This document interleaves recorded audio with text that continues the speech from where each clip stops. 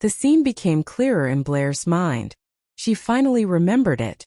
You didn't tell me what was in the envelope back then. And I did open it and check the next day. But there was nothing inside. Because I had removed the marriage licenses. I planned to tell you the truth when I proposed to you. But I didn't expect that Niles would let slip to you beforehand, Wesley explained. Blair let out a chuckle.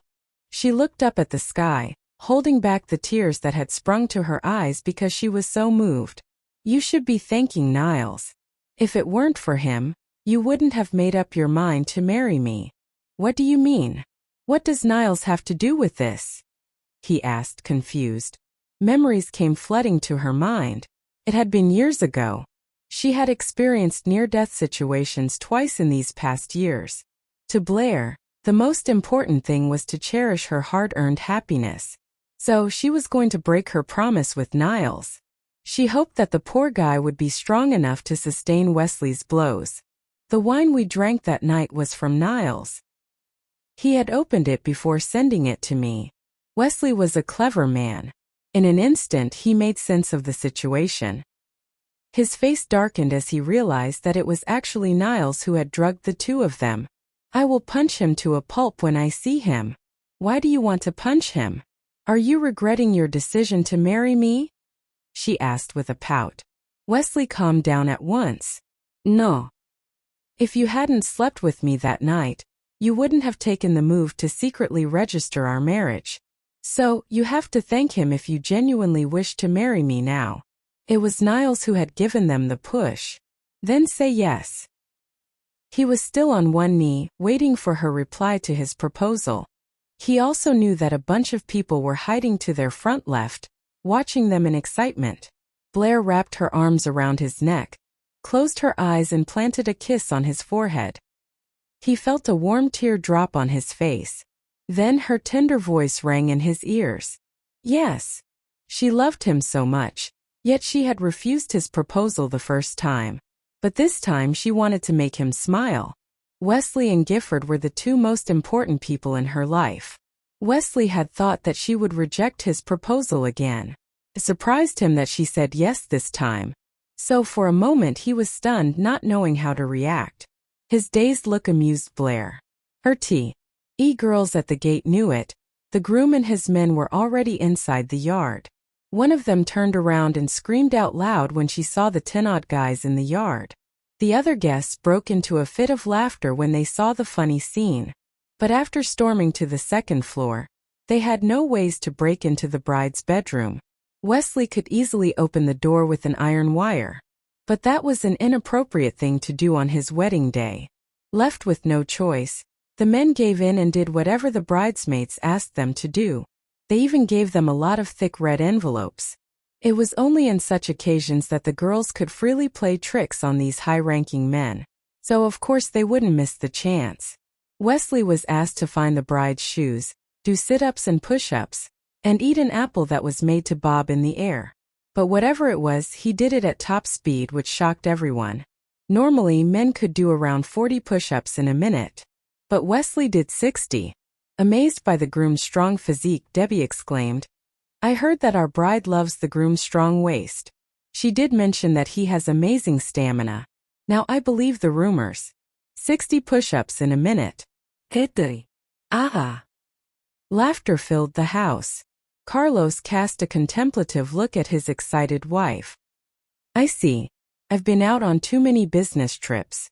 My wife has been lonely for a whole week. It's my fault. Wesley looked at Debbie and said in a calm voice, when Carlos still served in the army, he was on par with me. So, are you saying that you love Carlos because he has a strong waist too? No. It's not like that. Debbie shook her head vigorously as she noticed the look in Carlos' eyes. She realized that her big mouth might have gotten her in trouble. The singer might have earned herself another sleepless night. Blair's face was red with embarrassment as she heard the group of friends talking about the men's strong waists. Damon echoed the joke. Oh, I see. Niles told me that Blair visited a gynecologist once. So Wesley indeed has a strong waist. Everyone in the room was grown up. Of course they understood what he meant. They all joked around with Blair, laughing and making off-color comments. With his own name being brought up all of a sudden, Niles panicked and jerked his head to look at Wesley. He looked at him with sad, puppy dog eyes and explained, "Don't look at me. I didn't tell him anything." Blair felt so embarrassed. How did Niles know? Thanks to Damon's big mouth, now everyone knew. "What are you talking about?" "I didn't. Niles lied to you," the bride denied, her face now a deep shade of red. She wished the ground would open and swallow her whole. Wesley squinted at Niles. "It's my big day, so you got lucky. Tomorrow you'll know. Brother. Out of my way. I'm taking my wife to our wedding now." Wesley carried his blushing bride in his arms and headed to the bridal car. 10 green off-road vehicles led the way, followed by dozens of black and red supercars, all luxury models bankrolled by ZL Group. The procession of fantastic cars caught the attention of all the passers-by along the road. It was a breathtaking spectacle. People stopped and took out their phones to snap pictures. In the wedding hall of the hotel, the guests were all seated. Among them, the large group of soldiers dressed in green uniforms made a magnificent sight. They were all Wesley's former comrades in arms. Adelson, clad in his dress uniform, walked Blair down the aisle and gave her to Wesley. Without exchanging a word, the two men saluted each other, and a look passed between them. Adelson's look meant, "Take care of her." In Wesley's gaze, he could see an unspoken vow to do just that. The ceremony was both solemn and happy. About halfway through the reception, Wesley bounded up on stage, grabbed the microphone, and took in how his wife looked. Blair wore a scintillating white wedding gown. He said in an affectionate voice, "My lovely wife, thank you for waiting for me for the last 15 years. Flashed a helpless smile. "I'd never dream of it. To cheat on a wonderful woman like you is a crime. Besides, I want to live." "Great. So when are we getting married?" "My mom keeps nagging me about this every day," Garnet complained as she took his arm. "Everything's ready. Just wait for your vacation." "Really? You're so efficient. I like that. Okay, I'm going to find my CO and ask for some leave," she said excitedly. "Okay." Dixon looked at her, eyes full of love.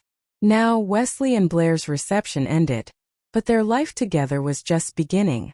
After sending off the guests, Wesley booked a private room in the hotel and arranged another party with their close friends. The kids went to their grandparents, so the guests at the party had not a care in the world. Damon threw a set of car keys to Wesley. "Your wife had her eye on the latest model produced by ZL Group," he explained. "Consider this a wedding gift." Blair gaped at him. "That car is worth $1 million easy. He gave it to me." Wesley had wanted to buy that car for Blair, but he hadn't had the chance. He was hard at work preparing for the wedding. He didn't expect Damon would do that for them. Without the slightest of hesitation, he took the keys and handed them to his wife. "Thanks." Curtis pushed his spectacles up, cleared his throat and said, "I heard your wife wanted a house in Cloud Mountain, right? With a view of the sea? I just bought one. 200 square meters. Is that roomy enough? Here, take the keys. You can move in at any time." Wesley was silent for a while. He didn't hurry to take the keys. "How did you know?" Curtis smiled. "Your wife told my wife about that. She mentioned that you were going to pay the down payment for a Seaview house." Blair exchanged a glance with Wesley and nodded. She did tell Colleen about their plan to buy a Seaview house, but she didn't expect them to give her one. It was an expensive gift. Blair didn't think that Wesley would accept it. However, after hearing Curtis' explanation, Wesley grabbed the keys and handed them to Blair. "Keep them." "But this is just too much. How can I accept it?" Blair thought, baffled. He patted her hand to reassure her. "They tricked a large fortune out of me when they got married. Damon took one of my precious weapons, which is out of production now. It's more valuable than the car he gave you." If that was the case, Blair thought it might be okay to accept their gifts. She nodded and took the keys from Wesley. Next came the CEO. Carlos asked casually, "So you're not going back to work in Y City?" We plan on settling down here in a country, Wesley said. He and Blair had discussed it earlier. They wanted to stay by their parents' side and raise their kid here, alongside them. Carlos nodded understandingly. He took out a folder, put it on the rotary table and gave the table a twirl. When the folder was in front of Blair, he said to Wesley, "Your wife is a translator, isn't she? I have set up a translation company in a country." He then looked at Blair. "You will be the legal representative. Take it." Wesley fell silent again, for much longer this time. Everyone looked at him mischievously, waiting for his reaction. Finally, he broke the silence and spoke. "You guys are doing this on purpose, aren't you?" "Yes." Carlos smirked. Wesley turned to Blair. "Honey, return all the gifts." He then scanned his friends and added, "I will buy my wife everything she wants. I can afford them. Do you have to make me look bad?" And they all seemed to know what his wife wanted and liked. He sulked at the thought. Blair put all the keys and the folder on the table. Damon teased, "Blair, you're such an obedient wife. But don't listen to him this time." Blair shook her head. "To be honest, I think that your gifts are all way too expensive. I agree with Wesley. We should return them to you." Damon guffawed. "Do you know what your husband gave Carlos on his wedding day?" Blair nodded. Although she wasn't staying with Wesley at the time, she knew that he had given Carlos a large sum of money as gift. She just didn't know the exact amount. $6, $660,000. That's more than in. And swollen. While everybody was having breakfast, he called his wife and complained, "Honey, you know what? Last night after you left, these people didn't care about me at all. They just let me fight a stone lion in my drunken state. My hands are bruised." The Lee family members had a hearty laugh. After breakfast, Wesley went to work. Blair and their son were the only ones at home. They looked at each other, not knowing what to say. Gifford only knew that Blair was his mommy, but that was all. He didn't know what mommy meant to him. Ever since his birth, his mommy had been lying in bed, and then after she woke up, she was weak and had to recover her health. So most of the time the little boy was taken care of by his grandparents and dad. He was closer to Wesley than Blair. She felt sad and her eyes brimmed with tears. When she had finally woken up from her long sleep, their son was already over a year old. Now he was almost 2, but she still hadn't done anything that a mother was supposed to do. Wesley did everything. Her heart ached. She stepped forward and tried to interact with her son. "Bubby. I'm your mommy." The little boy nodded and called out sweetly, "Mommy. Do you know mommy's name?" "Yes. Blair." She smiled widely. "Are you hungry? Want to eat something?" "No." He shook his head. The little boy was so adorable. Blair loved him. "Shall we go out and have some fun? What do you think?" "Yay." The little boy jumped with joy and then added, "I protect you." Blair chuckled under her breath. "I'm the one who should protect you. You are my little boy." My 2-year-old boy said that he would protect me. How cute. She was amused by her own son's words. "Men protect girls." Gifford answered earnestly. "Who told you that?" "Daddy." Blair looked at her son, a loving look in her eyes. She felt grateful to Wesley and Cecilia. They had taught him well. The little boy was dressed in his pajamas. Blair thought she should help him get changed since she was taking him out of the house. It was the first time she had dressed him. Previously, she was still recovering and Wesley didn't allow her to strain herself. No housework, no carrying their son. She had lain in bed most of the time. As soon as she opened Gifford's closet, the strangest sight met her eyes. The shirts were normal, various styles, different colors, but almost all the pants were boys' overalls. Confused, she looked down at the little boy who was also peering in the closet. "You don't have any other pants?" "Just these." It wasn't until then that she realized her son had been dressed in boys' overalls every day. The boy climbed into the closet and sat on the edge. Looking at his own clothes, he tried to find the words he knew to explain. "Daddy helps me fly." "W what?" Blair was confused, trying hard to decipher her son's words. Fly? How does he do that? I'm sorry, little one. I don't get it. The little boy was a bit anxious. He didn't know how to explain to Blair. He stood up and grabbed a pair of overalls off the hanger. He clumsily climbed out of the closet, carrying the overalls, and then lay them on the floor. Blair was amused as she watched the little boy. Then the boy grabbed the straps, holding them in his little hand, and showed them to Blair. A scene flew into her mind and she finally realized what he meant. Does your daddy always carry you in his hand like this? She asked as she clutched at the collar of his pajamas and pretended to lift him up. Gifford nodded. Aha! He didn't have a say in picking out the clothes. He could only wear whatever his daddy bought him. Blair was rendered speechless. Wesley used to carry her over his shoulder like a sack of potatoes, and now he carried their son in his hand like a bag of tomatoes. Couldn't he just hold the kid in his arms like a normal father? Oh, you poor thing, she sighed helplessly. After dressing her son, Blair took him out and, drugged one night by her ex-boyfriend, a mysterious man took advantage of her in an ecstatic night filled with sex. To take her revenge, she married the man and used him. As long as I'm alive, I'm still his legal wife, while all of you are just his mistresses. She remained adamant even when he was involved in scandals with other women. Eventually she stormed off after she learned that he had betrayed her again. But life brought her back to him a few years later, to his astonishment. I know. I love you too. Now go back to work. Wesley reluctantly hung up the phone. Their phone calls used to be short, but somehow their conversations got longer and longer. They seemed to have a ton of sweet words for each other. If he could, Wesley would keep Blair on the phone forever. But he couldn't. He had to work. After putting away his phone, Wesley returned to his usually serious self and walked back to his office. Blair waited until Gifford said goodbye to his playmates. Then she took him to the supermarket. It's late today. We'll go buy some new pants tomorrow, but let's get something to eat tonight. What do you think? The little boy nodded. Yes. Mommy food, cheese potato. Cheese potato? Blair knocked it around in her brain. You mean cheesy bacon potatoes?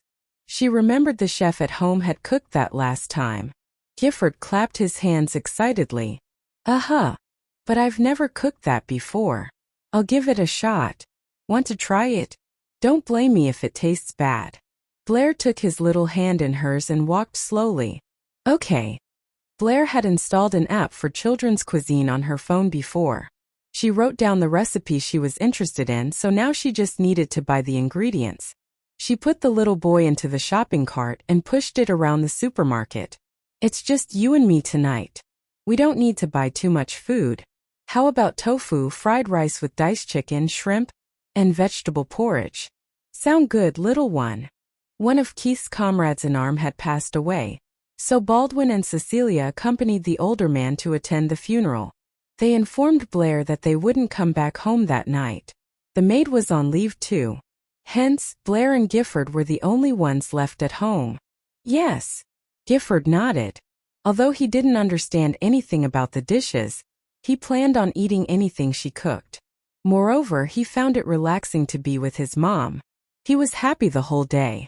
His mom would ask his opinions before making a decision, unlike his dad, who decided everything by himself. Blair walked hand in hand with Gifford, with bags of ingredients and groceries in her other hand. She was quite tired. After all, she was still recovering her health. She sighed. It dawned on her how amazing some full-time mothers were. They had to take care of their kid all alone, and some of them had to take care of 2 or more kids at the same time. She admired them for their devotion. The supermarket wasn't too far away from home, so Blair didn't hail a cab. After making sure that the little one wasn't tired, they walked back home. Before she began to cook, she told Gifford to play with the toys in the living room. She stressed that he wasn't allowed to go anywhere, and if he needed the toilet, he had to go find her in the kitchen. His safety was her priority. The little boy nodded, holding the toys in his hands. Mommy, don't worry. I won't go out. Blair kissed his cheek and walked into the kitchen. The mother and son duo enjoyed their dinner. Gifford loved his mom's cooking and ate more than usual. His tummy was already full and round, but he still pointed at the tofu. Blair touched his big belly. Worried that he would be overstuffed, she shook her head. No, you can't eat anymore. I'll cook this for you again tomorrow, okay? Okay, Mommy. Blair smiled tenderly. She realized that her son was very obedient. He said yes to almost everything. While she did the dishes, she wondered what kind of man her son would grow up to be. She imagined he would be a very considerate gentleman. After a while it was time to bathe. The little boy was shy since this was the first time that Blair was going to bathe him. As soon as Indy said, "Good night, Mommy." Staring at his sleeping face, she held his little hands in hers and rained kisses on them. "Oh, my little angel. You are such a good boy." He only cried a little when the nurse inserted the needle into his vein, but he soon stopped after Blair coaxed him. He was quiet the whole time. She was almost moved to tears seeing how sweet her son was. Blair thought that she should let Cecilia know about the kid's condition. Considering that it was still very early in the morning, she decided to get some rest and tell the elders later in the day. "Baby, thank you for coming into my life. I'm so happy to be your mom." She lay down beside her son and fell asleep with him in her arms. After catching some sleep, Blair woke up and took Gifford to get his blood test done before breakfast. Tears threatened to fall out of the little boy's eyes when the doctor drew his blood. Blair felt her heart ache. "I'm so sorry, baby. It's my fault. I shouldn't have cooked all those food for you." Gifford buried his face in his mom's chest, bearing the pain. After breakfast, she texted Cecilia. "Mom, are you busy?" She waited patiently, but there was no reply. Cecilia was probably still busy. In 2 hours, the test results came. The doctor read the report and told her, "It's a bacterial infection. He may develop a fever today. Please pay more attention to him." Bacterial infection? So, it's not because of the food he ate? Blair asked nervously. No, it was not caused by the food. The test shows that your son has a bacterial infection. There are a lot of possible ways to get infected. Maybe he contracted it while playing outdoors, the doctor explained. The guilty feeling weighing on Blair lessened a little. At least, the food she had cooked wasn't the direct reason for her son's sickness. She returned to her baby's ward and saw a nurse playing with him. When the nurse saw her enter, she informed, "Gifford's mom, the kid hasn't vomited again this morning, but his temperature is going up. He needs another bottle of 4 fluid. Please go to the cashiers and pay the bill beforehand." "Okay, I'll go right away. Could you keep a watch on Gifford till I come back?" "Sure." Keith, Baldwin and Cecilia returned downtown in the afternoon. Instead of going home, they headed straight to the hospital. Cecilia felt her heart break when she saw her grandson lying in bed, sick and exhausted. Blair's face fell. "Grandpa, Dad, and Mom, I'm so sorry. I couldn't take good care of Gifford." She had only looked after the kid for a day, but he had fallen sick on her watch. She wasn't a good mother. Cecilia sighed and pulled her in for a hug. Patting her back, she comforted her. "You're Gifford's mother. We know that you are in more pain than any of us. But don't worry, it's normal for little kids to get sick easily." And Gifford was kept in an incubator for 2 weeks after he was born. He is a bit weaker than the other kids. Anyway, he's fine now. So don't blame yourself. Understand? Moved, Blair nodded. "Yes, Mom. I understand." She promised herself that she would learn to take better care of her son. In the evening, Niles and Irene came to see the little boy after work. When Niles found out that Blair had brought the kid to the hospital all by herself, he was unhappy and told her off. "Why didn't you call me? I'm his uncle. You should have informed me immediately. Wesley isn't home and you've just recovered your health. It's too dangerous for you to carry the kid. And you brought him all the way here in the middle of night. What would we do if something happened to you?" Blair knew that he was scolding her for her own good, so she didn't retort. Edie. He found any possible excuse to share more intimacy with his wife. Later that day, Wesley went downstairs while Blair decided to rest for a while longer. Seeing his dad, Gifford ran towards him. Daddy, can I go visit Uncle Talbot? Talbot had settled down in a country and was now working for Wesley. Gifford found a lot of interesting things in Talbot's house when they had visited him last time. He had some rare weapons and other fancy equipment. Wesley had taken him to Talbot's place twice, and each time, the little boy found it harder to leave. He was attracted to those toys. Not today. Uncle Talbot is busy. Tomorrow. Wesley grabbed the straps of the little boy's overalls and was about to carry him in his hand like he usually did. But he remembered what Blair had told him, and so he bent down, scooped up the boy and carried him in his arms. Gifford was a bit disappointed that he couldn't go today. Still, he nodded. Okay. When Blair woke up, she noticed that Wesley was still using the shaver which she had bought him many years ago. It was old, but he still kept it. She smiled helplessly but was filled with delight.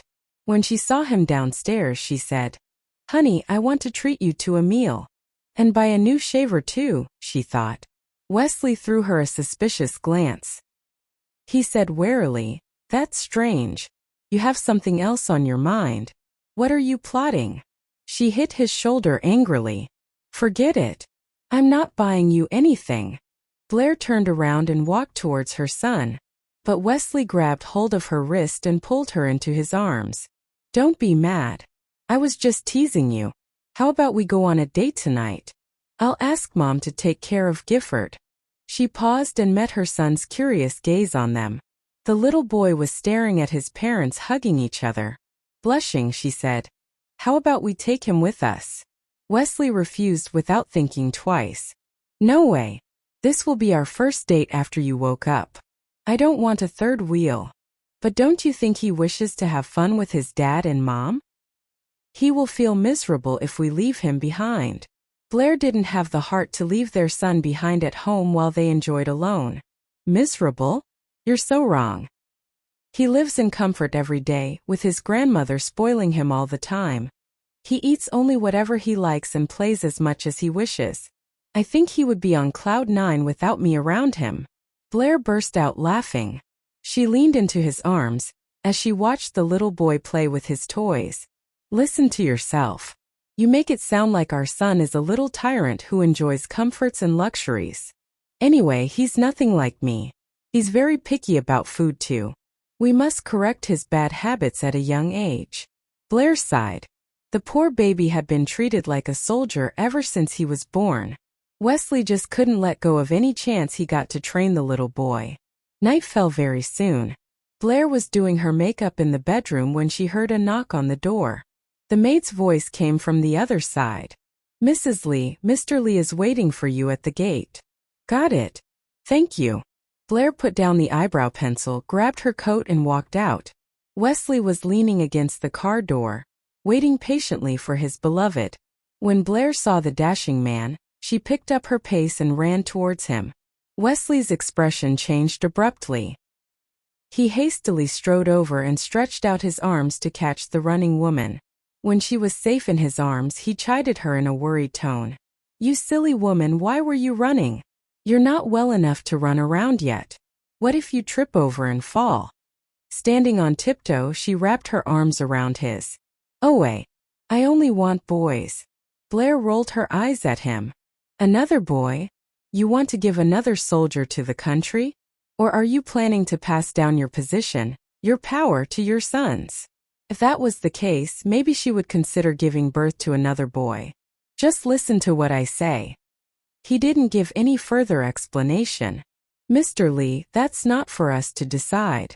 It all depends on our destiny." She made a face at him. She was determined to go to a temple and pray for a beautiful daughter. In fact, she desperately wanted a daughter with Wesley because she had seen how Carlos acted in front of his daughter. The cold CEO spoiled Evelyn to the hilt. He listened to everything the little girl said. So, Blair was curious to know how a tough man like Wesley would spoil his daughter. She couldn't help laughing as she imagined the scene in her mind. Wesley put down his chopsticks. He knew that his wife was plotting something devious in her mind. "What are you up to?"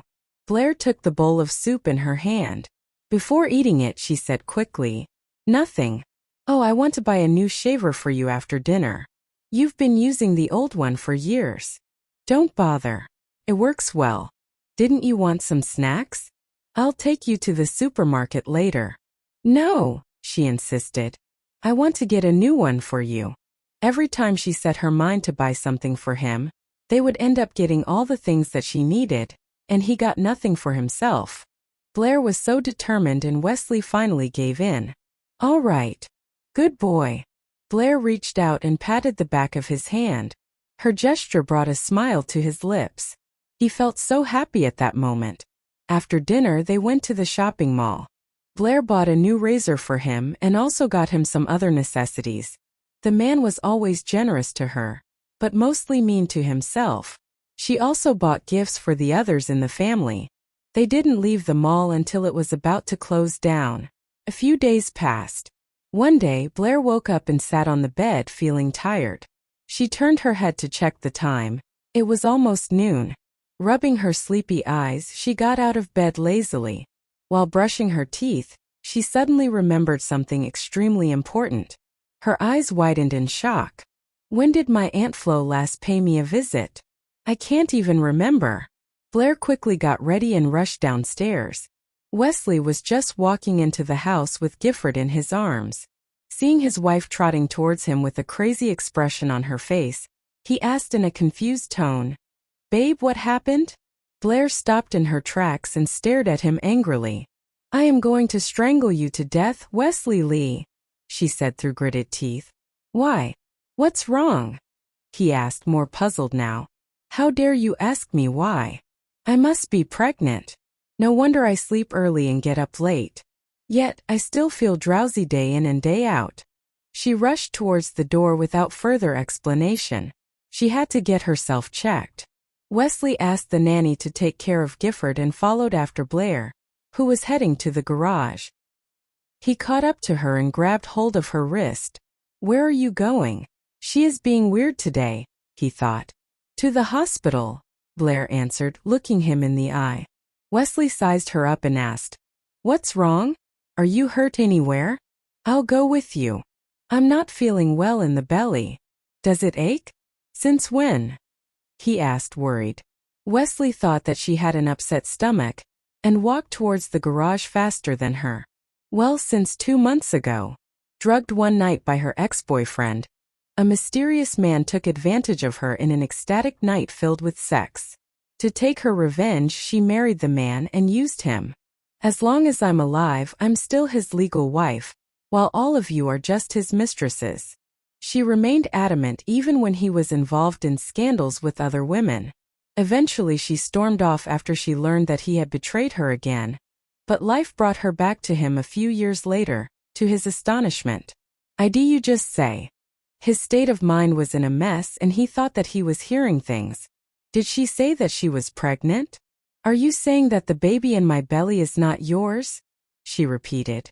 Wesley froze for a moment and then was thrilled beyond words. He flashed an ear-to-ear grin. Say that again, he said. I'm pregnant, she said once again with a soft smile. Wesley put his phone back into his pocket, closed his eyes and held Blair's shoulders, his hands shaking. You said you were going to live a miserable life.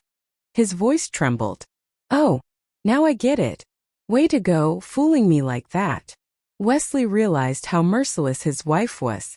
Yeah, now that I'm pregnant, I have to say goodbye to a lot of delicious food.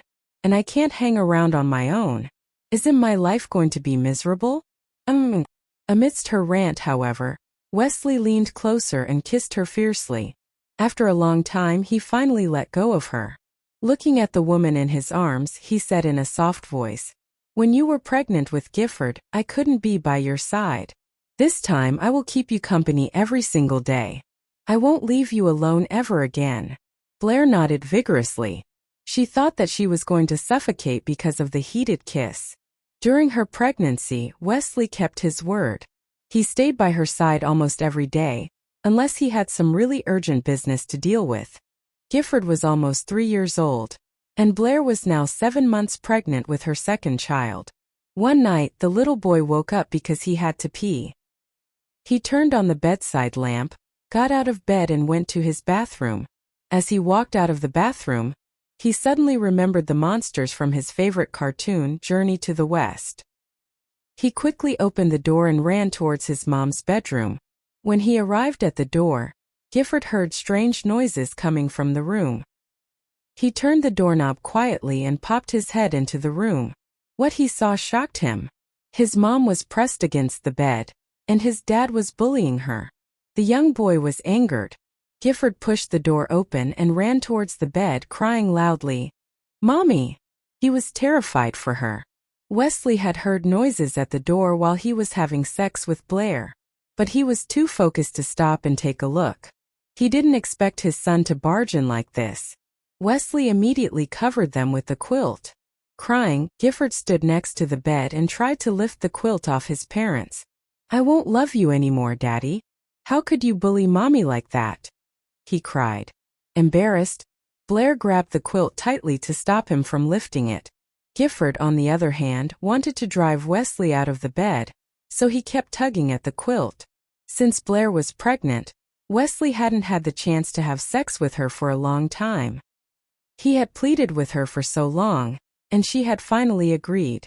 Yet, their romantic moment was interrupted by their only son. Wesley was so mad, and Gifford's cries made him even angrier. He threw back the quilt and began to put on his pajamas in front of his son. Gifford, who had been crying nonstop, raised his head. When he saw his naked father, he was shocked and lowered his head to look at his own. He stopped crying. "Daddy's Willie is so terrifying. Mine is cuter," he thought. In order to not wake up the elders, Wesley closed the bedroom door. He had no idea that his son was secretly feeling sorry for him. Does Daddy feel inferior because of his horrible Willie? I feel bad for him now. I better continue to love him. The little boy was deep in thought.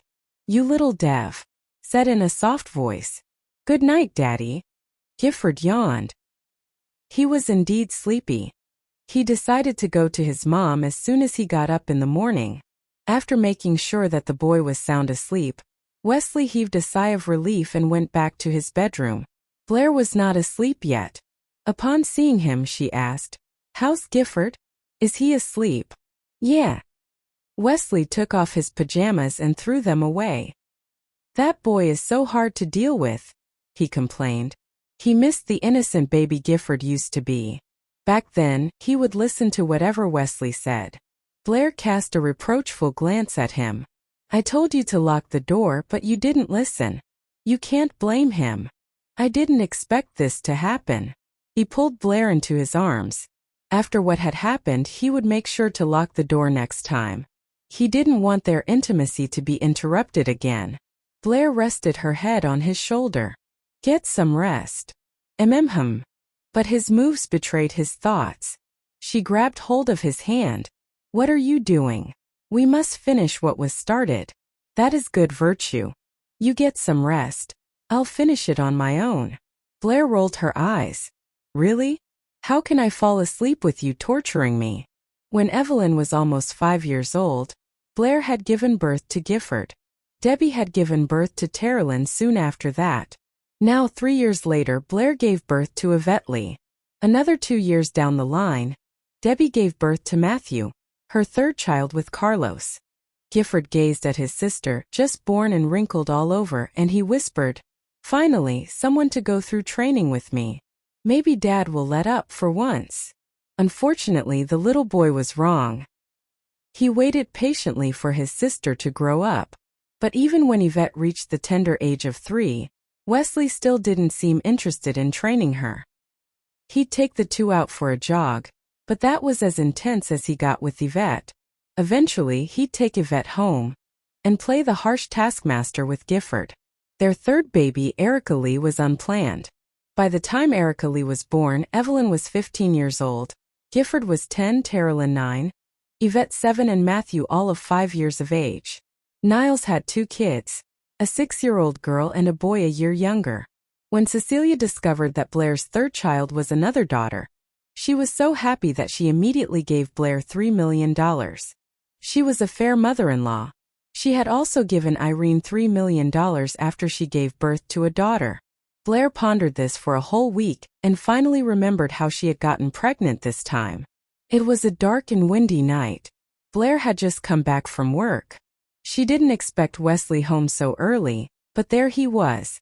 She wore a knee-length cold shoulder shirt that she bought on impulse 2 days ago. It was basic white cotton, revealing her shoulders and lovely collarbones. She was definitely sexy. She felt like a completely different woman. By the time she got home, Wesley was walking down the stairs. His eyes lit up when he saw his wife.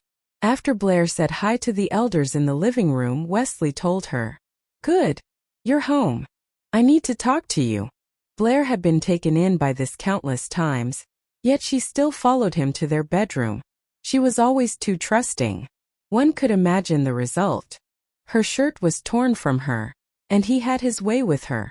While they were both naked, they found there were no condoms.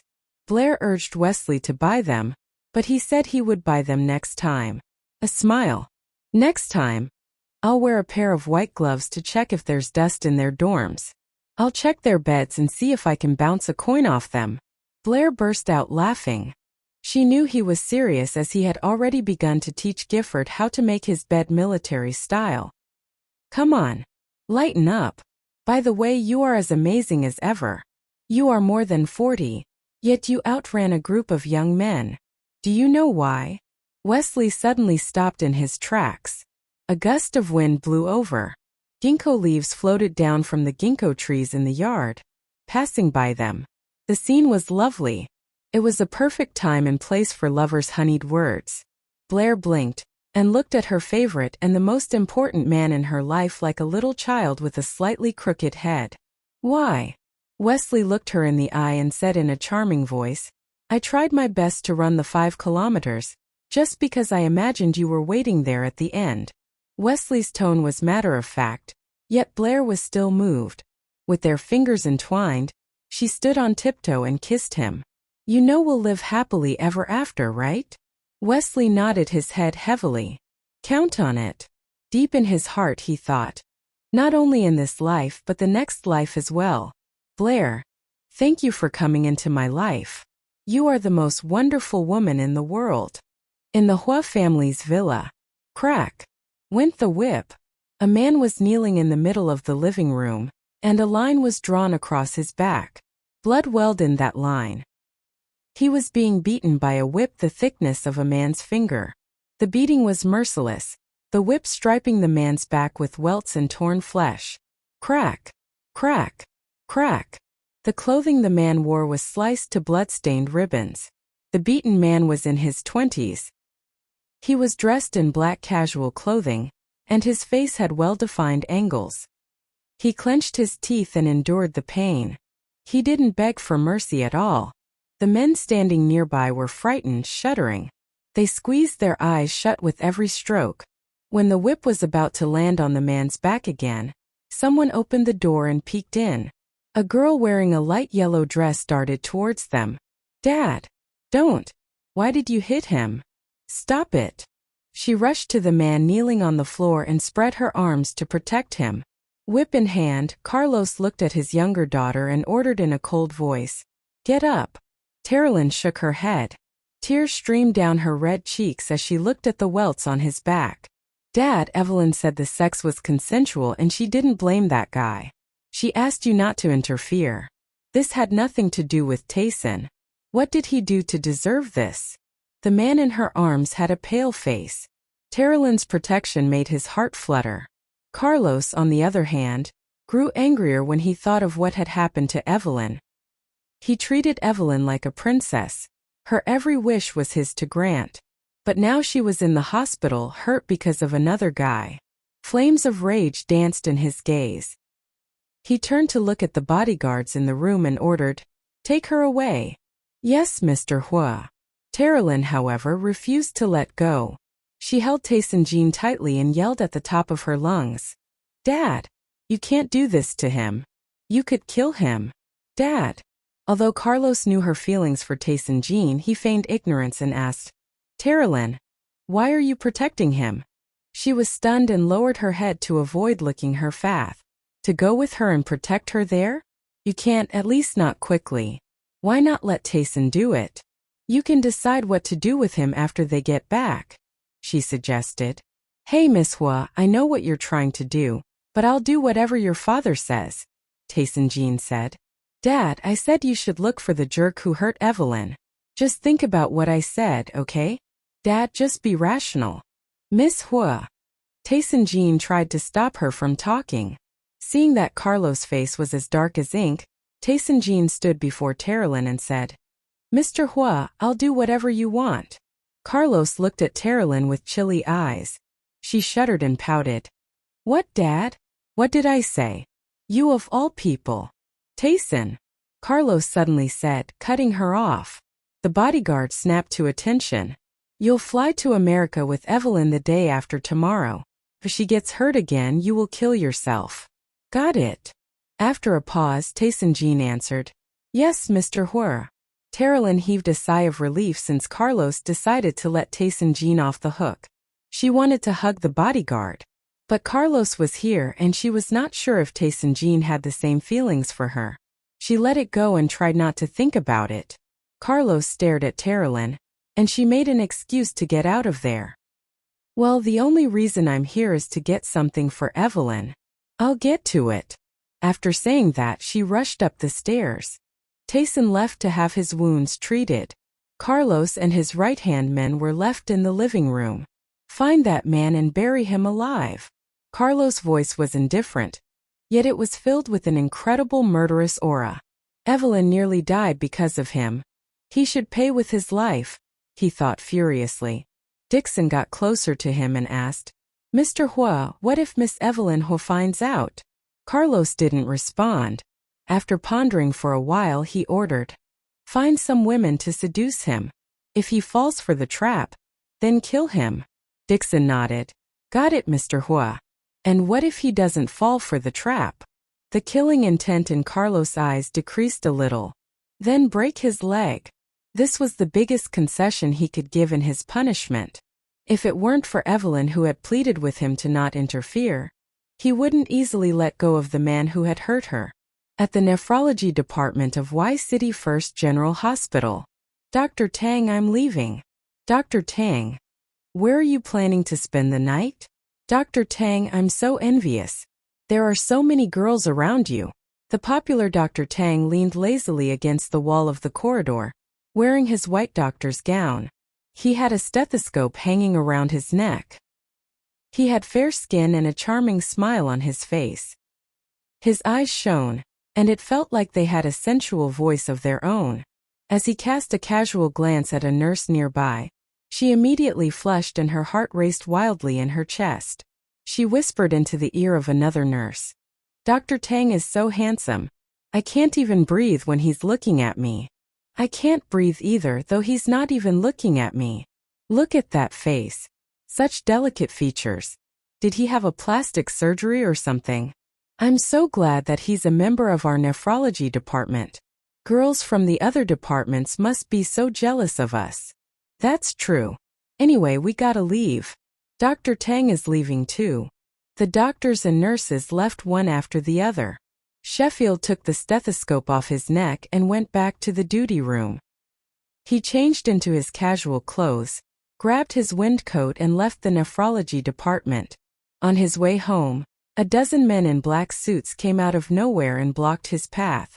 Sheffield slammed on the brakes, and the car stopped in front of them, only a few centimeters short of hitting the men. One of them knocked on the car window. Get out, he ordered. Sheffield opened the door and got out of his car calmly. He looked around and asked in a casual tone, Hey guys, what's up? Sheffield Tang, someone asked. Yeah. Good. Guys, let's do this. Break his leg. Sheffield flashed a wicked grin and didn't seem frightened at all. He fished his phone out of his pocket and dialed a number. Bro, I'm at the Harvest Road and in deep trouble. Bring some guys with you. As he spoke, he took out a pack of cigarettes and placed one between his lips. He lit the cigarette and asked, May I know whom you work for? You don't need that information. All you need to know is that we're about to break one of your legs. Huh. Sheffield flicked the ash from his cigarette and asked, What did I even do to you? You did nothing to us. But you offended someone you couldn't afford to offend. And now you'll pay for it. Guys. The men rushed towards Sheffield, and as they were about to grab him, Sheffield quickly dodged. Guys, even if you wanted to kill me, I would still want to know who I am dealing with. Whom exactly did I offend? A middle-aged man walked out of the group and sized Sheffield up before saying, Our boss has ordered us to break your leg. You hurt his precious daughter while in D-City. In D-City? Whose precious daughter? A pretty face popped up in his mind. The wicked smile on his face disappeared. Stubbing out the cigarette, he asked in a serious tone, How is she now? Not good. Not good. Sheffield fell silent. His friends arrived soon after. A dozen cars braked all around them, and men stepped out one after another, standing behind Sheffield. The two sides stood opposite each other in a tense atmosphere. When the men behind Sheffield were about to rush forward to fight, he stopped them. He looked at the middle-aged man, lifted the windcoat and showed his long leg. Without any hesitation, he said, Do it. Everyone stood stunned. The group who had come to break his leg looked at each other before staring at Dixon. Dixon made a gesture with his hand, asking them to go ahead. 10 minutes later, Sheffield's friends carried him into his car. His face was pale as a ghost. Take me to the suburbs in the west of the city, he said in a weak voice. His friend started the engine and drove towards the suburbs in the west. The man sitting in the passenger seat turned around backwards and asked, Sheffield, why did you let them do it? Sheffield chuckled and looked out the window calmly. After a while he said, If I had a daughter whom I spoiled rotten for nearly 30 years and she was hurt by a man, I would skin him alive instead of just breaking one of his legs. The man raised an eyebrow. So, he hurt a woman, and this was her father taking revenge? In the suburbs. Sheffield was quickly carried into a villa. The old man living there got out of his bed, put on his clothes and hurried to the emergency room for medical treatment. Sheffield flashed a wide grin despite his pale face. Master, good evening. Sorry to bug you, but my leg needs to be treated immediately. The old man frowned. He didn't ask what had happened. Instead, he began the treatment. At dawn, Sheffield was carried out of the room with his leg in a plaster cast. Now tell me, what happened? The old man asked, staring at his disciple as he wiped his hands clean. Sheffield hadn't gotten injured in years. The old man couldn't imagine who could have broken his leg. Sheffield sat in an armchair and answered in a weak voice, Nothing serious. Will my leg fully recover? I thought you wouldn't ask. The old man threw the towel into the basin angrily. Sheffield scratched the back of his head. I don't want to walk with a crutch for the rest of my life, he said with a pout. Don't worry. We'll be okay. You're a doctor. You don't need me to tell you how to treat your leg, do you? No, I don't. Thanks, master. I gotta go now. He gestured to his friends to help him stand up. This is great.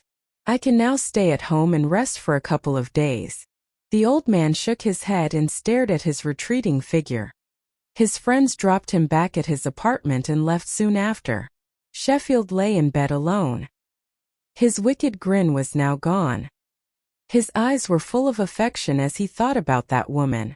For months ago, at the Rainbow Guest House in D-City's Old Town, four low-key luxury cars slowly stopped at the entrance of the guest house. A handsome bodyguard in a black suit got out of the passenger seat of the second car and pulled open the door to the back seat. Miss, we are here. A pair of beautiful white branded shoes came into view, and then a woman in a beige waist-length casual dress got out, holding a brand bag. Ladies first. The woman had fair skin and wore thick sunglasses. After getting out of the car, she looked at the guest house and asked the man holding the car door for her, Has the room been booked? Yes, miss. The presidential suite on the 3rd floor, with a view of the sea. Good. 3 other bodyguards appeared and took 6 suitcases out of the trunks of the cars and followed after her. In the lounge hall on the ground floor, a group was chatting and laughing. When the woman entered with her bodyguards, they stopped and looked at her. Wow, who is that? Looks like a rich lady, one of them said. Are you sure? One of her friends asked skeptically. I don't think so. Why would someone so rich stay in a guest house instead of a star hotel? Oh, come on. Look at her clothes. They probably cost at least $100,000. And look at those suitcases. I'm pretty sure each of them costs tens of thousands of dollars. What? Are you serious? If she is so rich, then why is she here? In a guest house. Well, this is the closet guest house to the old town. Besides, there are presidential suites on the third floor with the sea view. Dr. Tang stays on the third floor too. That makes sense. Tayson received their keys from the reception, and they walked towards the stairs. At that moment, a young man in a white casual shirt and black pants came down the stairs.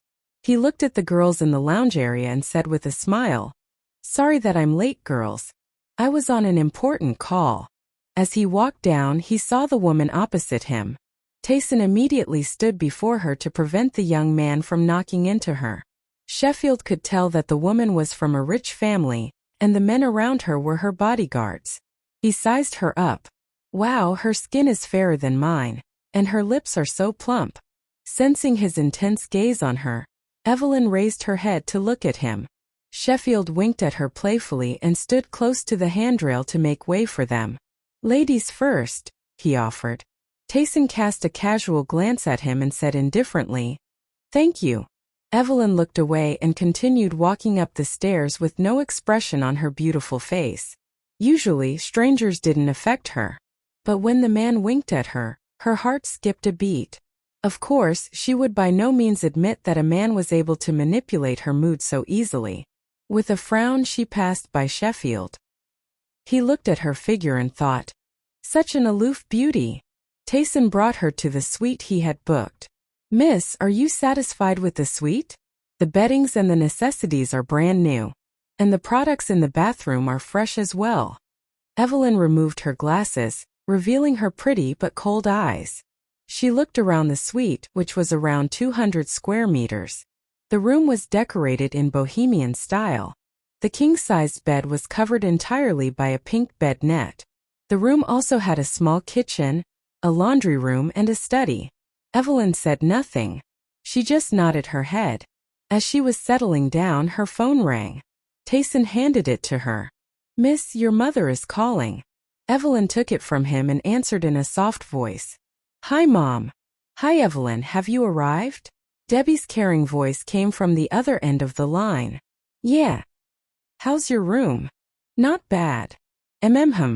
Your grandma was a little worried about you, so she asked me to check up on you. She paused before continuing. Evelyn, rest well and put all your work aside for some time. Your dad has Dixon taking care of your job for the time being. You can travel as long as you want. Debbie was clearly aware that Evelyn was a workaholic, just like her father. Okay, Mom. Don't worry.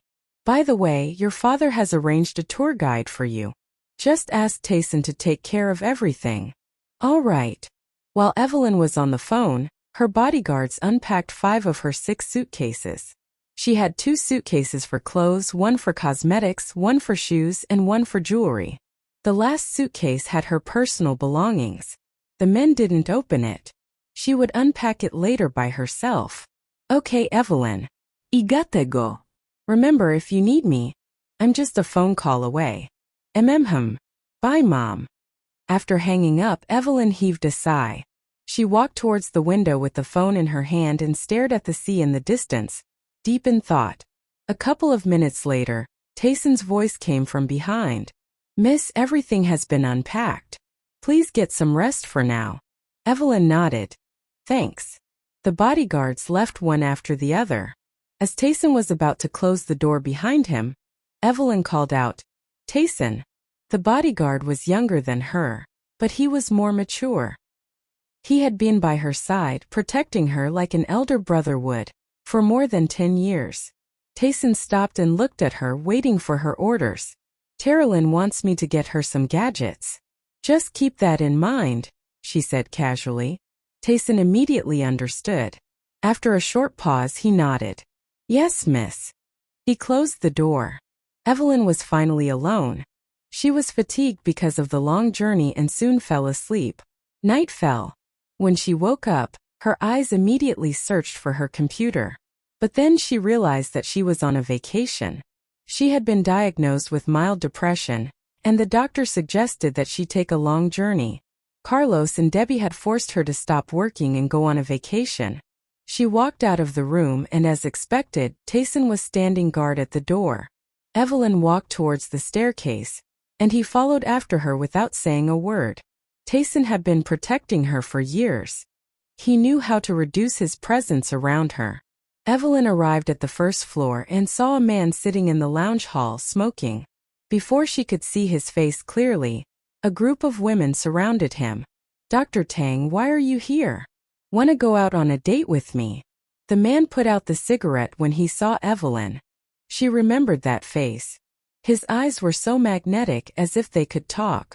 When he had winked at her back then, she felt the electricity between them. Sheffield fanned his hands in the air to get rid of the smell of tobacco. "Sorry, but I'm waiting for Horace. We are going for dinner," he answered. However, he wasn't looking at that woman. His gaze was on the aloof beauty walking down the stairs. Evelyn wasn't wearing her sunglasses this time. She had pretty eyes that caught many people's attention. Her clothes didn't have any logos on them, but one could still tell from her demeanor that she was from the high society. Their eyes met, and Sheffield's heart skipped a beat. He raised an eyebrow and gave her a mischievous smile. Evelyn looked away, her face deadpan as she left the guest house. "Wow. Interesting. I've seen aloof women before, but none of them have managed to get my attention. This woman is something special," Sheffield thought to himself. A wicked grin appeared on his handsome face. He didn't know how to describe his feeling, but he wanted to get close to her and learn more about her. Outside the guest house, Evelyn watched the tourists come and go around the old town, her eyes empty. She started to wonder what she had come here for. She wanted to go sightseeing, but she didn't know where to start. When was the last time she had gone shopping? A couple years ago, she guessed. She couldn't quite remember. If she needed something, she would have it delivered to her home or office. So she didn't need to go shopping on her own. And she hadn't traveled for years either. Her father treated her like a delicate vase and never allowed her to go on business trips. As a result, she seldom had the chance to leave Y City. A man's cheerful voice broke her train of thought. She saw the man whom she had just seen in the lounge hall. He was looking at her with a wide smile on his face. Another man and two women were standing next to him. Evelyn didn't respond. "How about I buy you dinner? I know some delicious local food places around here," he offered. Sheffield always had many women by his side, but he had never tried to woo anyone before. Women willingly chased after him. However, he couldn't help but take a fancy towards this woman. The moment she left the guest house, he followed after her. Evelyn cast a cold glance at him, still saying nothing. Sheffield's heart skipped a beat. I have met her 3 times now, yet she still hasn't said a word. Is she mute? How unfortunate. While Sheffield was wondering if Evelyn was dumb, Tayson walked over and stood between them. He cast a warning glance at Sheffield, his eyes burning with a murderous aura. The man beside Sheffield asked him in a whisper, "You know her?" Sheffield shook his head. He didn't know her, but he wanted to. "Oh, I get it. You want to bang her." Horace's eyes widened and a wide smirk spread across his face. Sheffield shook his head again. "I want more than that.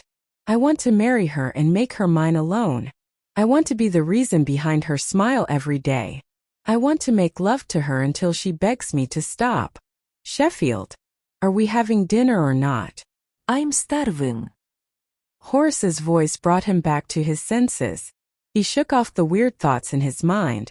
He couldn't imagine marrying someone whom he had just met. "Envie se man ha." That. She finally mustered up some courage to say it. Tayson was stunned for a moment. After confirming that the stall was relatively clean, he nodded. "Okay." Sheffield cut the queue and walked to the head of the line. He took out a $100 bill and gave it to the girl in the front. "Do you mind giving your candy apple to me?" he asked with a charming smile. The girl was mesmerized by him, and without any hesitation, she gave hers to him. Sheffield took it from her and winked. Thanks. Then, he quickly trotted towards Evelyn. Here you are, he offered with a wide grin. Evelyn looked at the candy apple.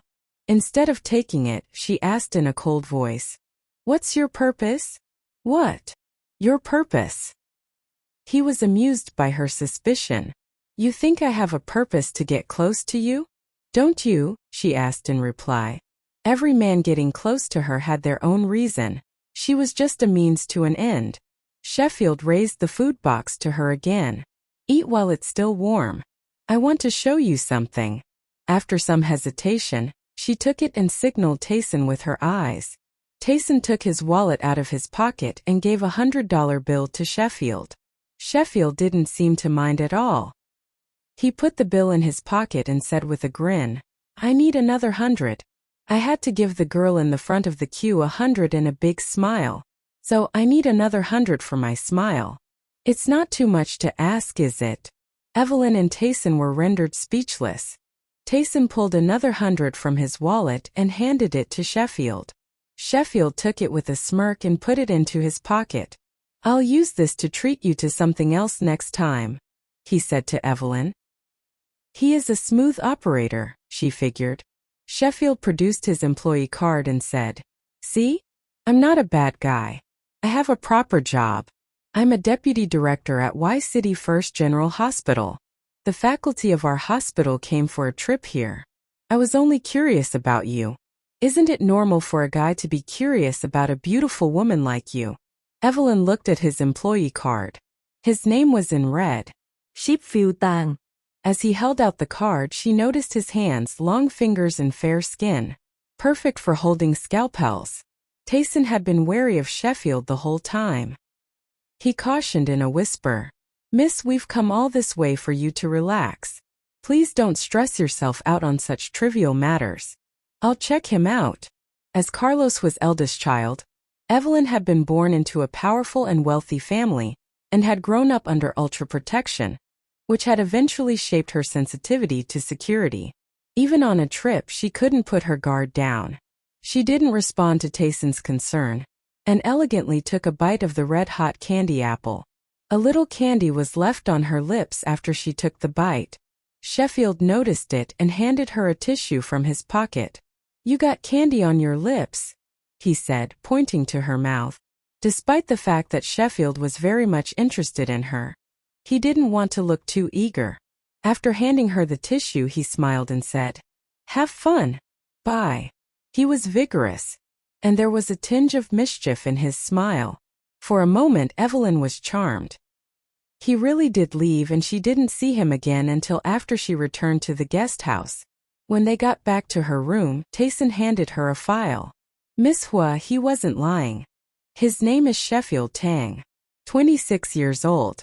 He is indeed the deputy director of the nephrology department of Y City First General Hospital.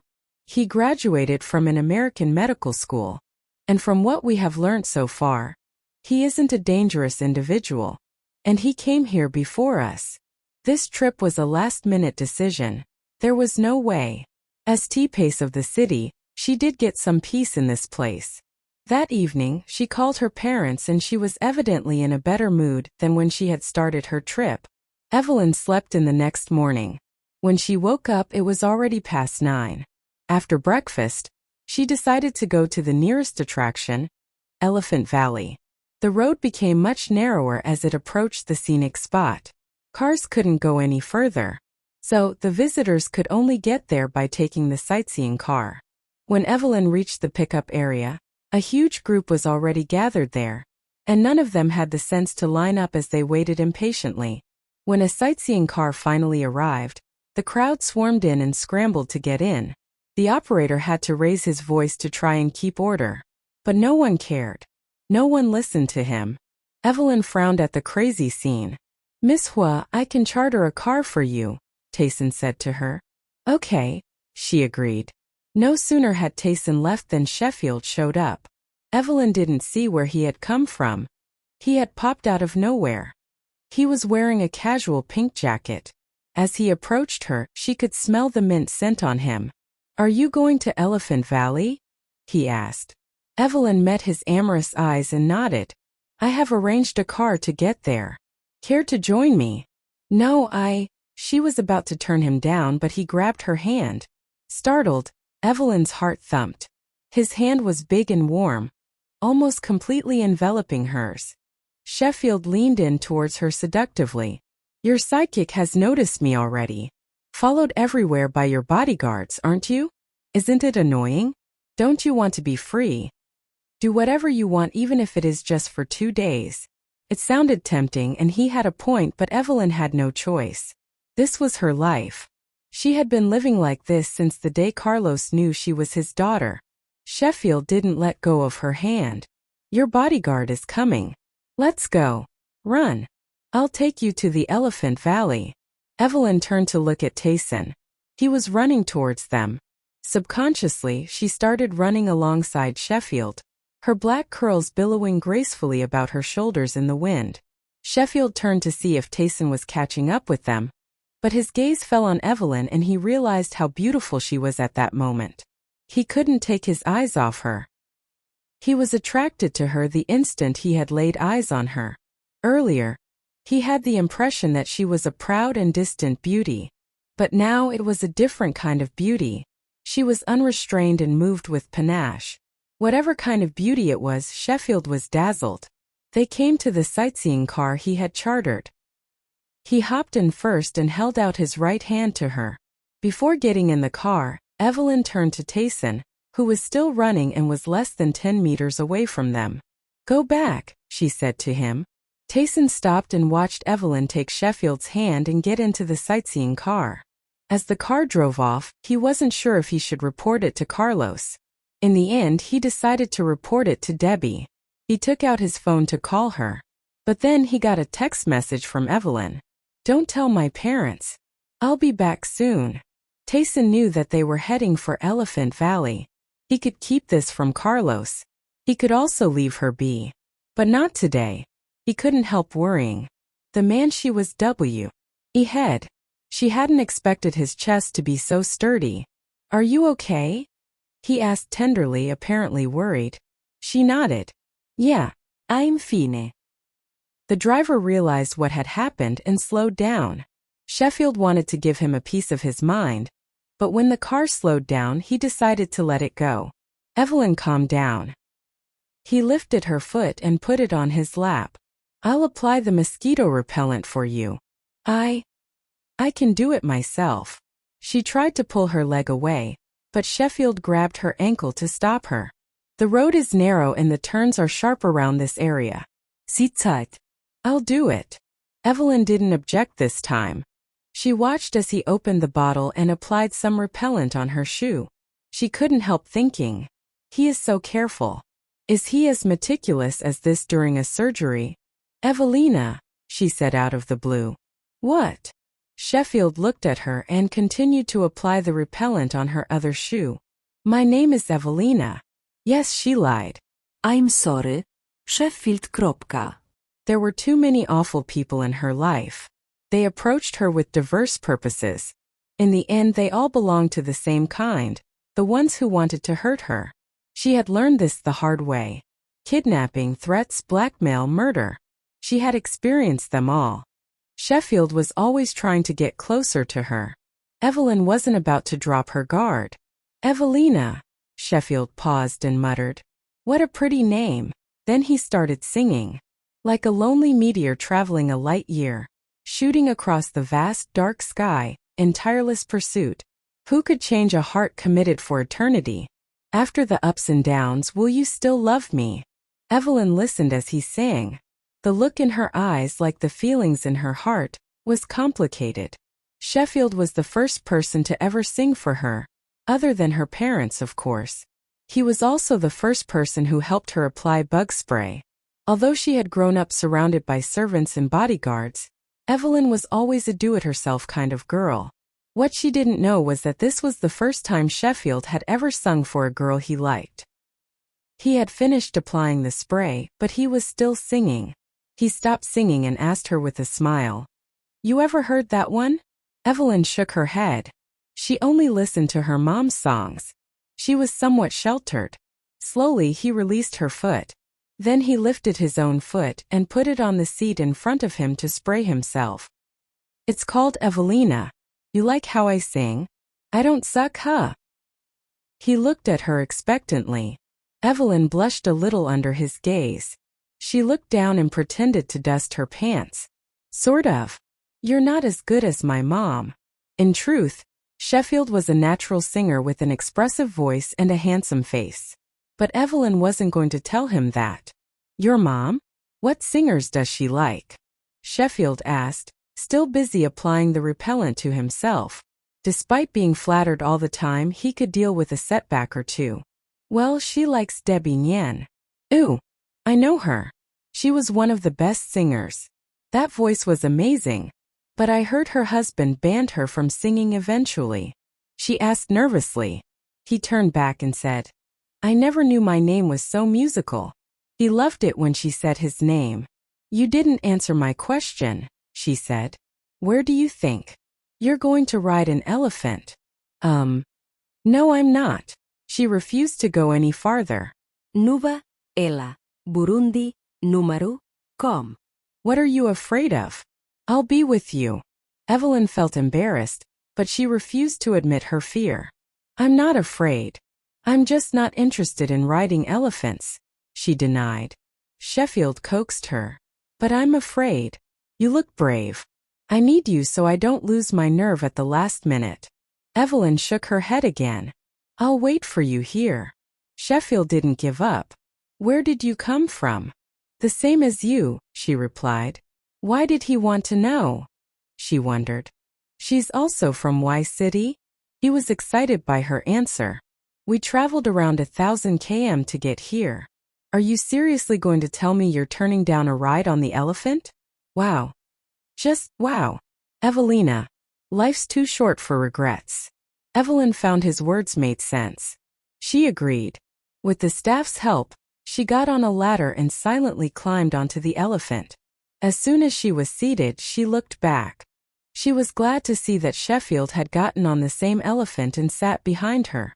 Sheffield wrapped his arms around Evelyn's waist, and their bodies pressed against each other. Evelina, have no fear. I'm right behind you. Biting her lower lip nervously, Evelyn nodded. Mister, would you like for me to take a picture of you two together? Only $20 for one. A man shouted to them, standing by the elephant and pointing to his camera. Sure. Take a few, Sheffield said with a grin. All right, the cameraman said gladly. I don't like taking pictures, Evelyn muttered.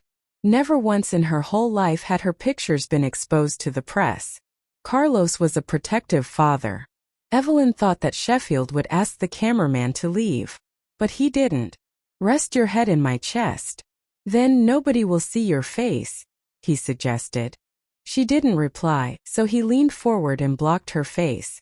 You're here on a trip. You're supposed to relax and have fun. No matter what you were like in the past, nobody knows you here. You can be yourself and live the way you want. Even though it is only for a few days, you can be happy. Live the way I want. I want freedom, Evelyn thought bitterly.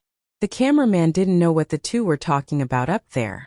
But since Sheffield was blocking Evelyn's face, he couldn't take a satisfactory picture from any angle.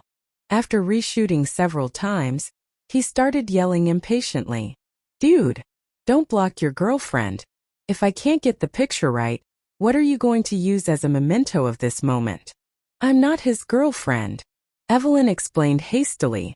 But with the elephant being so tall and her voice so low, only Sheffield could hear her. He burst out laughing and leaned back to reveal her face so that the cameraman could take the picture. Evelina, I don't have a girlfriend. If you want. I don't want anything, she declared firmly. Do you have a boyfriend? He queried. If she did, that would be a problem. Evelyn didn't answer his question. He took her silence for a yes. He loosened his embrace around her waist and moved back to Kay. Turn. Her father had told her that she could stay away from all the noise for however long she liked. I can keep you company while we're both here. Trust me, I will be a better companion than your zombie-faced bodyguard. I'll take you wherever you want to go. What do you say? Maybe it was because of his experience of overcoming obstacles, or maybe he was just feeling sorry for her. Sheffield wanted her to be happy, and he was confident that he could put a smile on her face. Zombie-faced? She laughed on the inside. I'm surrounded by zombie-faced people. That's probably why I'm depressed, she said, only half joking. Her father, her brother, Tayson, her ex-boyfriends. Every man who was close to her was the stern type. Her mother was an elegant woman. Evelyn was relaxed only when she was around Terrelyn. That is exactly why you should spend more time with me. Laughter is the best medicine. He continued to convince her. By now they had made a full circuit and was back to where they had started. Sheffield helped Evelyn get off the elephant. As soon as she climbed down, the man leading the elephant said to her, "Miss, the elephant likes you. Do you want to kiss him?" Kiss the elephant? Evelyn looked at the huge animal in shock. She looked into its eyes and it seemed to her like the elephant was smiling at her. Should I? She felt stumped. She must be a mistress. The elephant slowly nuzzled her cheek with its trunk. It felt hard and itchy. Sheffield was about to say no on her behalf, but Evelyn took one step forward and said to the man, "Okay." Hell, she had never kissed any animal before, and she wanted to give it a try. The man instructed her to stand in front of the elephant. The long trunk moved towards her mouth.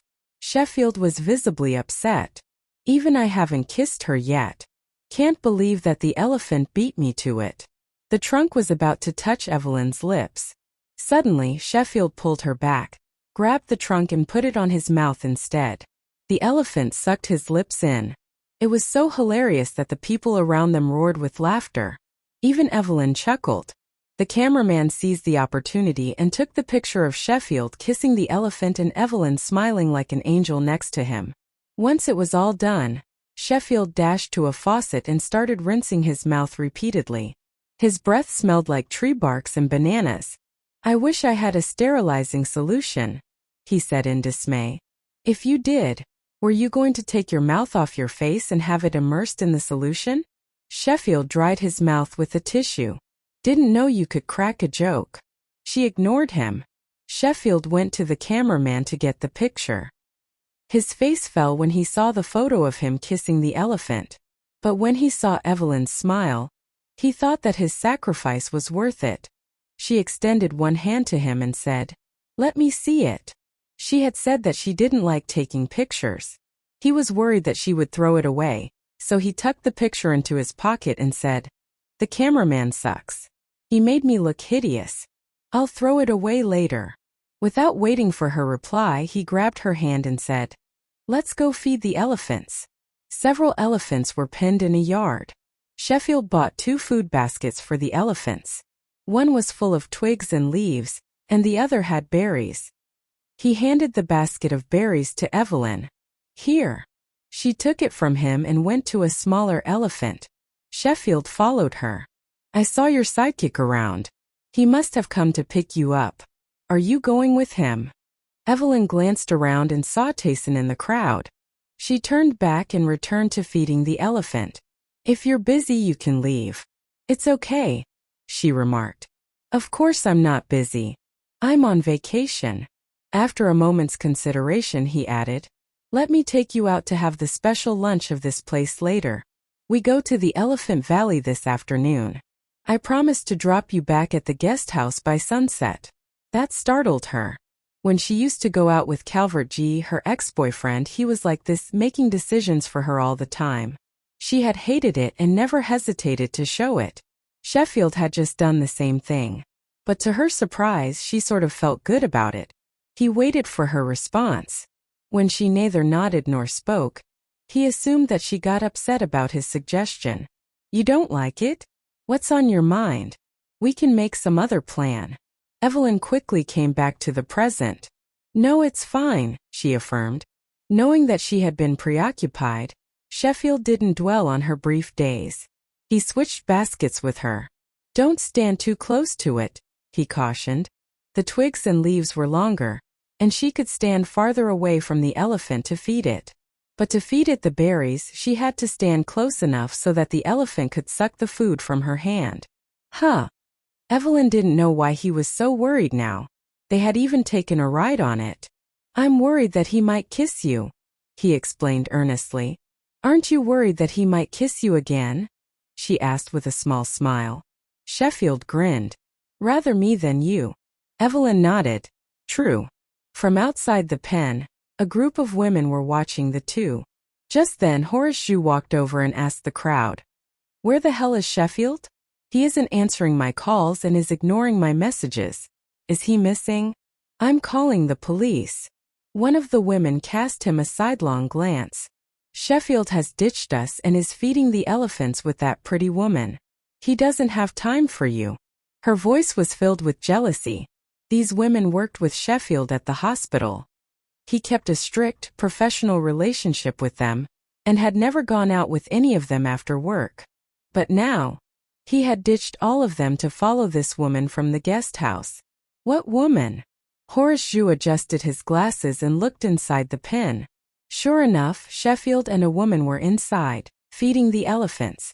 Isn't that the rich, spoiled girl from the guest house? Damn! When did he hook up with her? He was green with envy. He had idolized Evelyn like a goddess ever since he had seen her at the guest house. Horace, does Dr. Tang have a girlfriend or not? He told us he didn't have one, and he hangs around with different women every day, a nurse said. She was obsessed with Sheffield and wanted him so bad. He doesn't have a girlfriend, but from the looks of it, he is about to. Horace Zhu had met the women around Sheffield, but he had never seen him treat any of them so patiently. Another nurse spoke up in a snarky tone. I don't think so. Judging from the woman's fancy clothes and accessories, she must be some rich old man's mistress. Sheffield wouldn't want to be with that kind of woman. Horace Zhu snorted and looked at the woman contemptuously. He wouldn't allow her to insult his goddess.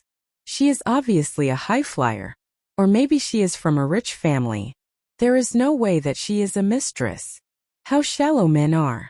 One smile from a beautiful woman and they lose their wits. And what's wrong with that? It's not anybody else's fault that you're not pretty, he retorted sarcastically. He didn't want to make insulting remarks about her appearance, but he couldn't stand her anymore.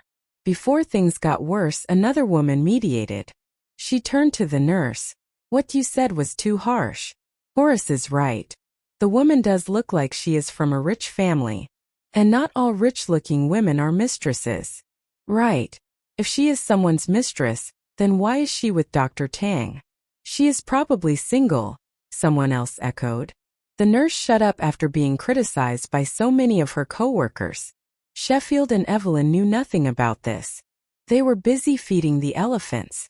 Evelyn looked at the berries in Sheffield's hands. The elephant sucked the berries from his hand, ate them and came back for more. It seemed interesting and she wanted to try. Sheffield sensed Evelyn's gaze. He turned around and asked, "Do you want to give it a try?" She nodded. Sheffield fetched another basket. It had apples, bananas, and berries. "Let me help you," he said. He picked up an apple and gave it to her. She took it with her right hand.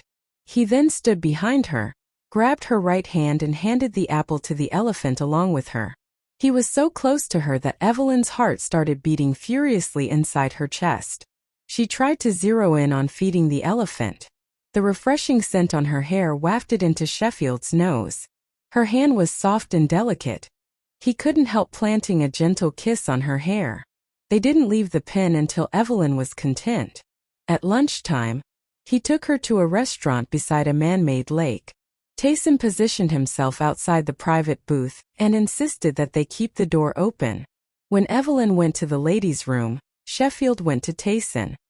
He airily wrapped his arm around the bodyguard's shoulder and said, "Dude, buy yourself some lunch. And stop staring at us while we eat. She needs some space." Tayson gave him a cold glance. "I'm not hungry. We're all human. Humans need food to survive. Don't beat yourself up. Relax. I can protect her." Sheffield removed his arm from Tayson's shoulder and leaned sluggishly against the wall, one knee bent and one hand in his pocket. He carried himself with ease and such calm demeanor. You can protect her? With what? Your brain, Tayson thought. And he didn't think Sheffield looked that smart either. No. It's my job to protect her, he said. Sheffield found him stubbornly dutiful. What's your terms to not be the third wheel on our date? Date? When did Miss Huo agree to go out with this guy? When you can fight me, Tayson replied. Sheffield was amused. I could stab you with a scalpel. Tayson didn't want to waste more time on him. Go away. He decided to go inside the room to find Evelyn, but scarcely had he moved when someone grabbed hold of his wrist from behind. Drugged one night by her ex-boyfriend, a mysterious man took advantage of her in an ecstatic night filled with sex. To take her revenge, she married the man and used him. As long as I'm alive, I'm still his legal wife, while all of you are just his mistresses. She remained adamant even when he was involved in scandals with other women. Eventually she stormed off after she learned that he had betrayed her again. But life brought her back to him a few years later, to his astonishment. For her to finish her meal, he had chewed a mint. Now she could taste it in his mouth. Evelyn was only the second woman Sheffield had ever kissed, and she had had 4 boyfriends to date. So this wasn't her first kiss either. Sheffield was the second man who had kissed her. Her lips were soft and as sweet as candy. Kissing her felt wonderful, just as he had imagined. 2 minutes passed and Evelyn pushed him away. Panting, she stood up from her chair, grabbed her backpack and darted towards the door. Oh, I screwed up, Sheffield thought warily. He caught up with her and blocked her way. Evelina, I'm serious about you, he explained anxiously. He knew that she might not believe him, but he had to let her know. I just got out of a relationship. I'm not ready to start a new one. Stay away from me, she said in a frosty tone. I was wrong. I was being too forward. Let's just go to the Elephant Valley first. I have chartered a sightseeing car. The driver is waiting for us. I don't want to go anywhere with you. Evelyn evaded him and left the room. Sheffield slapped his head hard, regretting his impatience. But he wasn't about to give up. If he let her go now, he wouldn't get another chance to be with her. So he ran out of the room to chase after her. At the entrance of the restaurant, he caught up to her. Sheffield grabbed Evelyn's hand and tried to get her into the car. Evelina, we can't stand up the driver. He really could use the money. He told me that his son has brain cancer. He counts on this job to pay the medical expenses. He has been waiting for us for so long. If we cancel on him, all his time would have been wasted and he will be so disappointed. Evelyn remained nonchalant. Then just pay him thrice the fare. Despite being poor, he is a proud man. He won't take the money for nothing. Without giving her time to reply, he started to push her into the car. Evelyn was too weak to resist. Sheffield made her sit in the back seat and closed the door. Then he said to the driver, I'm sorry for keeping you waiting. Let's go. That's okay. Sit tight. The driver started the car. Evelyn was about to ask the driver to pull over, but Sheffield cut her off and apologized. Evelina, I was too impulsive back there. Just give me a second chance. I promise that I'll behave for the rest of the day. If you still can't forgive me by the time we get back, I won't bother you again. Deal? The sincerity in his eyes calmed her down. All right. Sheffield was relieved. He murmured with a smile, You obviously loved the kiss. Don't know why you are so angry about it now. Stop the car. No. Don't stop. Sorry, I'll be quiet. He shut up. Evelyn rolled her eyes at him. One more word and I am out of here. Okay, my lips are zipped. He sat up and looked straight ahead. The driver saw what was happening through the rearview mirror. He chuckled. Girl, don't be so mad at your boyfriend. Couples fight all the time. Your boyfriend has already apologized to you. Give him another chance.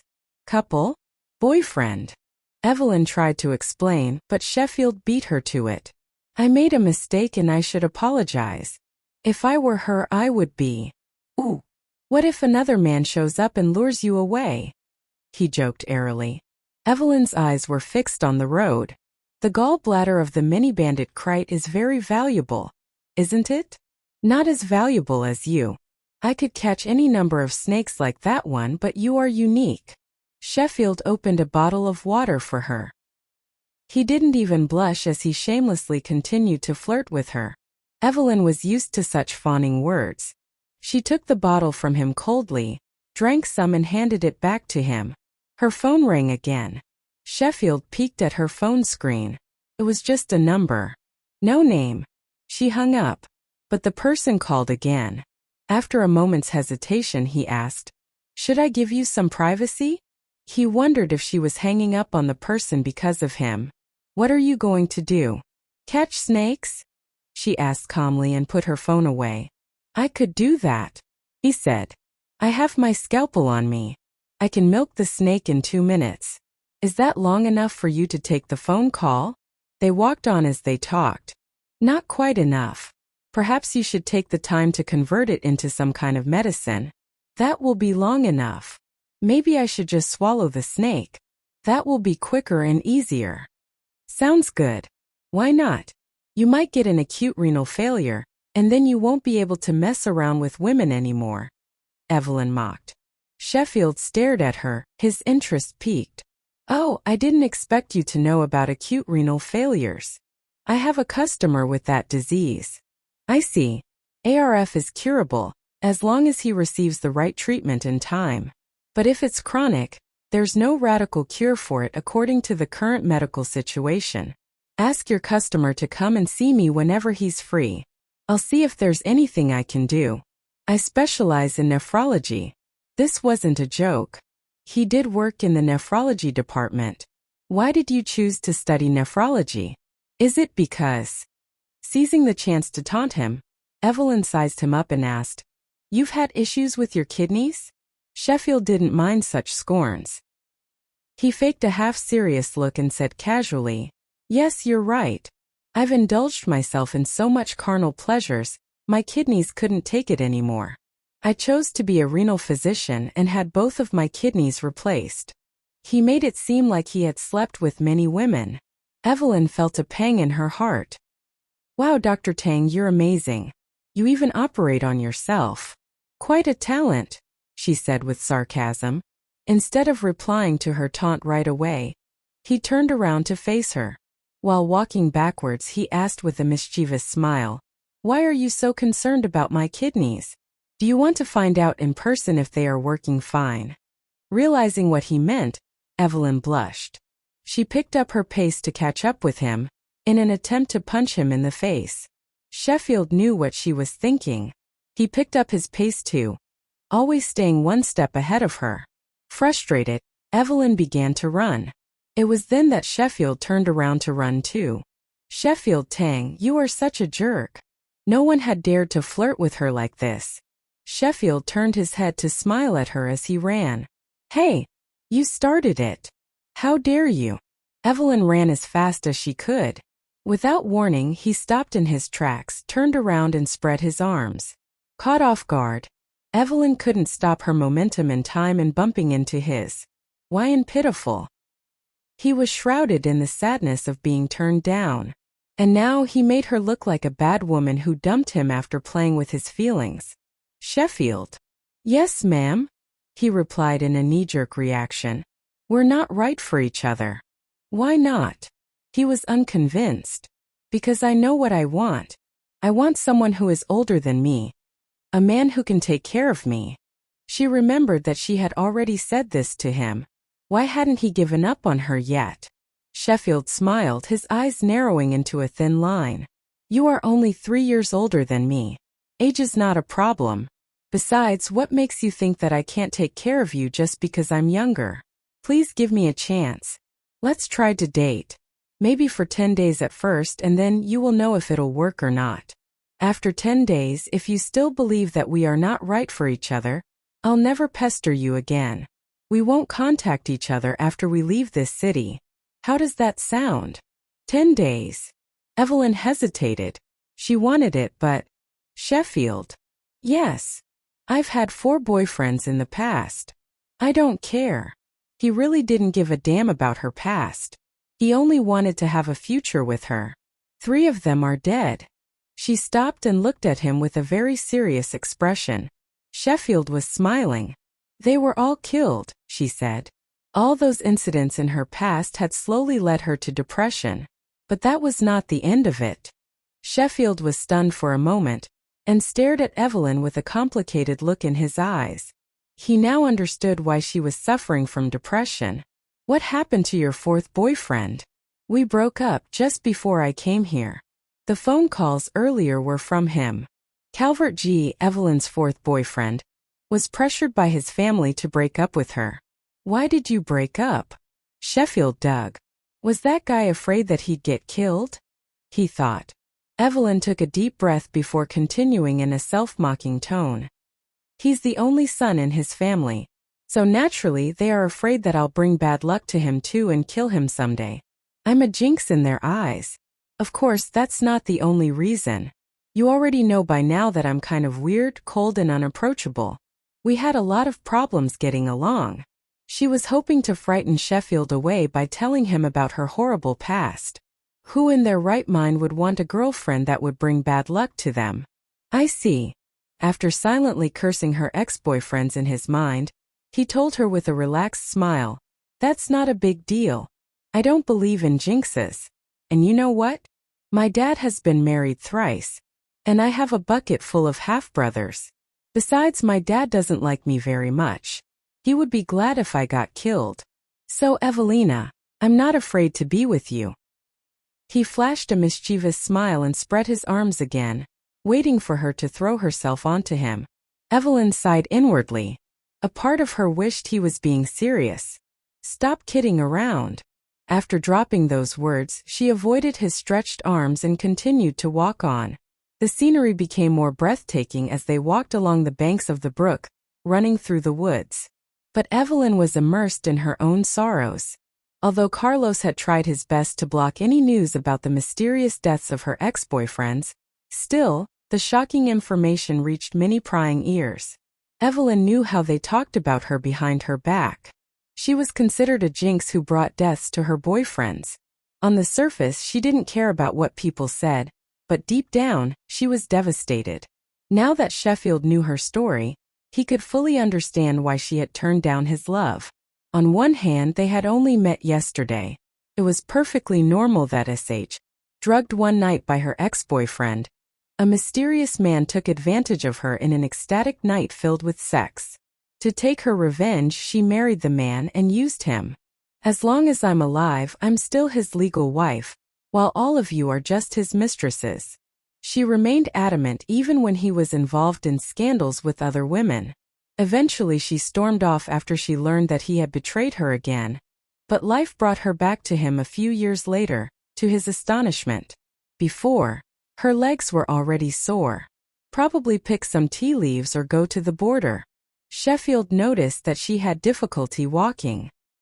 He looked at her trembling legs and asked with concern, "Tired?" "Yes."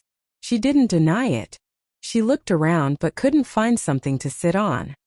He squatted down in front of her, his back towards her. "I'll give you a piggyback ride." "You?"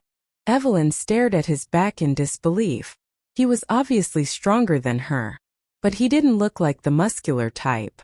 Again, Sheffield felt humiliated by this woman. He turned around to throw her a glance. "While you were in high school, I was already going through all kinds of physical training in America. Don't judge a person by his look." Nonetheless, she declined. "No, I'd better call. Get on." He knew that she was about to ask her bodyguard to come and carry her. Since he insisted, Evelyn couldn't refuse anymore and climbed onto his back. It was then that he caught a glimpse of the ruby anklet on her ankle. "You like gems?"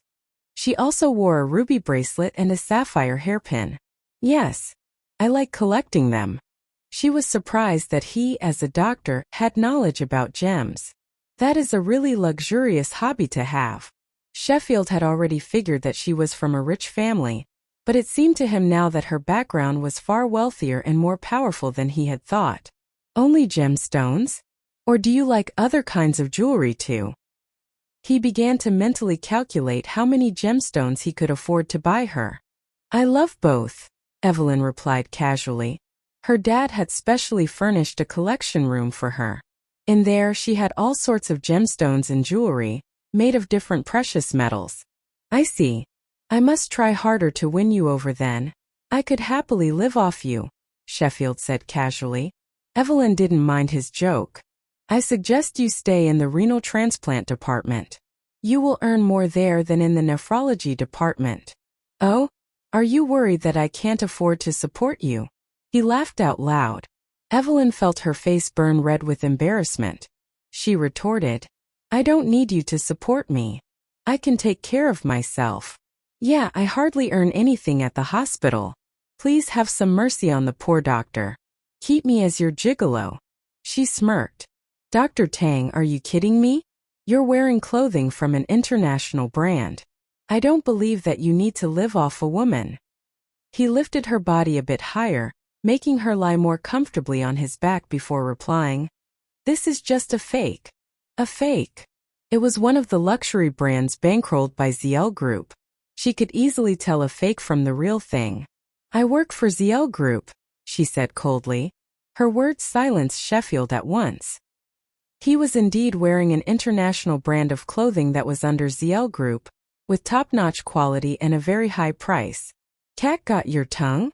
Evelyn continued to make fun of him and tilted her head to look at his profile. Beads of sweat had formed on his forehead. She pulled out a tissue from her purse and wiped his face. I was just wondering if I should tell you the truth. I borrowed these from a friend. She didn't buy it. Oh? Your friend is so generous. But Dr. Tang, as far as I know, most doctors are clean freaks and you seem to be one of them too. Could you really wear other people's clothes? Sheffield was distracted by her gentle hand movements on his face. He didn't feel tired of carrying her on his back. In fact, he was more energetic than ever. Has anyone ever told you that you are a smart woman? Yes. My father. He always says I'm smarter than my younger brother. But Evelyn knew that Matthew was way smarter than her. Carlos only said that to irritate his son. She felt comfortable lying on Sheffield's gain. As far as he knew, Evelyn only laughed when she was with her family. Other times she was cold and mostly difficult to approach. And keep your so-called sister away from her. Don't come anywhere near my wife again or else you'll have to face the consequences. Sheffield hung up on him. Evelyn patted her forehead, feeling helpless. She scowled. Sheffield, you shouldn't have provoked him like that. Sheffield returned the phone to her, clicked his tongue and said playfully, I don't care who that asshole is. He was wrong to harass a woman. Calvert G. is the only son of his family. His father had married Rowena's mother. Oh, the G family. Sheffield thought. You mean that guy is Langston G's son? The diamond businessman. Most people in Y City knew that the rich Diamond family had only one son in this generation. Yes. Evelyn was worried that Sheffield would be in big trouble, since he had offended Calvert openly. After all, he was only a doctor, while the G family held a high place in the city.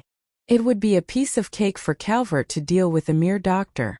Sheffield drew closer to her and asked in a tender voice, Are you worried about me? Evelyn didn't hide her worries. She nodded seriously. He smiled and sat back in his seat with his legs crossed. Don't worry. If you meet him again, please pass on my message to him.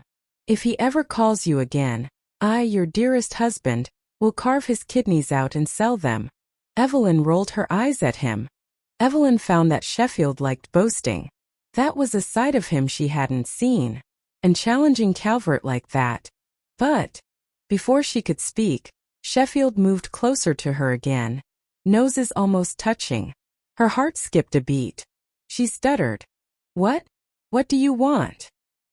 He stared at her with a serious look. I want you to keep your promise. What promise? She broke eye contact, pretending not to know what he meant. Sheffield never imagined she'd play dumb. He sighed and spelled it out for her. You promised to be my girlfriend for 10 days. Oh. She responded quietly. He was unhappy. Is that all you can say? Oh? How about yes or no? You going to dump me after I helped you out? Evelyn felt she was too impulsive a moment ago. She shouldn't have asked him to take Calvert's call. Sheffield grabbed her hands and confronted her in disbelief. So you lied to me? Why would you do that? Get my hopes up and everything. It was a habit for her to say no. She shook her head. No. So you'll keep your promise? He was as happy as a little kid again. Evelyn felt a headache coming on. Seeing the baffled look on her face, Sheffield stopped smiling and sat back in his seat. He said in a calm voice, Relax, all right? I like you, but I won't force you to do anything you don't want to do. Just have fun. Evelyn was at a loss for words. This was the first time she had gotten to know a man like him, a trickster capable of highs and lows. He was as unpredictable as women were said to be. But his words did set her mind at ease. She had mixed feelings about him. This guy was really weird, so hard to understand. Back at the guest house, Sheffield lazily leaned against the doorframe of her room, hands in his pants pockets. When he made sure that Evelyn was safe, and her bodyguard was back at his station, the doctor walked back to his room, whistling a tune. Evelyn washed her face, changed into her pajamas and began texting her friends on WeChat. Busy now. The person on the other end texted back in a heartbeat. No. How's your trip? Having fun yet? Unflappable, the doctor leaned against the table and said, I don't care. Joshua rolled his eyes. It dawned on him his friend didn't care about fame, money, or position at all. Oh right, do you know about the only son of the G family? Sheffield had just come back from abroad. He didn't know everything because he just wasn't interested. There were certain people, places, and events he needed to know about. This was one of them. You mean Calvert G? Joshua plucked the scalpel from the couch and fiddled with it. Ask me nicely, and I'll tell you. Sheffield snorted. Humph. Fine. Please tell me. Now spill it. Didn't I say nicely? That sound nice to you? But I get it. Buy me an F1 racer and I'll tell you. Joshua flashed a cunning smile. The doctor turned around and opened his laptop. He sat down on the couch and began to search for information. Joshua stared at him, sighing. Quit it. I'll tell you. God, you're a jerk. Sheffield put away his laptop. Fire away. Calvert G, male, 32 years old, only son of the G family. He's a top-notch specialist in the jewelry business, knowledgeable and good at marketing. I heard he has a very wealthy girlfriend, but I didn't ask much about it since I'm not interested in his private affairs. So why do you care? Joshua stared at the doctor in confusion. Wealthy girlfriend? He must mean Evelina. Is he powerful? He asked. Of course he holds some amount of power. They are rich after all. Calvert and his father visit my dad often. Last time they gave my mom a set of gemstone jewelry. Besides, Langston G is friends with Vernon, the gang leader. Wait a minute. You know Vernon too, don't you? Joshua asked. Sheffield never talked about his private affairs to others. But as his best friends, Joshua and Gifford were the ones who knew him the best. A wide smile crept across the doctor's face. I see. Things have become more interesting. Looks like we do share a connection. Vernon only told me that he knew Langston, but he didn't mention that they were friends. I don't think the two of them are on good terms, Sheffield analyzed. All right, I've told you all I know about Calvert. Now it's your turn to tell me why you are inquiring about him. Joshua was always curious about Sheffield, his mysterious friend. He wanted to get to the bottom of everything that concerned him. Because... Sheffield grinned and then announced, From this moment on, Calvert is my rival. He was determined to make Evelyn his. Nobody could snatch her away from him now. Joshua sighed. He wondered how Calvert had offended this man. Nonetheless, he decided to drop the subject. Want to get a drink tonight? No. You should leave. I have something important to do. What? Something more important than me? Your best friend. Joshua pulled a long face. Sheffield flashed a playful smile. Your friend is trying his best to get himself a wife. Joshua choked. What? Sheffield Tang, are you serious about this girl? His eyes widened in shock. This was huge news. Yes. I have never taken the initiative to hit on a girl. But this time I did. And I'm serious about her, he said firmly. Joshua reminded him. You still have 4 years left before you reach 30. You better get a hold on yourself. Sheffield understood what he was hinting at. About a year ago, he and his friends had gotten drunk and sworn to each other that they wouldn't get married until they were in their 30s. The one who broke the rules of the game would have to spend his night before the wedding with another woman. Sheffield, being only 26, is my third time here. But I was here for something else back then. This time it is purely for fun. I see. Right then her phone rang. It was Debbie. She slid her fingers across the screen and answered. Hi, Mom. Evelyn, how are you? Are you in bed already? I'm fine, Mom. I'm still outside, she answered honestly. Sheffield remained silent because he knew that it was her mom on the other end. But he continued feeding her the rice cake.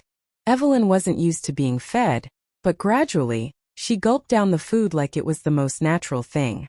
It's over 9 now. Are you still hanging out? Are you having dinner? Debbie could hear her daughter chewing on something. She was curious. Evelyn never talked while she ate. She had been away from home for only 2 days, and she had already changed so much. Debbie wondered if it was because she felt free outside. Yes. There are a lot of street foods in this city. Are they delicious? Evelyn seldom ate such street foods. Now she had begun to eat them as well. Yes, very much. All right, Evelyn. Take care of yourself. I will, Mom. How are the others doing? Is Grandma sleeping? Sheffield led her to a quiet place and sat down. He put all the snacks in front of her. Not yet. Your grandma is waiting for me to report to her about you. She asked me to remind you of your safety. She is always worried. Tayson is with me. I'll be okay. Please ask her not to worry so much. All right, I'll let you be. Have a good time over there, Debbie said. I will. Bye, Mom, Evelyn replied. Debbie hung up and turned to Miranda, who was sitting on the edge of the bed, waiting for her news about her granddaughter. Piggy said she is fine. She is out having dinner. Did she sound happy? Evelyn's mood was Miranda's biggest concern. She had been diagnosed with depression after all. Everybody in the family was worried about her. They wanted her to be happy above all. Debbie reflected on the phone call. She sounded relaxed. She said the food is delicious. I think she is happy, Mom, she said with a smile. Miranda was relieved to hear that. After Evelyn had finished talking to her mom on the phone, Sheffield bought her some steamed sweet potato with cheese. She frowned at the smell of cheese. He opened the foil. It was so hot that steam erupted from it. He spooned some and placed it near her lips. Have a taste. There was a long line in front of the store. It should be delicious. Evelyn shook her head. I don't like it. Sheffield was surprised. The sweet potato or the cheese? The cheese. She hated cheese. Sheffield ate the entire thing without another word. Evelyn had a lot of food. All snacks. Touching her huge belly, she said, I'm stuffed. She hadn't eaten so much in a long time. Are you sure? I can take you somewhere else for some staple food. Sheffield didn't think she had eaten much. He was worried that she wasn't used to these kinds of street foods. No thanks. I'm too full already. She had always been strict with her diet while she was home, and took additional care with her dinners. But now she wasn't home. The restraints were lessened, and she was here on vacation, seeking relaxation and peace of mind. Deep down, she longed for some change of her lifestyle, and the snacks had looked too yummy to resist. Okay, give me a minute. Sheffield quickly ate all the food that Evelyn couldn't finish, rinsed his mouth with some water and left the food street with her. Next to the food street was the bar street, which came to life as night fell. Drugged one night by her ex-boyfriend, a mysterious man took advantage of her in an ecstatic night filled with sex. To take her revenge, she married the man and used him. As long as I'm alive, I'm still his legal wife, while all of you are just his mistresses. She remained adamant even when he was involved in scandals with other women. Eventually she stormed off after she learned that he had betrayed her again. But life brought her back to him a few years later, to his astonishment. Uckled. Don't worry. I'm not leaving you. Evelyn blushed. I wish you were. After he left, she took a deep breath to steady her racing heart. In less than 2 minutes, the singer finished his piece and got off the stage. A moment of silence followed, but it was soon broken by sudden screams. Wow! He is so handsome. Is he the new singer? He is so hot. Evelyn heard the screams, but her mind was on Sheffield, and she didn't pay attention to what was going on the stage. Then a familiar voice said, "This song is dedicated to my Evelina." There was no response from the woman. "Evelina, please look at me," he said in such a sad, pleading tone that the screams turned into a fit of laughter instantly.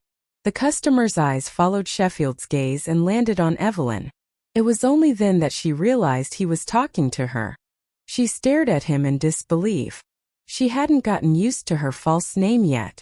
She had thought that some other man was dedicating a song to his girlfriend. Evelyn was so beautiful that the people around her couldn't take their eyes off of her anymore. Some men even bought her drinks. A woman's male friend ordered a drink for Evelyn. No doubt that she got jealous. She is that hot guy's girlfriend. They walked in hand. You're wasting your money. The man didn't care. I'm not wasting money. It's an honor to buy a drink for a beautiful woman like her. The man's male friend echoed. Damn right. She is the most beautiful woman I've ever seen. The woman didn't hesitate to crush the man's ego. Did you see the bracelet she is wearing? It looks super pricey. Just look at her. She is obviously rich and important. And look at you. Do you really think she gives a damn about your drink? Doesn't matter. I'll be happy as long as she looks at me. Soon enough, Evelyn's table was filled with all kinds of alcohol. Expensive ones, cheap ones, wine and beer. When Evelyn finally looked at him, Sheffield began to play the guitar and sang. Do you remember the cafe by the Seine River? The taste of the coffee fades while your smile and lips linger. May the roses I gave you never wither. Even writing your name makes my heart flutter. You said you always made the chasing harder, but babe, I'm no quitter. You said you wanted nothing more than a sincere heart. This was the second time Sheffield had sung for her in one day. Evelyn just looked straight at him, her face betraying no emotions. He seemed attentive to the song, but his eyes would shift to her from time to time, and he sometimes winked at her. She remained nonchalant, but the other women in the bar went crazy. They screamed to draw his attention, but he only had eyes for her. The song continued. Babe, you have been my world from that day. I never knew being happy could be so easy. You said I was not your type, but hey, your eyes gave your heart away. The lyrics made Evelyn think. Really? My eyes give my heart away. The audience applauded when the song came to an end. His voice had attracted many new customers into the bar. When he returned to his seat, he saw all the complimentary drinks on the table. I was only away for 2 minutes, and so many men have already tried to steal you away. Evelyn smiled and asked him jokingly, which one do you think I should drink? The young man who had bought me tea. Drugged one night by her ex-boyfriend, a mysterious man took advantage of her in an ecstatic night filled with sex. To take her revenge, she married the man and used him. As long as I'm alive, I'm still his legal wife, while all of you are just his mistresses. She remained adamant even when he was involved in scandals with other women. Eventually she stormed off after she learned that he had betrayed her again. But life brought her back to him a few years later, to his astonishment. Kid, I thought of going to Italy, but my brother argued that we already lived in a big noisy city. He said that I should go somewhere quieter. Then my sister suggested this place. She has been here before and thought it beautiful and clean. So here I am. You have a brother and a sister? She nodded. Yes. I'm the eldest. My sister is adorable, and my brother is calm and mature, just like my father. Her eyes turned tender as she spoke of her siblings. It sounds like you have a happy family. It's not common nowadays, especially for rich people. Sheffield thought that it was a rare thing for rich families to be happy. Most of the rich couples he knew put on happy faces in public, but they would have been split up a long time ago. Many had affairs and got divorced. Evelyn nodded. Her eyes were fixed on the old bricks on the road as she walked. I think so too. I have seen a lot of miserable couples, but my parents are different. They love each other. Their relationship was built on loyalty, inspiration, and trust. I want that too. Her parents had been married for more than 30 years. When her mom was carrying her, some people had tried to sabotage her parents' marriage, and they had been apart for a few years. But they reunited and had lived happily ever since. Evelyn never wanted a husband like her father, because he was too domineering and indifferent. Except for the ladies in his family and his buddies, Carlos did not care about anybody else. What she longed for was an extrovert, unrestrained husband who loved her dearly, so that she could live in ease in front of him, without wearing any disguise. He didn't have to be rich like her father either. Carlos was someone who made the most money in his life. He was also the most exhausted at the end of the day. That was why she worked so hard to share some of his workload. She didn't want her future husband to chase after money like her father did. She only needed him to work enough to support their family. Sheffield held her hand even tighter and thought, I will do whatever you ask of me. He did not say it out loud because he knew that she wouldn't believe him, but he wanted to do everything he could to make her happy in the future. Evelyn was born with a silver spoon in her mouth. She was blessed with a perfect figure and was a natural beauty. Yet, she had to go through a lot of setbacks in her love life. Your ex-boyfriends might not have been your true love, and their deaths were not your fault. Once you meet someone who loves you and whom you can truly love, he will never leave you. Someone who loves me. Evelyn smiled bitterly. Sheffield. She stopped and looked at him. He waited for her to speak, but she fell deep into thoughts. Her first boyfriend was introduced to her by her grandmother when she was 26 years old. He had just finished his study as a postgraduate and had received his master's degree. He was about to join the aerospace industry and had a promising future ahead of him. Unfortunately, he died in a car accident in the 3rd month after they had started dating. It rained heavily that day and the road was drenched with his blood. Her second boyfriend was the manager of ZL Group's branch company, a young and promising man who had been actively pursuing her. She was 27 years old back then and was also eager to fall in love, so she had agreed to the relationship. One day into their 3rd month of dating, he died in his own villa. His F. Sitting by the lone window, drowning his sorrows in alcohol. Ah! Such a terrifying thing love is. I've always been the one to break hearts. This is probably karma hitting back. When he had first set his eyes on Evelyn, he had even come up with the names of their future children. But right now he was back where he had started. Evelyn woke up the next morning. She got ready and walked out of her room. Tayson was waiting beside their car at the entrance. She sat in the back seat. Sheffield was nowhere to be seen. Miss, should we go to the tea plantation or D-Town? Tayson asked as he drove. Let's go to D-Town, Evelyn replied casually. It's dangerous out at the border. Please stay with me at all times, Tayson reminded her. Okay.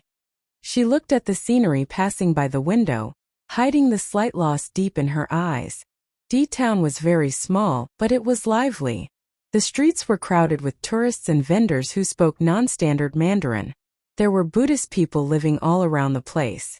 The decorations of the Buddhist temples were slightly different from the ones in other places. Pious Buddhist men and women were everywhere. Evelyn found a remote temple, bought an incense stick, took off her shoes and walked inside. In the past 2 years, she had visited the graves of her 3 ex-boyfriends twice. She just felt like she had to offer her prayers at this temple. She wanted to wish them happiness in the other world. After she placed the burning incense in the censer, Evelyn took a stack of money from her purse and put it in the collection box before she left. There were many things that were new to her, many things that she never saw in Y City. Evelyn couldn't help herself. She was drawn to the souvenirs. Tyson, I'm kinda thirsty. She forgot to bring her water bottle with her when she left the car. And there wasn't a convenience store in sight. After checking her surroundings with concern, Tyson accidentally saw a man smiling at Evelyn from a distance. "Wait here. I'll get your water. I'll be back soon," he said. "Okay." Evelyn waited for him under a Bodhi tree. As she took her phone from her bag, a shabbily dressed old woman walked towards her. "Miss." Evelyn raised her head and asked, "What's wrong?" "Ahem. Ahem. Miss, can you do me a favor?" The old woman looked to be in her 80s. Her voice was thin and reedy once she cleared her throat. She was too weak to stand on her crutch. She looked pitiful. "What is it?" Did she want money? Evelyn was ready to give her some. The old lady said with a smile, "I want to bring some food for my granddaughter, but I don't have the money for the bus and I can't go on foot." She looked at her crutch with disdain. "Can you go for me?" "Ahem." The old woman didn't seem to be in good health. She kept coughing. After a short pause, Evelyn answered, "I don't know. Your daughter might be out of my way. There's only one road out of town. She's just past the checkpoints at the border." She showed Evelyn the backpack. "It's not too heavy. There's not a lot in there. I made some buns for her and I packed some sugar and a few other things. Will you please help me?" The border checkpoints? Evelyn knew about the border checkpoints. When they arrived in town, there were a few lines waiting to be inspected, and it took them 20 minutes to get through the checkpoint. All kinds of people crossed the border, so the inspectors were quite strict. "So how do I get a hold of your granddaughter?" Evelyn was too kind to turn her down. The old woman handed her the backpack and smiled kindly. Thank you. Drugged one night by her ex-boyfriend, a mysterious man took advantage of her in an ecstatic night filled with sex. To take her revenge, she married the man and used him. "As long as I'm alive, I'm still his legal wife, while all of you are just his mistresses." She remained adamant even when he was involved in scandals with other women. Eventually she stormed off after she learned that he had betrayed her again. But life brought her back to him a few years later, to his astonishment. And at her ID card carefully. "You ask a lot of questions, you know that? I'm just curious. Forget I said anything." Considering she was a woman with no criminal record, the officer told her kindly, "Old lady or no old lady, he's in trouble. For what he had on him, that's good for at least 6 or 7 years in prison. What if there was proof he was doing this as a favor to someone else? What if he didn't know?" Evelyn asked. The officer returned her ID card and peered at her suspiciously. "Sounds like you know something we don't." Tyson walked up to her. "Miss, we're in a hurry." He looked at the officer. "Forgive her, she's not well." Evelyn looked at the boy, who was broken down crying. He just looked like an ordinary college student.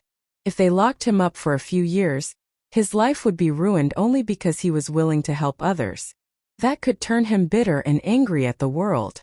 "No, I can't let this happen," she thought with a firm expression. Without rolling up the window, Evelyn left the car and told the officer with a stern look in her eyes, "I think I can prove he's innocent." The officer was rendered speechless. In the Huo family's villa, Matthew had just come back from school.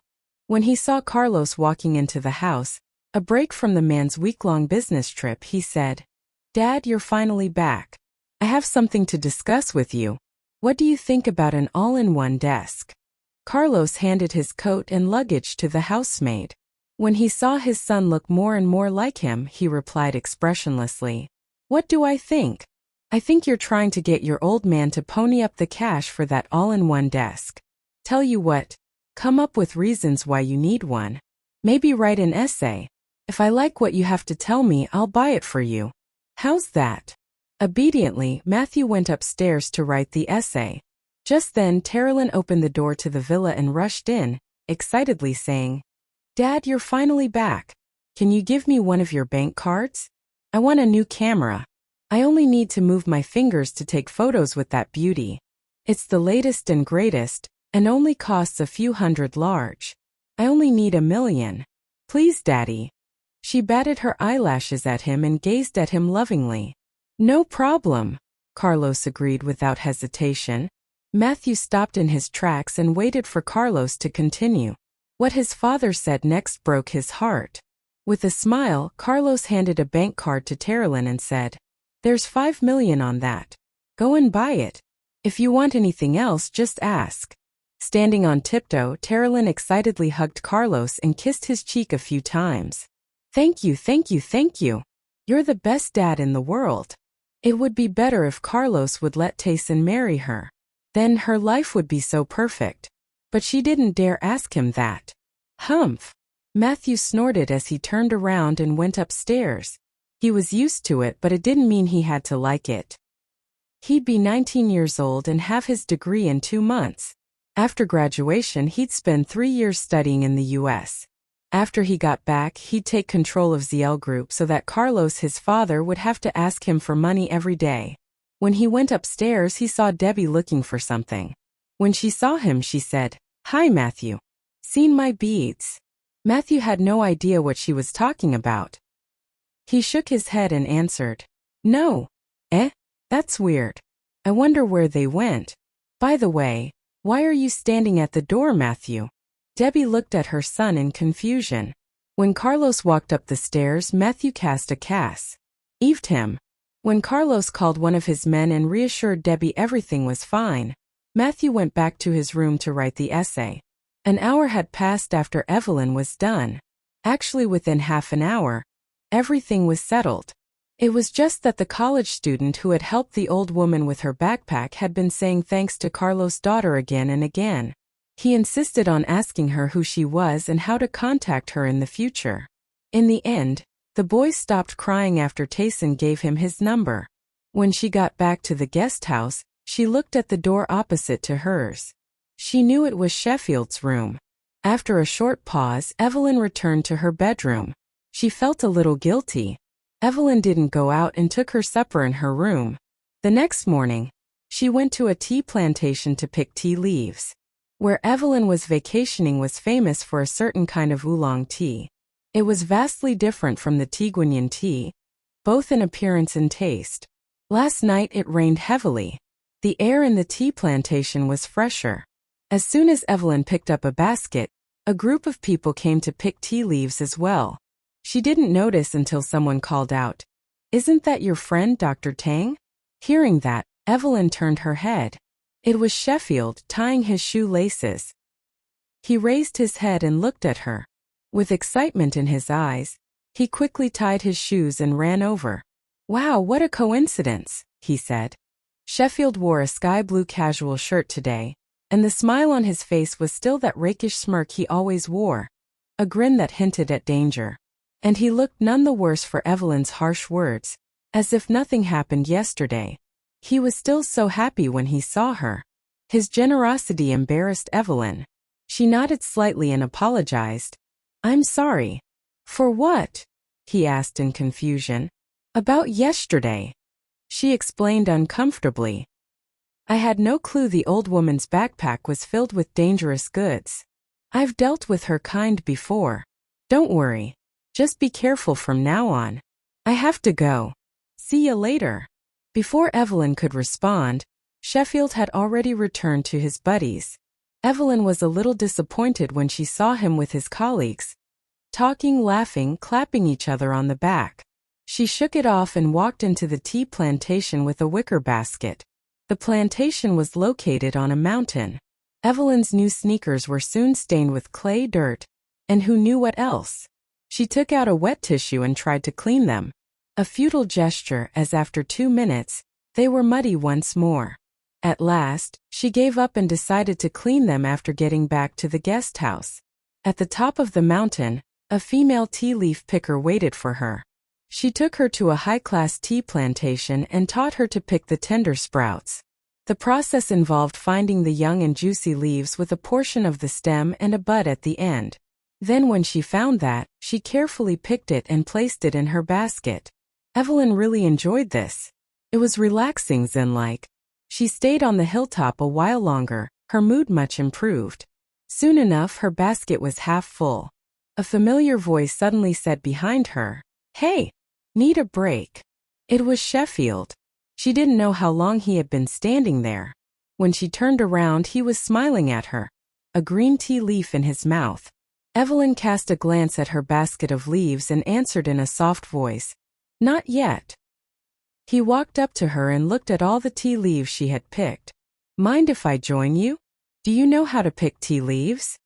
As-tu? His mountain. Sheffield's face instantly turned bleak. "Oh my God. You lied to me. I thought that we'd be married as soon as possible." The man looked desperate, as if he had been abandoned after having a good time with her. Evelyn pulled her hand back and curled her lips. "When I want to get married, you'll be the first to know." "Okay. What's your number? I'll call you later." He took out his phone to save her number. Evelyn looked at him and said flatly, "Look, I like you, but this can't last. After we go back home we'll live our own lives, so maybe we shouldn't talk to each other." Sheffield was speechless. He held his wounded heart sadly. He must have turned down too many women in the past. Now he had to pay for it. Evelyn was his punishment. After they reached the base of the mountain, they handed the tea leaves they picked to the workers and went into the tea house together. The air in the tea house was thick with a pleasant smell. He took Evelyn's hand and led her to sit down in front of a tea specialist. "What flavor do you want? I'll ask the tea expert to brew us a pot." Evelyn looked at the different selections in the room and replied, "The kind we picked just now." "Great. Could you brew up some oolong tea for us?" Sheffield asked directly. However, the tea specialist seemed to be in a dilemma. "Sir, the top tea leaves here cost more than $50, $000 a kilo, and there is no tasting at first." Sheffield raised his eyebrows and said, "1 kilo then." "Oh, okay. Just wait for a minute." The tea expert went into the shop, either to get the tea or to call the boss. Evelyn shot a glance at Sheffield and thought, as a vice department director of a hospital, his monthly bonus and dividends, combined with his salary, should be way less than the worth of a kilo of this tea. So she said to him, "You don't need to feel uncomfortable about the price. Since you treated me to dinner and snacks last time, consider this my treat." Sheffield felt wounded. "Do I look that poor?" he asked, distressed. "Yes." She nodded and said to him in all seriousness, "So stop wearing such expensive clothes and accessories. You should save money for your wedding." She had noticed that he had been wearing luxury brands for the past 3 days. Even the watch on his left wrist was worth $1 million. His salary could be no more than tens of grand a month, which was not enough for him to squander away like this. Sheffield scratched his short hair and said, "No, it's not like that. I do have enough money for my wedding." "Do you rely on your parents?" "To tell the truth, I am not in any position to scold you. I depend on my parents too. Everything she had today was given by her parents. She was just born rich. There are different kinds of dependence. Your family is rich, so there is nothing wrong with you spending your parents' money. There are young adults whose parents don't make much money, but they still live off their family's earnings. That should be condemned." Sheffield scorned that kind of behavior. He never spent his father's money. Evelyn listened to his smart words and thought it made sense. For the first time in her life, she no longer felt guilty about spending so much of her parents' money. A woman in her 40s or 50s walked towards them from the shop. She looked like the store owner. The lady was dressed very differently, and was followed closely by the tea expert who had a cup in his hand. The proprietress looked at the 2 youngsters up and down with a Tayson stared at the 2 in astonishment. This man, he is so influential. Miss Huo is actually cracking jokes now. He took Evelyn straight back to the guest house. Sheffield did not come back that night. For the next 2 days he did not even show his face. Evelyn gradually got used to life without work. Temporarily, she reminded herself. On the 3rd day, Evelyn planned to go to the snow mountain in D-City. Before she could get into her car, she ran into Sheffield, who had just come back from outside. As soon as he got out of the black minivan, he saw her. He closed the door of the vehicle and ran towards her, revealing his brilliant white teeth. "Evelina, are you going out? Can you give me a ride?" Glancing at the brand new minivan, Evelyn asked, "Don't you have a car?" "Oh, that's my friend's. He is busy. I don't want to bother him." Evelyn looked away and asked, "Where are you going?" "Wherever you are going." He ran to open the door for her and gestured for her to get in respectfully. "Your ride is ready, princess." She smiled and got in the car. From then on, no matter where Evelyn went, he accompanied her. To the snow mountain and then to the cafe. One night, Evelyn went out to buy some necessities. It was already past 10 o'clock when she got back to her room. At that time she saw a woman knocking on Sheffield's door. She stood frozen. The woman looked familiar. So Evelyn figured that she must be one of Sheffield's colleagues. It was a cold night, yet the woman was only wearing a sapphire silk nightdress and had delicate makeup on. She was knocking at the door of a single man in the middle of the night. Anybody who saw this would have thought that something was going on between the two. The door opened and Evelyn heard Sheffield's voice. "Marcy? What's up?" Marcy Wong lowered her head shyly and said in a low voice, "Dr. Tang, I have something to ask you. May I come in?" "Sure. Come in." He made way for her. The door shut close after Marcy Wong entered the room. The corridor was quiet. Evelyn went back to her bedroom with a stony face. She changed into her slippers and drank some water as usual. Then she opened her computer and checked her mailbox. There were so many unread emails. She looked at the time. It was 10:46 p.m. 3 minutes had passed since the woman Marcy Wong had entered Sheffield's room. Evelyn was so nervous that she fidgeted in front of the computer. She clicked on an email, but she couldn't read a word of it. 10 minutes later, she stood up from her chair and walked towards the door. Outside the room, Tayson was playing with his phone as he leaned against the wall not too far away. When the door to Evelyn's room opened, he looked up and put away his phone immediately. They looked at each other. Meeting his baffled eyes, Evelyn stammered, I want to go out for a walk." The door of the diagonally opposite room was still closed. "Miss Hua, it's late now. Why don't we go tomorrow?" Evelyn was about to counter when the door to Sheffield's room flew open. Before she could respond, the woman rushed out with her head bowed. She would have bumped into Evelyn if the latter hadn't taken a step back quickly. Wearing nothing but a bathrobe, Sheffield looked nonchalant. When he saw Evelyn, his eyes widened. He stared at her and then at Marcy Wong, who was ring and powerful. She had no room to refuse. The room was silent for a few minutes, except their rapid breathing. Should I push him away? Should I? While Evelyn was lost in various fantasies and conjectures, Sheffield suddenly let go of her. With deep affection in his amorous eyes, he said, "Evelina, I like you very much."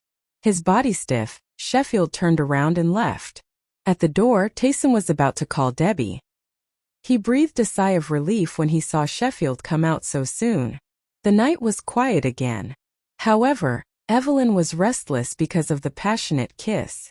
On the 8th day after their arrival in D-City, Sheffield took Evelyn for a walk around the lake. The water was a light green.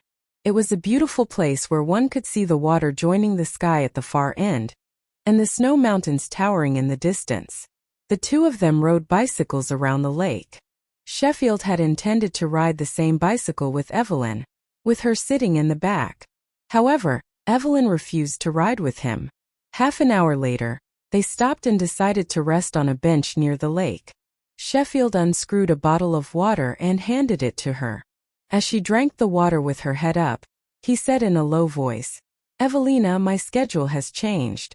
I'll have to go back by tomorrow at the latest."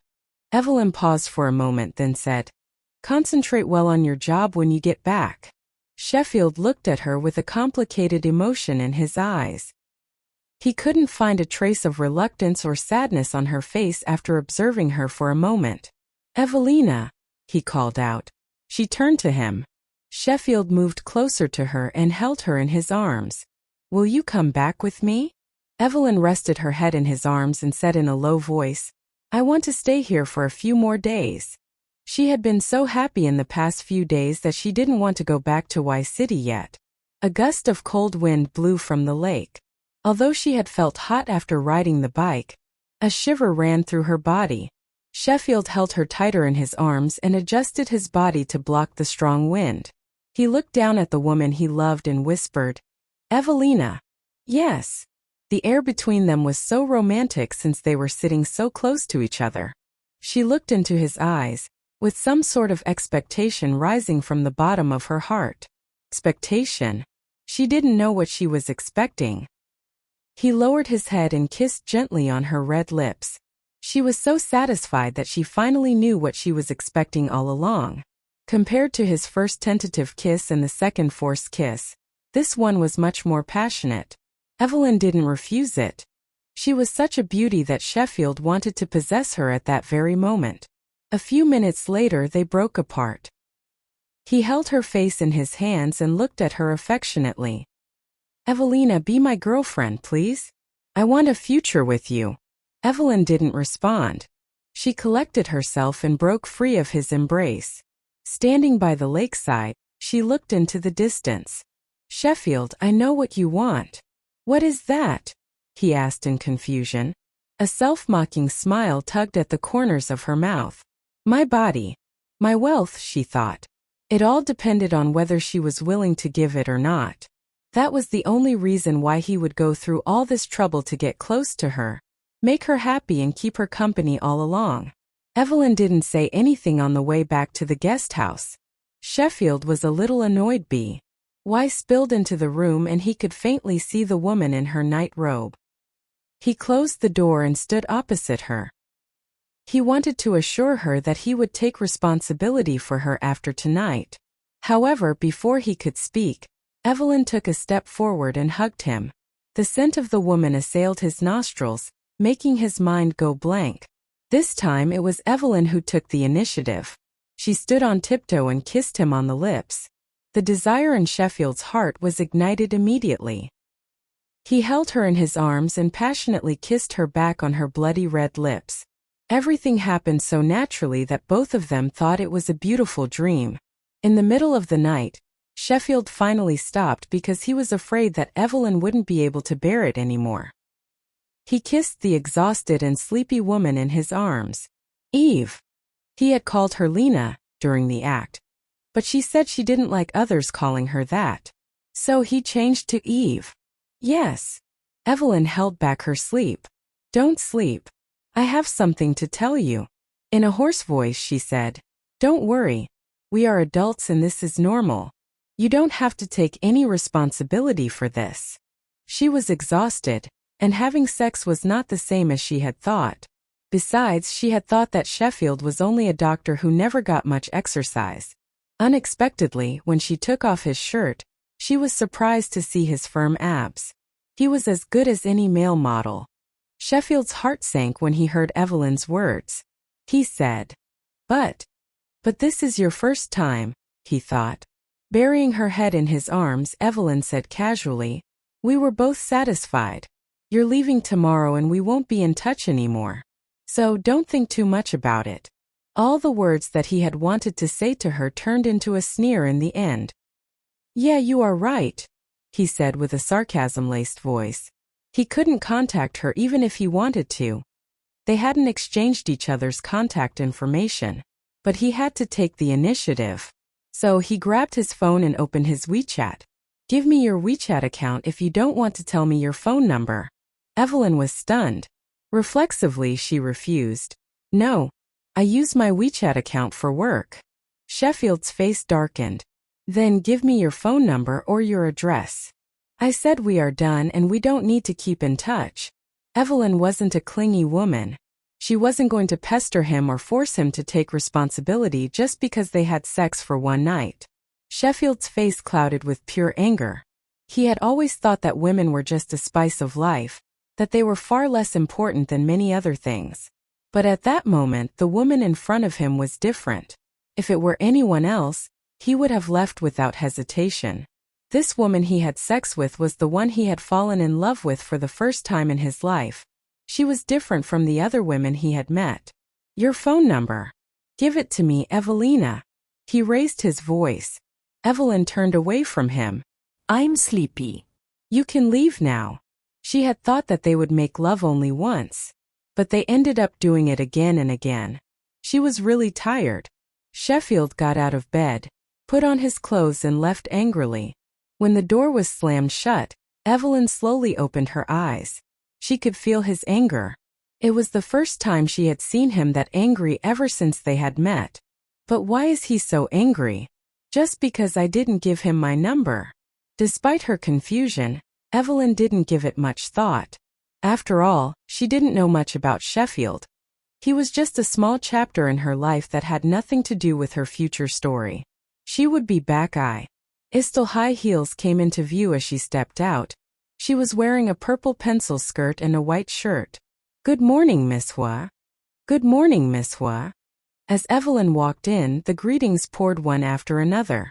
She gently nodded at her colleagues and walked towards the VIP elevator. The employees on the first floor greeted her with respect as she walked forward with an imposing aura. When she entered the elevator, people whispered to each other. The Huo family's eldest princess has become more beautiful, hasn't she? Oh, I noticed that long back. She looked so much more feminine on the first day she came back to work after her long vacation. I'm so envious of her. She wears different clothes every day depending on her mood. And the weather doesn't stop her from wearing her favorite outfit. The weather? Yeah, it's raining outside, isn't it? But Miss Huo is wearing a white shirt and crystal high-heeled shoes. It's obvious that she has a chauffeur, escorting her from the gate of her house to the entrance of the company. She would never get wet or have her clothes stained. Wow, I wish I could live a life like that. All right. Let's not daydream and waste our time. Time to work our asses off. On the 32nd floor, in the regional CEO's office, Nadia Huo put some papers on Evelyn's desk and said, Miss Huo, these are the documents for the meeting later today. Since Mr. Huo won't be attending the meeting, you'll be in charge. Yes, I know. Evelyn took off her sunglasses and put them aside. She grabbed the file and flipped through it. Half an hour later, an early meeting of senior executives was held in the conference room on the 22nd floor. As she listened to the presentation made by the manager of the financial department, Evelyn started to feel dizzy, but she didn't pay much attention to it and thought that it was because she had stayed up late last night. It was not until she felt her head spinning again that she realized something was wrong. Meanwhile, a sharp pain shot through her abdomen. Her forehead broke into a cold sweat. The manager of the financial department was the first to notice that something was wrong with Evelyn. Miss Huo, are you okay? Everyone turned to look at Evelyn. Her face was as pale as a white sheet. Everything happened so fast. Before anyone could respond, Evelyn felt a hot liquid flowing out of her body. The next moment, she collapsed onto the floor, driving everyone in the meeting room into a panic. If anything happened to Evelyn, Carlos wouldn't spare a single soul in that room. Miss Huo, are you okay? Somebody call an ambulance. Mr. Jean, please come in here. Someone called Tayson at once. Help her up. Oh my God. There's so much blood. The conference room was in complete chaos. Tayson dashed into the room. His eyes widened in shock when he saw all the blood and immediately scooped Evelyn into his arms.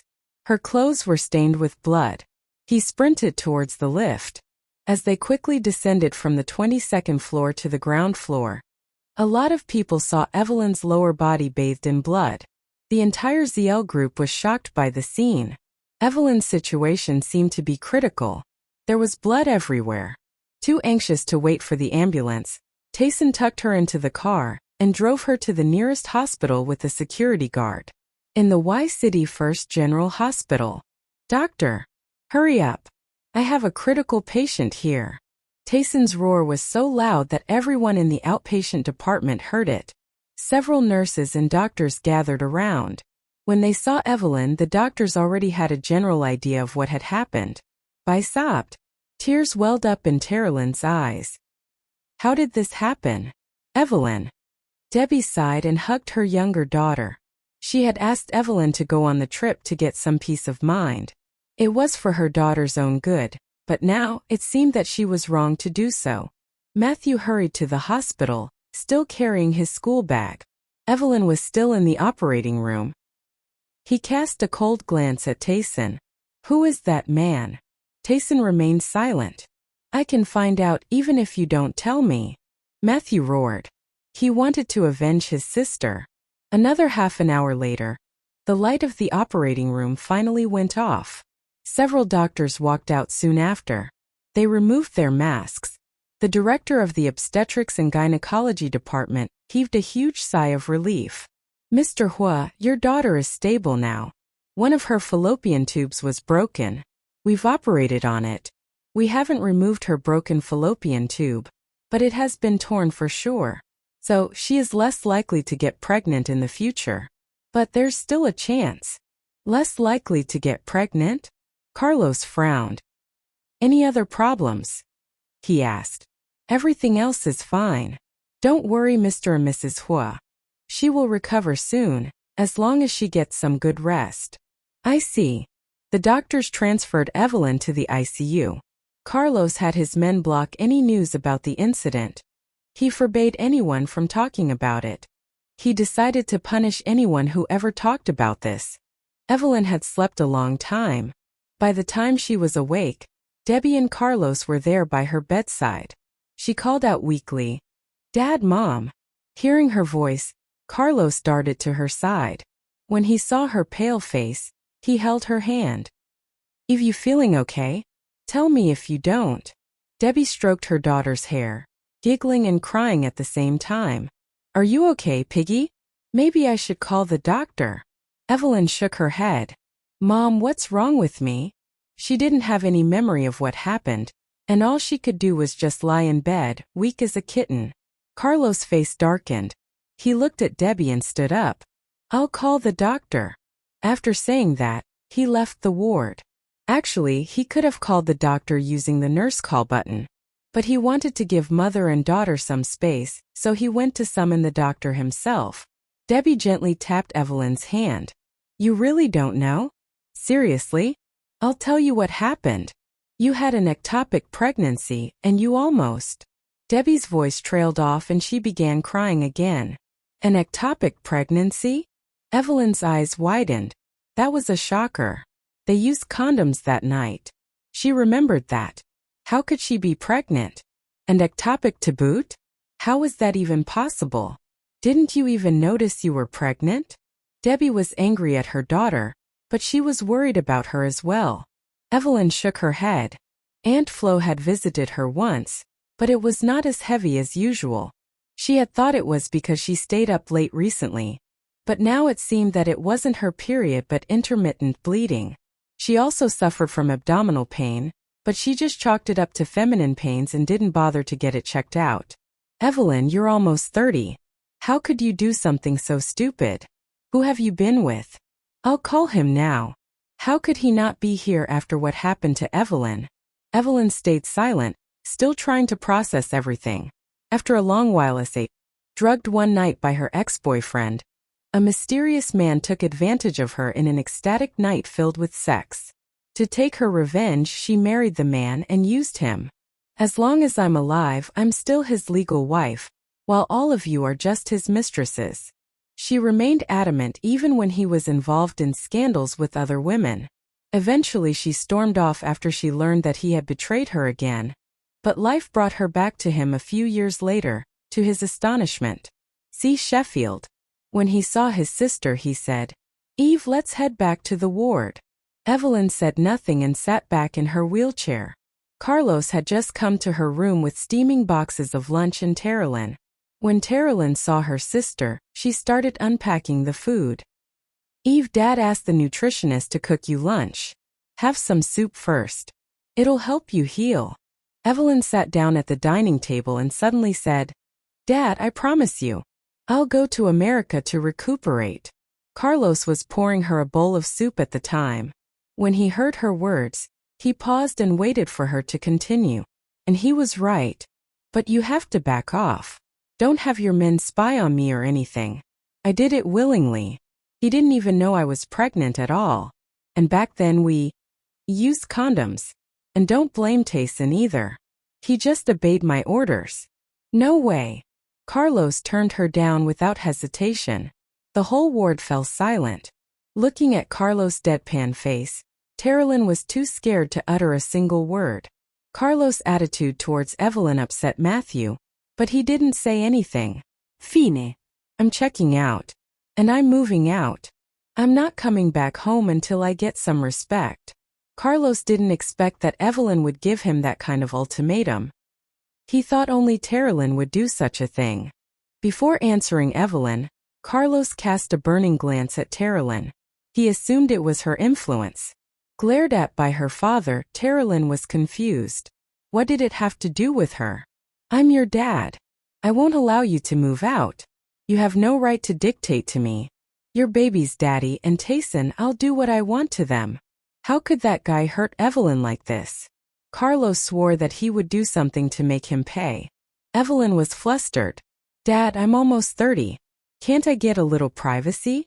I've told you that it was all me. He didn't even know I was pregnant. It was an accident. If you have to blame someone, blame me and my bad luck. Just ease up. Blame it on her and her bad luck? Carlos' heart ached at her words. Evelyn was a hard luck woman when it came to love. Her first 3 boyfriends were dead. And she broke up with the 4th one. Now there was this guy. She had an accidental pregnancy that turned into an ectopic one. What a tragedy. Carlos felt his heart break into 1,000 pieces for his daughter. Have some soup first, he said in a calm voice as he placed the bowl of soup on the table. Evelyn, however, had no appetite at all. In a choked voice she said, Dad, I'll go to America tomorrow. As long as you promise me. I promise. Carlos interrupted her. Evelyn opened her mouth but said nothing more. She lowered her head and focused on eating the soup. When she finished, Carlos asked Debbie to leave and take the other 2 kids. Only he and Evelyn were left in the ward. Carlos gave Debbie a comforting look. Then she closed the door to the ward. The father and daughter sat face to face in the room. Evelyn. Evelyn took a deep breath and bravely looked into his eyes. Dad, are you calmer now? If you're cooled down now, we can talk. If not, I'll wait. Sad, Evelyn said. I'm sorry, Dad. She shouldn't have spoken to Carlos like that. She knew that. Drugged one night by her ex-boyfriend, a mysterious man took advantage of her in an ecstatic night filled with sex. To take her revenge, she married the man and used him. As long as I'm alive, I'm still his legal wife, while all of you are just his mistresses. She remained adamant even when he was involved in scandals with other women. Eventually she stormed off after she learned that he had betrayed her again. But life brought her back to him a few years later, to his astonishment. You a lot. We didn't let you see how ugly and cold the world could be. After you recover, you're still the regional CEO of ZL Group. But I won't force you to work only in the company. You have to try to go to some meals and banquets and get comfortable with being in the public eye. Carlos had never asked her to appear in front of the media. Besides, he had never asked her to go on business trips, attend banquets or hold events. In a word, he never allowed her to show up in public. Everyone knew that there was a mysterious female CEO in ZL Group, but no one knew what she looked like, much less what her name was. After Carlos left, only Evelyn was left in the ward. Debbie came in, patted her daughter lovingly and pulled her into her arms. Evelyn, whatever your dad does is for your own good. Honey, don't blame him for making decisions for you. Evelyn nodded her head. She was not a 3-year-old, and she knew her father cared for her. Looking at his sister, Matthew didn't say anything. Tears welled up in Terilyn's eyes. Eve, you're an awesome sister. I'd tell you good luck, but you won't need it. Her elder sister was like her goddess. Evelyn had always been strong. She had never acted like this even after her 3 ex-boyfriends died in mysterious ways. Evelyn had only been in D-City for half a month, yet she had ended up like this. Terilyn blamed herself. Perhaps she shouldn't have recommended that Evelyn go to D-City. If she had gone somewhere else, such things would not have happened. Evelyn hugged Debbie and said, "Mom, I know. I'm tired and want to rest for a while. You should go home now." Debbie sighed and turned to her younger kids. "Matthew, you go to school. Terrelyn, go home. I'll stay here and take care of Piggy." Matthew left the ward with Terrelyn. Debbie helped Evelyn into bed and watched her fall asleep before she went to see the attending physician. The moment Debbie left the room, Evelyn opened her eyes. She lifted her hand from under the bed cover and stared at the string of numbers on her palm, blankly. Should I call him? She wondered. For a moment she really wanted to, but she quickly changed her mind. She walked to the bathroom and turned on the faucet. After a short pause and hesitation, she squeezed some liquid soap and finally washed off the numbers. At that very moment, Carlos was in the Huo family's villa, giving his men orders to either kill or break Sheffield's leg. By the time Evelyn came back home from the hospital, Tayson had already had his wounds treated and the living room was back to its original state, as if nothing had happened. After making sure that Evelyn was comfortable in her room, Debbie went to Tayson's room. He was lying in his bed with a pale face. When he heard the knock, he jumped up from the bed and opened the door. "Mrs. Huo." Debbie nodded.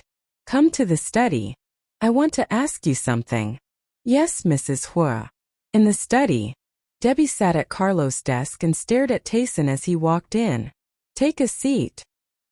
He didn't refuse and sat down opposite her. She asked, "Do you know why I called you here?" "I can guess why, Mrs. Huo." Such horrible things had happened to Evelyn on his watch.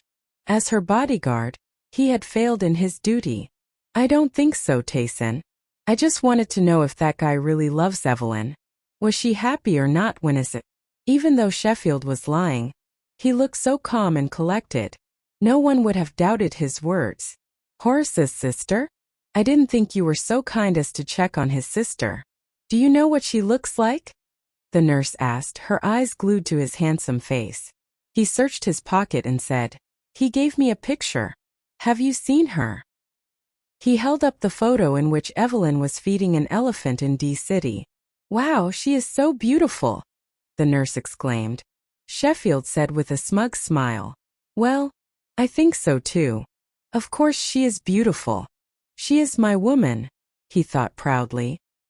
Hearing this, the other nurses immediately gathered around and looked at the picture.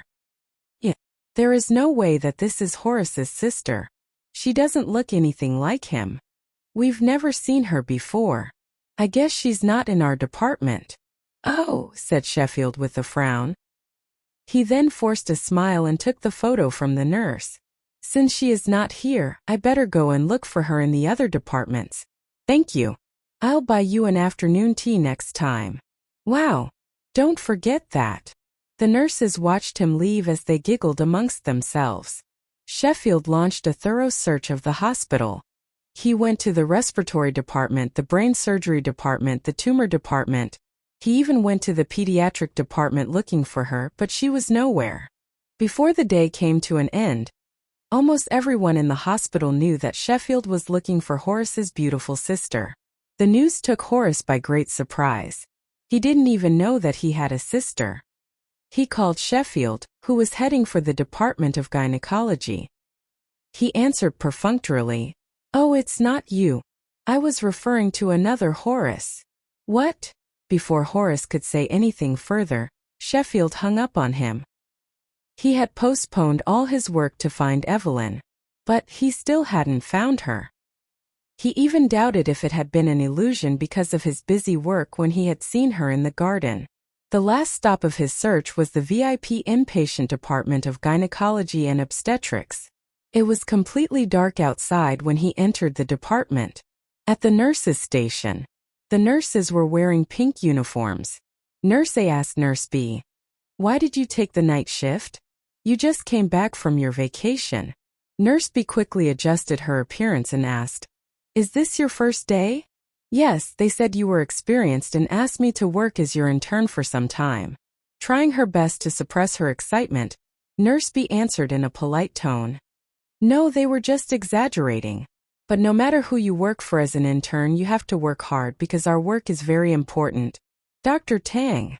Leaning against the counter, Sheffield smiled at them and asked, "Are you on night duty?" Nurse B stood up excitedly. "Yes, Dr. Tang. What brings you here?" "He is indeed a very handsome man," Sheffield complained with a pout. "Horace asked me to look for his sister.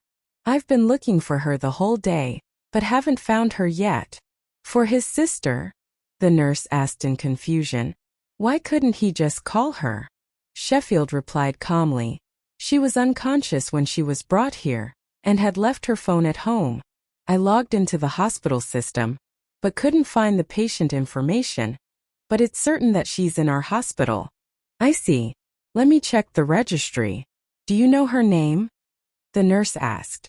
After a whole day's search, Sheffield figured that Evelina was not her real N. Drugged one night by her ex-boyfriend, a mysterious man took advantage of her in an ecstatic night filled with sex. To take her revenge, she married the man and used him. "As long as I'm alive, I'm still his legal wife, while all of you are just his mistresses." She remained adamant even when he was involved in scandals with other women. Eventually she stormed off after she learned that he had betrayed her again. But life brought her back to him a few years later, to his astonishment. Even checked the personnel department files of ZL Group, including the CEO, Carlos Huo, to the cleaners. But there was no one named Evelina in the files. The next day when Horace called Sheffield, he was still checking the household register system of Y City, looking for someone named Evelina. He hadn't slept at all the night before. There were altogether 58 Evelinas in Y City. None of them was the one he was looking for. Sheffield completely gave up on the name. It was a fake. He grabbed his coat and rushed to the hospital. In the nephrology department, Horace was talking to a patient about his surgery. When he saw Sheffield, he said hastily, "Where have you been? The president wants to see you. Hurry to his office." Sheffield hung his coat on a hanger nearby, turned on the tap and washed his face. After briefly tidying himself up, he put on the white uniform and hurried to the president's office. In the president's office, when Sheffield knocked on the door, Seidel Xiang was on the phone. Opposite to him sat a young girl. She was in her early 20s and had light brown curls. Her makeup was delicate, and she was wearing a baby pink dress from a well-known international brand.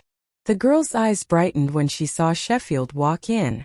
She stood up from the chair, ran to him and held his arm casually. "Sheffield, where were you all morning? I've been waiting for you for a long time." Sheffield looked at the hands on his arm for a second and then put on a smile. "I was a little tired after the operation yesterday. I slept in." After finishing the phone call, Seidel gave his daughter a feigned disgruntled look and said, "Dolly, as soon as you see Sheffield, you forget everything else around you.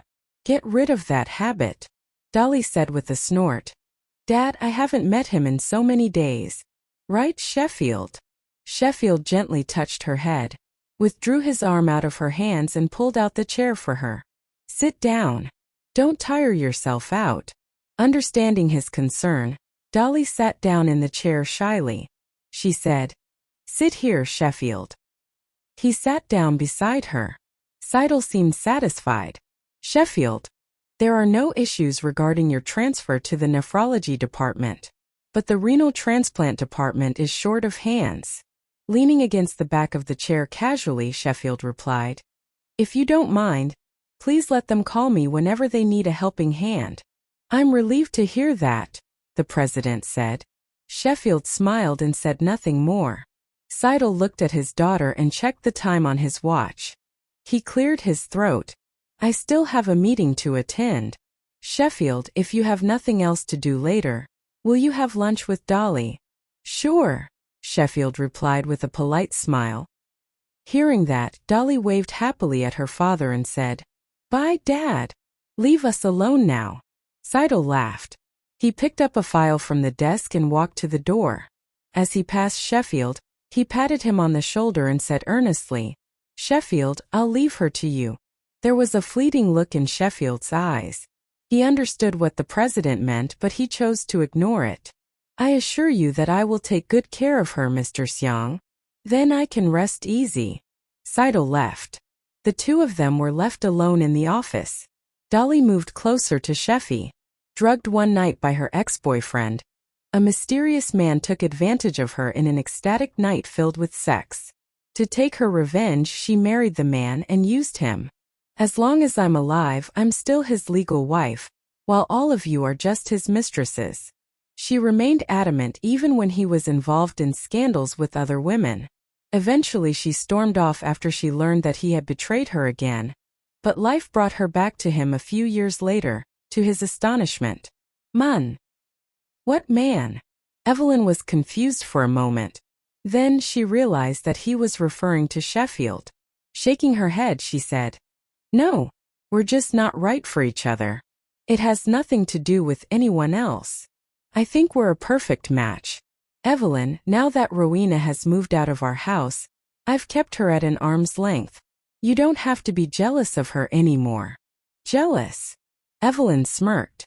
I've never been jealous of her. Calvert's eyes darkened. Evelyn knew that he wasn't happy to hear that. So what? She didn't care. It had nothing to do with her. It was not her job to make him happy. I promise to spend more time with you in the future.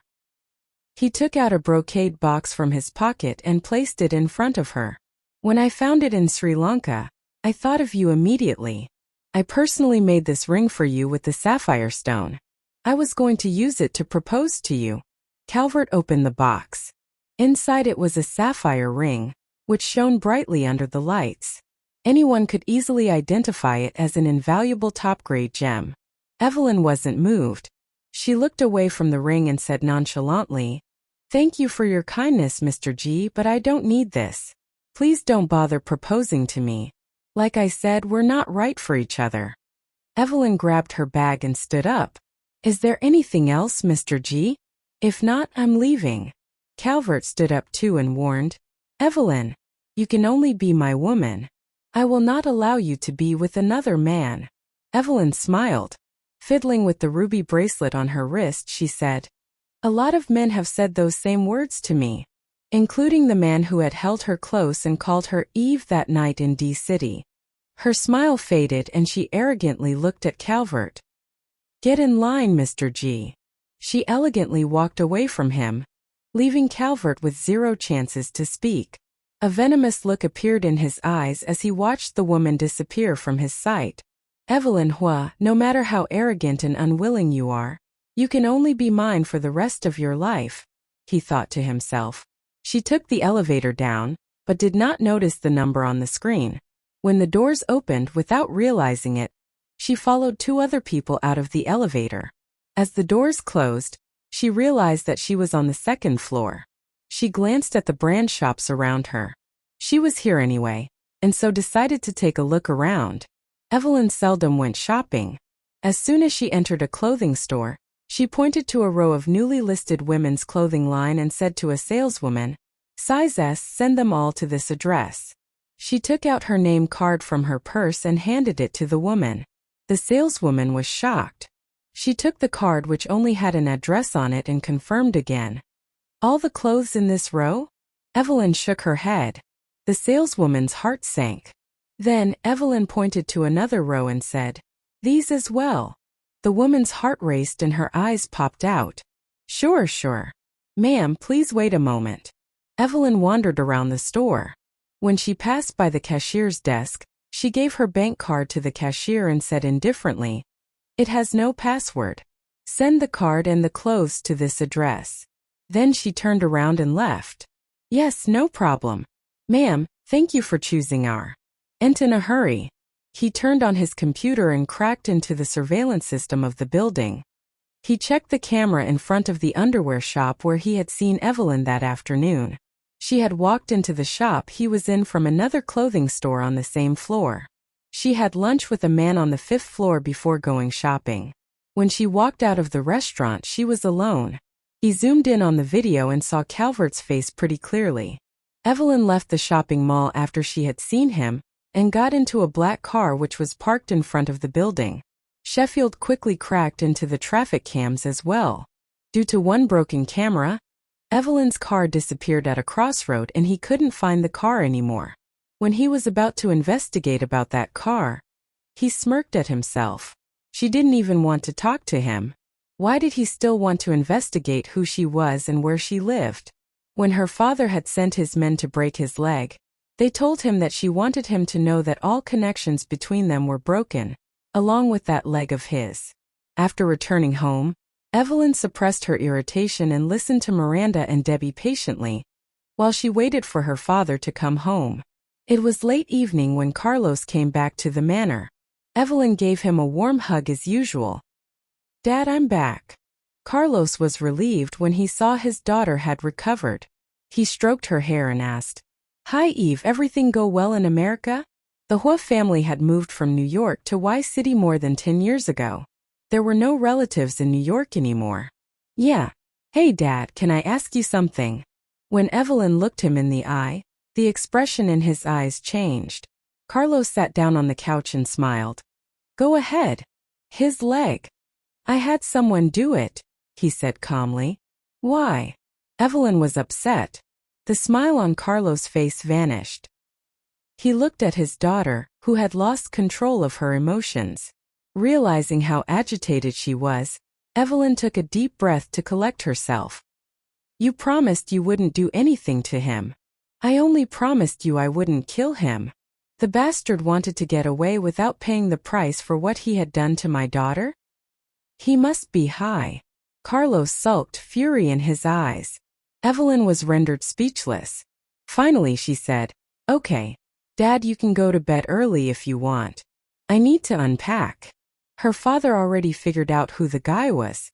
She knew that if she continued to argue with her father, the proud man would have Sheffield killed.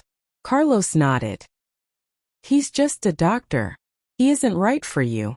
Nor is Calvert. But you must be jet-lagged. Get some rest. I fixed you up with a blind date. You can see him when you get some time." Sheffield's position as a doctor wasn't why Carlos didn't want his daughter dating him. He was a known womanizer, and he was pretty tight with the dean's daughter. "Okay, Dad. I'll go on the blind date," Evelyn replied flatly. In Sheffield's apartment. By the time Joshua and Gifford arrived, Sheffield was drinking alone. He was petting an Ashera hybrid cat. The cat had leopard-like spots all over its body. Lying there peacefully, the pet looked just like a cat. But if it stood up, many children would be scared away, because it was already 1 meter high before it reached adulthood.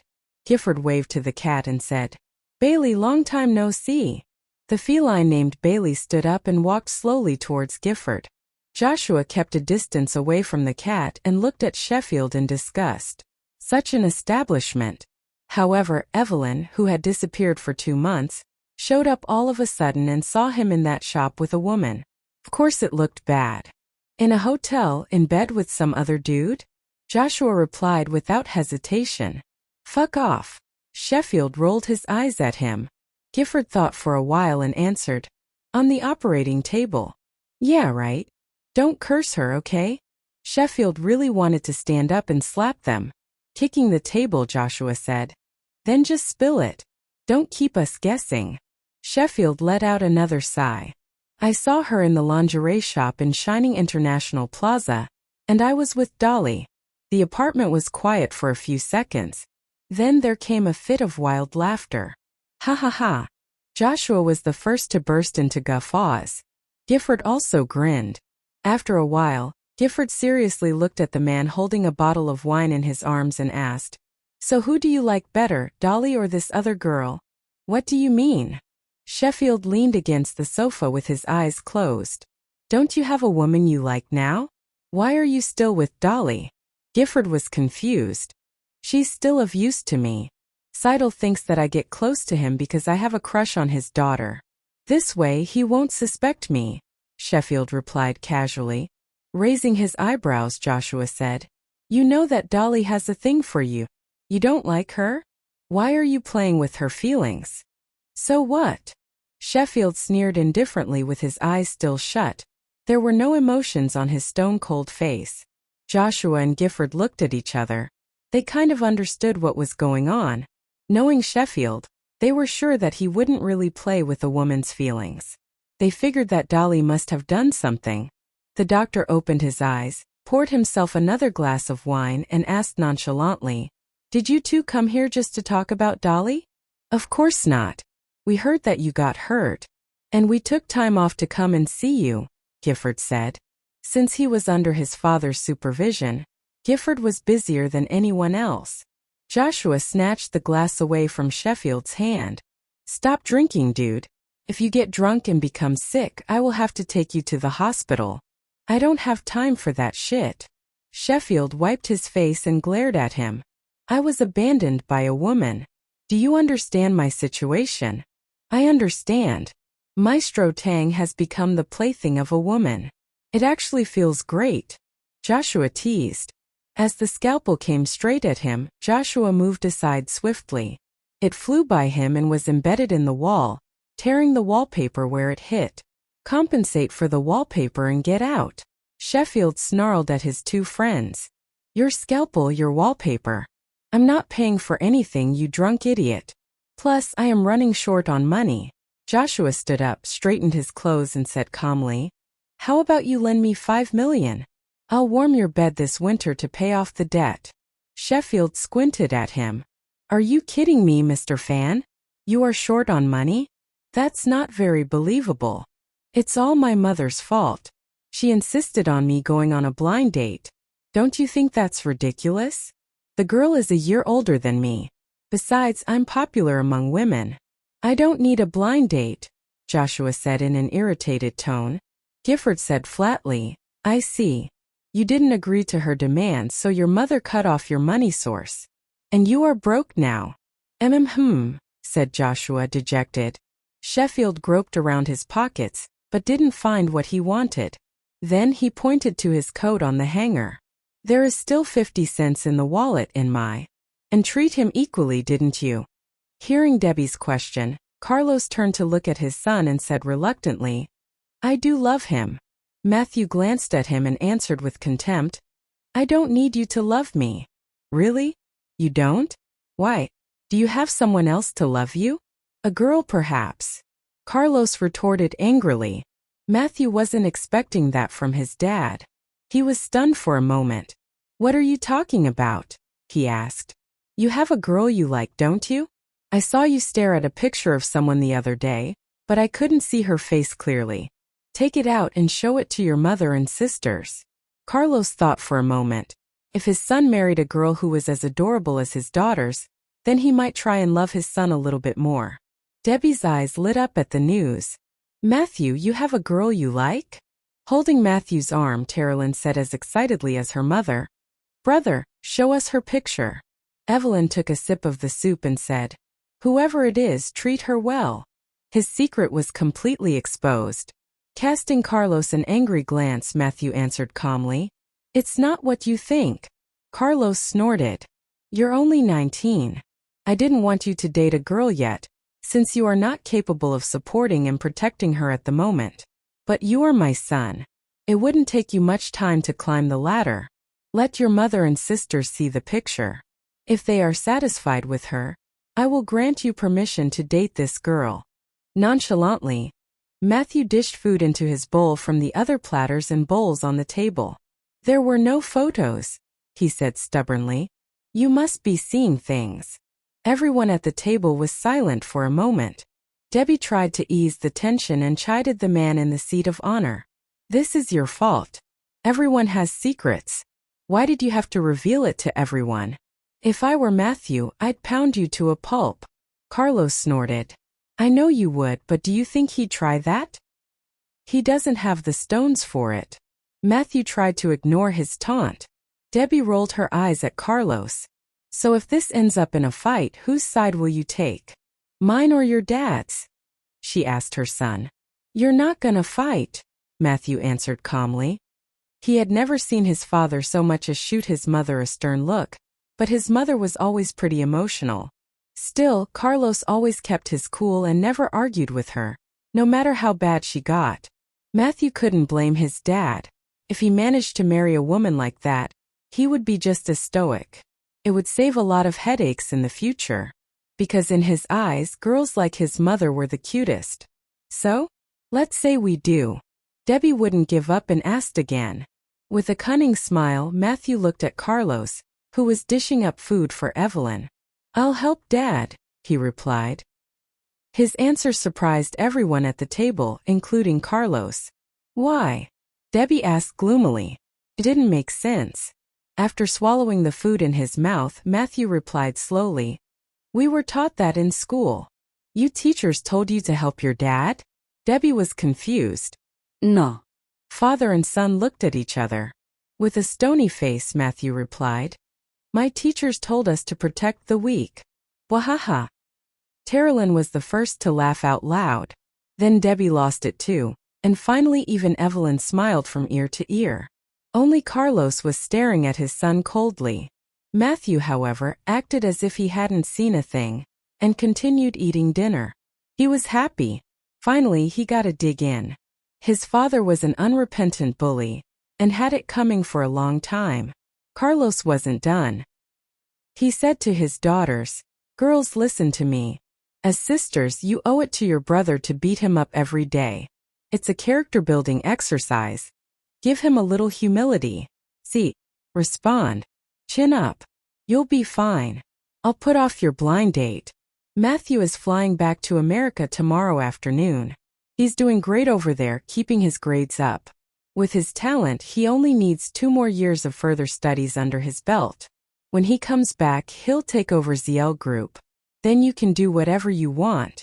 I won't hold you back anymore. What do you think? Evelyn nodded. Okay. Carlos patted her shoulder. Baby, I'll try my best to reduce your workload. Your happiness is the most important thing.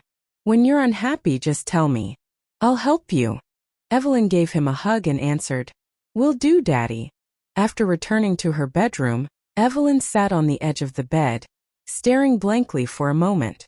Then she stood up and walked to the collection room next to the walk-in closet. She took out a brocade box from the drawer at the bottom of the glass showcase. She wiped away the dust and slowly opened the box.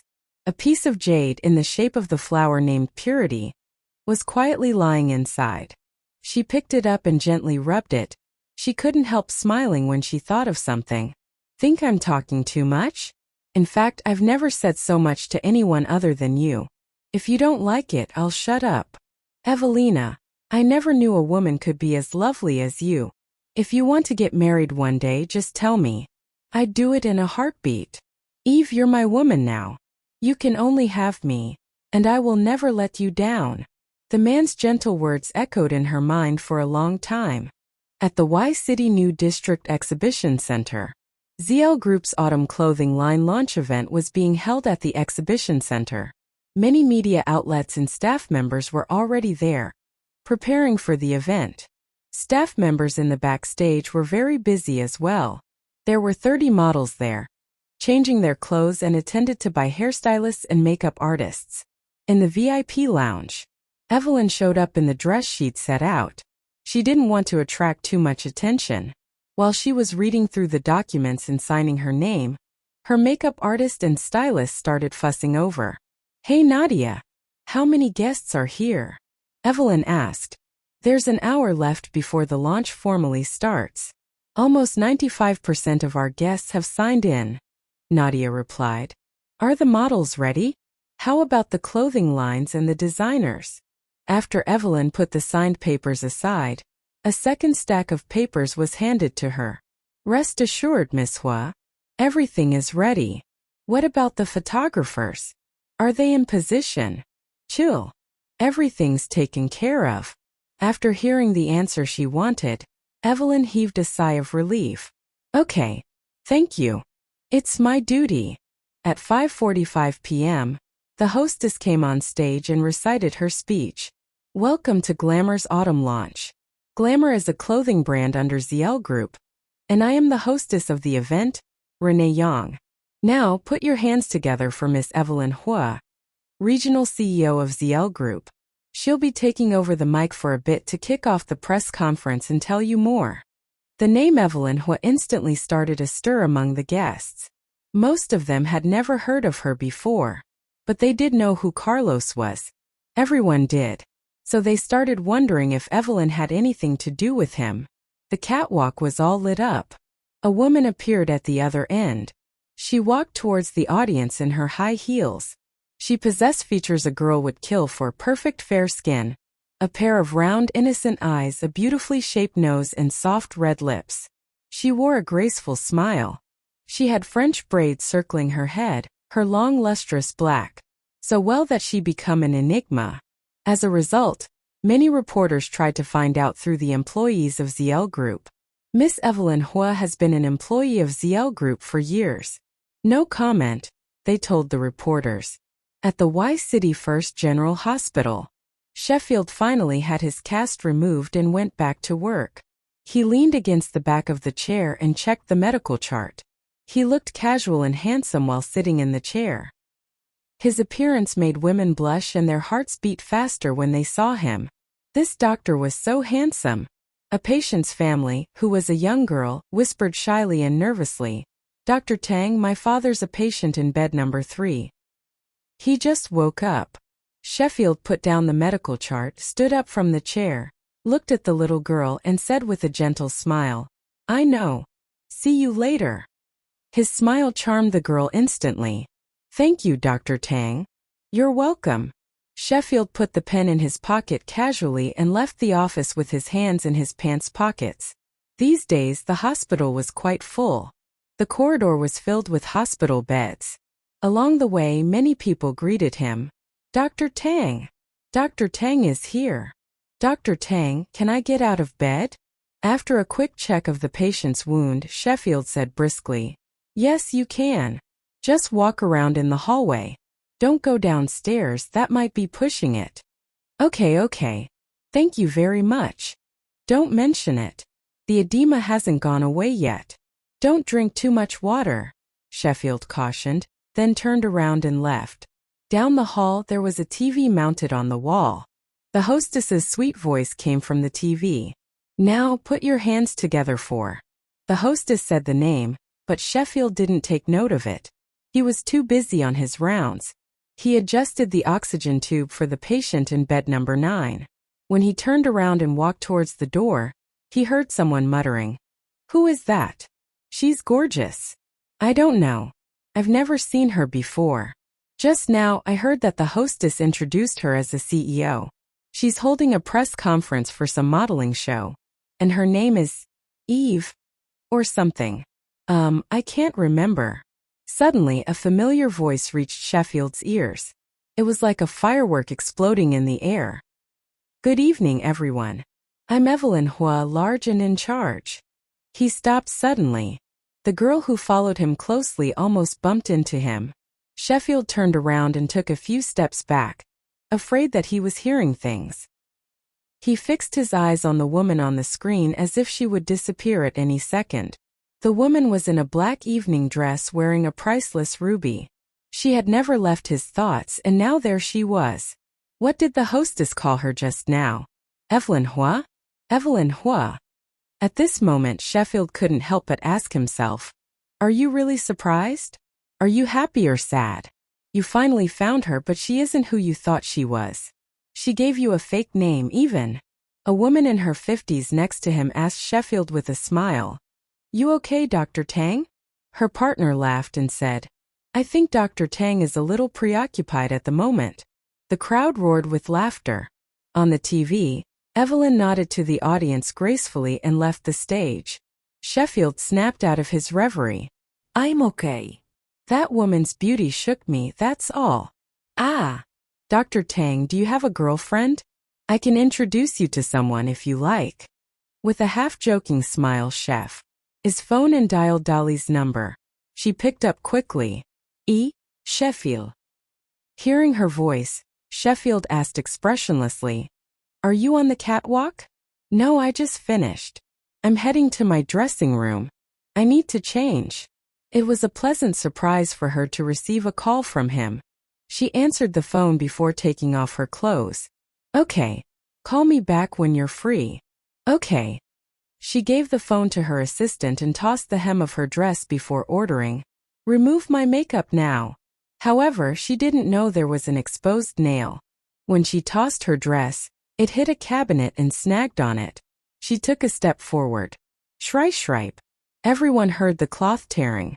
Following the sound, she turned around and saw a long rent in the hem of her dress.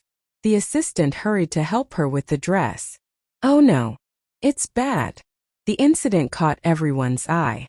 Some were gloating, some felt regretful, and some didn't think it had anything to do with them. The clothing designer was still giving an interview outside, and currently only the models and staff members were backstage. Dolly was flustered for a moment, but then calmed down. Don't worry. It's already served its purpose. It probably won't need to be worn again. The assistant nodded, trying to say something. But thinking of Dolly's bad temper, she swallowed her words. At this moment a woman asked, "What happened?" "It's Nadia. And Miss Huo." Dolly's assistant whispered, "Good evening, Miss Huo, Nadia." The models and staff members in the backstage greeted both of them warmly. Actually, Evelyn just happened to pass by the backstage and heard the noise. Nadia immediately noticed her boss's frown and asked what was going on. The assistant to Dolly apologized in a hurry. "I'm sorry, Miss Huo. The dress was torn accidentally." Evelyn frowned at her words. Every cut of clothing displayed tonight was a one-of-a-kind original. If one of them was damaged, it couldn't be mass-produced. Evelyn looked in the direction where the voice came from. It was one of the models, wearing a white mid-length coat and a long dress inside. There was a deep rent in the hem of the dress. Actually, there had been all sorts of similar incidents in which models had torn something they wore. But Evelyn had no experience with those past problems. She needed to solve this one in her own way. For a moment, the whole backstage fell silent, waiting for her to deal with this matter in person. Looking at the female CEO standing not far away, Dolly said nothing. The CEO shone despite the lack of spotlights. Evelyn didn't want to waste time. As she walked, she said casually, "We can't mass-produce this. The model should pay the price of the dress and compensate for our loss. Since this is a first offense." She hadn't finished her sentence before she was interrupted by Dolly. Dolly screamed, "You are such a bitch. I didn't tear it on purpose. Why are you going after me?" Her words successfully made Evelyn stop walking. She looked at the girl up and down.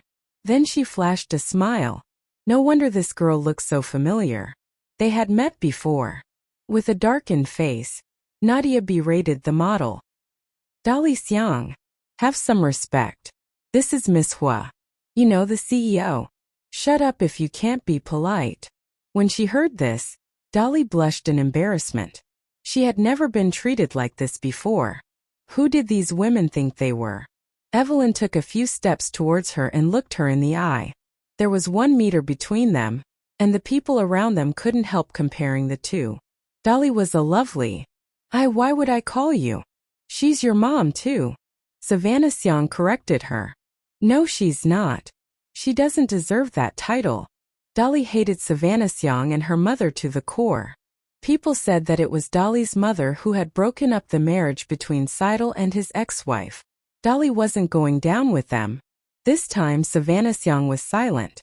Now that she was speechless, Dolly was satisfied. She hung up the phone happily, put on her sunglasses and walked out. The last second she was in heaven, but the next second she fell into hell because of what she saw. Sheffield, who wanted to find a place to smoke, accidentally bumped into the woman he truly wanted to meet. Evelyn, who was supposed to leave the exhibition center through the entrance, left early through the side door, flanked by her bodyguards. However, she was caught by Sheffield. He put out his cigarette and strode towards a black car. "Hey, miss. I have something for you," he said to Evelyn, who was about to get in the car. Evelyn stopped when she heard his voice. She stood there, not turning her head. With a confused look at the handsome young man not far away, Nadia then took a glance at Tayson, who should have stopped any suspicious man from approaching their boss, and finally said nothing. "Long time no see. What's wrong? Can't you even look at me?" With one arm propped against the car window in front of Evelyn, Sheffield approached her with a wicked smile. "Give me 3 minutes," he said to her. Evelyn clutched the hem of her dress firmly. I have nothing to say to you. Ido. Sheffield leaned over to Evelyn and whispered in her ear. You slept with me, and yet you want to dump me for no good reason. Do you want everyone to know about this? Or do you want to talk in private? Evelyn blushed and cast a cold glance at him. But the man just grinned back at her. She turned to Nadia and said, Wait here. Then she walked with him to the corner of the street where there were no street lamps. Just as she was out of Tayson's and Nadia's sights, she was engulfed by a familiar embrace. She wanted to push him away, but as she turned towards him, he wrapped his hand around her waist and kissed her on the lips. When Dolly came around the dark corner, she froze. She immediately knew that the man was Sheffield. He had come to pick her up, yet here he was kissing another woman. Not any woman. He was with Evelyn Huo, the woman who had ruined her modeling career. Envy and anger rose within her. She clenched onto her bag tightly to restrain her impulse to break them apart. Sheffield let go of Evelyn after the long kiss. As she gasped for air, he pressed her against the wall. He held her hands behind her back with one hand and raised her chin with the other to make her look straight at him. As they stared into each other's eyes, he asked her with an expressionless face, So should I call you Evelina? Or Evelyn Huo? He gently ran his thumb over her lips, stroking the spot where the lipstick had been smudged by his kiss. Unable to move, Evelyn flared up. I shouldn't have agreed to talk to you. Ignoring her anger, he smiled and called her name softly. Evelyn. A faint frown appeared on his forehead. The name he had called so many times was not even her real name. But on the night they had been together, he had called her Eve. But so what? He thought. That wasn't her real name either. He had never been so frustrated before. She remained silent. The regional CEO of ZL Group. That's quite amazing. Right then they heard a loud clicking sound of high heels from behind them. Sheffield didn't turn around to look. But Evelyn recognized it because it had been designed by Matthew himself. Only 3 such cars were produced worldwide. One was owned by Matthew, another one was in Switzerland, and the last one, she had never asked about it. Turned out that Sheffield owned the final piece. She wondered if it was really his. When she got back to her car, she saw Nadia talking to Tayson anxiously. The bodyguard was looking elsewhere with a poker face witut saying a word. When he saw Evelyn, he reminded Nadia. She is here. She turned around and saw Evelyn walking towards them with her head down. She couldn't see the expression on her face in the dark. Thank God she is back. Taking a deep breath, Nadia opened the back door for her and noticed her messed up lipstick. What happened back there? Her lipstick is smudged. Does that mean? Nadia looked towards the dark corner. Miss Huo must have been in a relationship with that man, she thought. Evelyn sat in the back and gazed out of the window at the dark night. The words Sheffield had told her replayed in her mind repeatedly. I will not pester you anymore. At the same time, Sheffield stepped on the gas and continued going faster. The car was now dangerously moving at 150 kilometers per hour. In the passenger seat, Dolly held on to her seat belt with one hand and gripped the handrail above her head with the other. In a frightened voice, she begged, Sheffield, slow down. When he heard her trembling voice, Sheffield gradually let go of the accelerator. When the car had slowed down to a normal speed, Dolly breathed a sigh of relief. Sheffield, what's your relationship with her? Sheffield sneered. I'm just a lowly paid doctor and she is a CEO. What relationship could we have? I pursued her and got rejected. At first, Dolly had thought that Sheffield wouldn't give her an answer. But to her surprise, he went on to explain their relationship in detail. Jealousy flooded through her. Do you still like her? She asked, looking at him sideways. She has something I want, he replied, eyes fixed on the road. Dolly couldn't tell from his tone if he was telling the truth. But his answer meant that he didn't really like Evelyn, and that made her happy. Something important? She asked. Yes, something very important, he said without hesitation. She felt much better after learning that he had approached Evelyn with a purpose. Will you be seeing her again? Yes. How can I get what I want without seeing her? But you just told her that. I said I wouldn't pester her, but I have to get what I want. Sheffield was quick to admit his intentions. Left with no choice, Dolly had to find comfort by telling herself that he didn't like Evelyn. He only wanted something that belonged to her. After dropping her back home, Sheffield lit a cigarette and dialed a number on his phone. He was feeling restless as the call connected. Without any greeting, he said, "Let's go racing." Half an hour later, Sheffield sat in his top-grade yellow Formula One racing car, wearing his white racing suit. Joshua and his two friends were in the cars next to his. After getting wind of the news that Maestro Tang was coming for a race, a lot of people came to watch the spectacle, and the cheers could be heard from far away. Joshua yawned and then looked at his friend. "Sheffield, what's wrong with you? You look terrible. Your face as long as the Great Wall." Sheffield eyed. "Aunt, you think so too?" Sheffield nodded. "She has already made it clear that she doesn't like me. Sleeping with me in D-City was nothing but a fling for her. She told me that I don't need to take any responsibility. But I want to pursue her shamelessly. Joshua, have I ever been so cheap before?" Joshua's heart broke for his dear friend. "Our dissolute Maestro Tang has met his match. But do just let it go. She asked you to buy the best gem in the world for her. But does she even deserve it?" Sheffield corrected him with a smile. "First of all, she deserves it. The gemstone wouldn't even be good enough for her. Secondly, she didn't ask me to buy her one. I want to give it to her because she likes collecting precious gems. If you really like someone, Joshua, wouldn't you want to give her the best things in the world?" Sheffield had found purity for her in the small town of D-City. According to the shopkeeper, that small piece of jade was one of the most expensive gems in their town. He was gratified that Evelyn hadn't returned it to him. If she had, then he would have had no hope at all.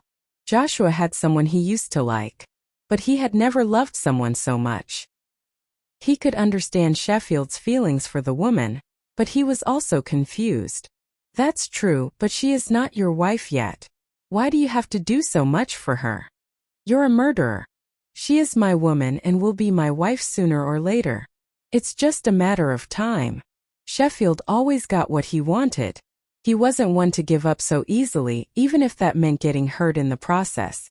Joshua felt sorry for him. He realized that his friend had fallen deeply in love, and that he wouldn't be able to convince him to let go. In fact, for a moment he envied Sheffield. At least there was someone who could make him so engrossed and willing. But what about him? He couldn't find a woman that he could lose his heart to. The two friends leaned against the race car and smoked, lost in their own thoughts. In the Huo residence, only Evelyn and Terilyn were home in the evenings lately. But when Evelyn came home that day, her little sister wasn't back yet. She turned to Tayson and said, "Go home and get some rest. I will not be heading to work tomorrow morning. We'll be going to the Chestnut Mountain Cemetery." "Yes, Miss Huo." After Tayson left, Evelyn went straight to her bedroom. She was exhausted. Sitting on the chaise lounge, she stared out the window. The weather forecast said that it would be rainy the next day, so it was every year on the day she visited the cemetery. At the Chestnut Mountain Cemetery, Evelyn arrived at the graveyard, wearing a black suit and a white shirt underneath it. There was a bunch of fresh purple rosemary on the gravestone. The picture on the tombstone was that of a young woman with a sweet smile. Evelyn looked at the rosemary in her hand and placed it right next to the bunch on top of the gravestone. "You are here," a cold voice said from behind. Evelyn didn't turn around. She looked at the picture and answered, "Yes." If she were still alive, a few days from today would have been her 30th birthday. The man's voice was now colder and hoarse. "You hurt her so much when she was alive. You have no right to be here," he added. Evelyn turned around and looked at the disheveled man sitting under the tree next to the gravestone, like a beggar. "You're breaking her heart by living such a pitiful life." The man touched his unkempt beard and laughed hysterically. "She didn't love me at all. She wouldn't care. She never cared how I lived my life. Then why are you here?" The man grabbed a blade of grass from the ground and put it in his mouth. As he chewed on it, he looked at Evelyn viciously. I had been with her since she was born, until she was 27 years old. Every day I have to see her. If I didn't, I would feel like I was dying. Evelyn indifferently shifted her eyes away from him and waved to Tayson. Tayson walked over to the man and put a suitcase in front of him. Mr. Tao, there is $1 million in this. Enough to last for a whole year. The man roughly kicked the suitcase and said, Bah! You give me so much money every year. You just want to sleep tight at night, don't you, Evelyn Huo? But that won't work. She will haunt you for the rest of your life and drag you into hell. Ha ha ha. Evelyn's eyes fell on the gravestone. I've never wronged her. Why should I feel guilty? The man roared and jumped to his feet. As he was about to pounce on Evelyn, Tayson stopped him. So he spat. Shut up. If it weren't for you, she wouldn't have died so young. You are a murderer. Evelyn had become immune to all those words. She put on her sunglasses, turned around and left the cemetery. Damn you, Evelyn Huo. It's you who pushed her into the abyss. You'll pay for this. Arg! He screamed. Evelyn stopped and closed her eyes. Tayson, let him go. Tayson pulled back his punch, pointed at the man's nose and warned, Watch your mouth. However, the man was still stubborn and mocked. Bah! Why are you still working for her? Do you satisfy her when she is lonely at nights? Does her body make you arg? Tayson's fist made contact with the man's face. This time Evelyn didn't care and went straight back to her car. At ZL Group, Evelyn kept herself busy at work. Nadia placed a file on her desk and said, Miss Huo, this is our deal documents with the General Hospital. A new project has come up. But the Vice General Manager who was in charge of the deal resigned a few days ago. Who should be appointed to take his place? Without raising her head, Evelyn asked as she typed on her laptop, What new project? A new antibiotic was recently developed in our medicine factory. As the largest medicine supplier for the General Hospital, we haven't discussed the price and the specific deal for this batch of medicine with them yet. ZL Group was involved in almost all industries that one could think of. Leave it here. Make an appointment with the partner, and give me the specifications of the previous deals and contracts. Nadia understood that Evelyn meant to take over the deal in person. Yes, Miss Huo. I'm on it.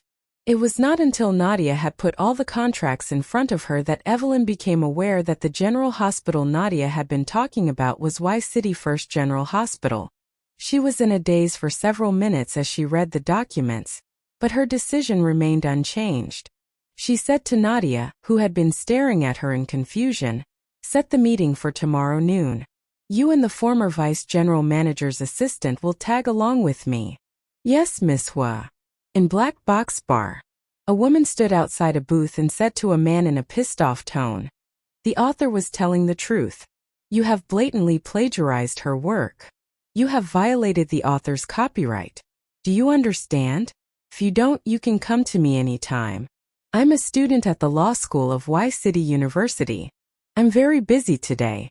Otherwise, I would have definitely taken the time to teach you what intellectual property right is. As he passed by the angry woman, Joshua's interest was piqued and he stared at her with a raised eyebrow. It was the first time he had ever seen a person use a bar as a negotiation venue. The place was noisy, but the woman's voice was loud enough for people to hear.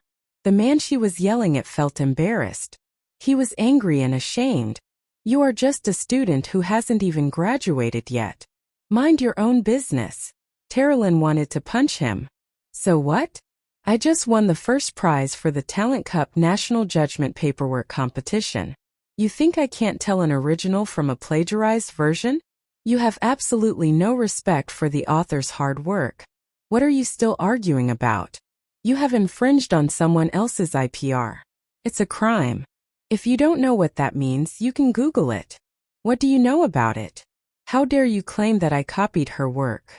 All I did was put some screenshots of her book on my platform so that more people can see them. I was just doing some publicity for her. What crime did I commit?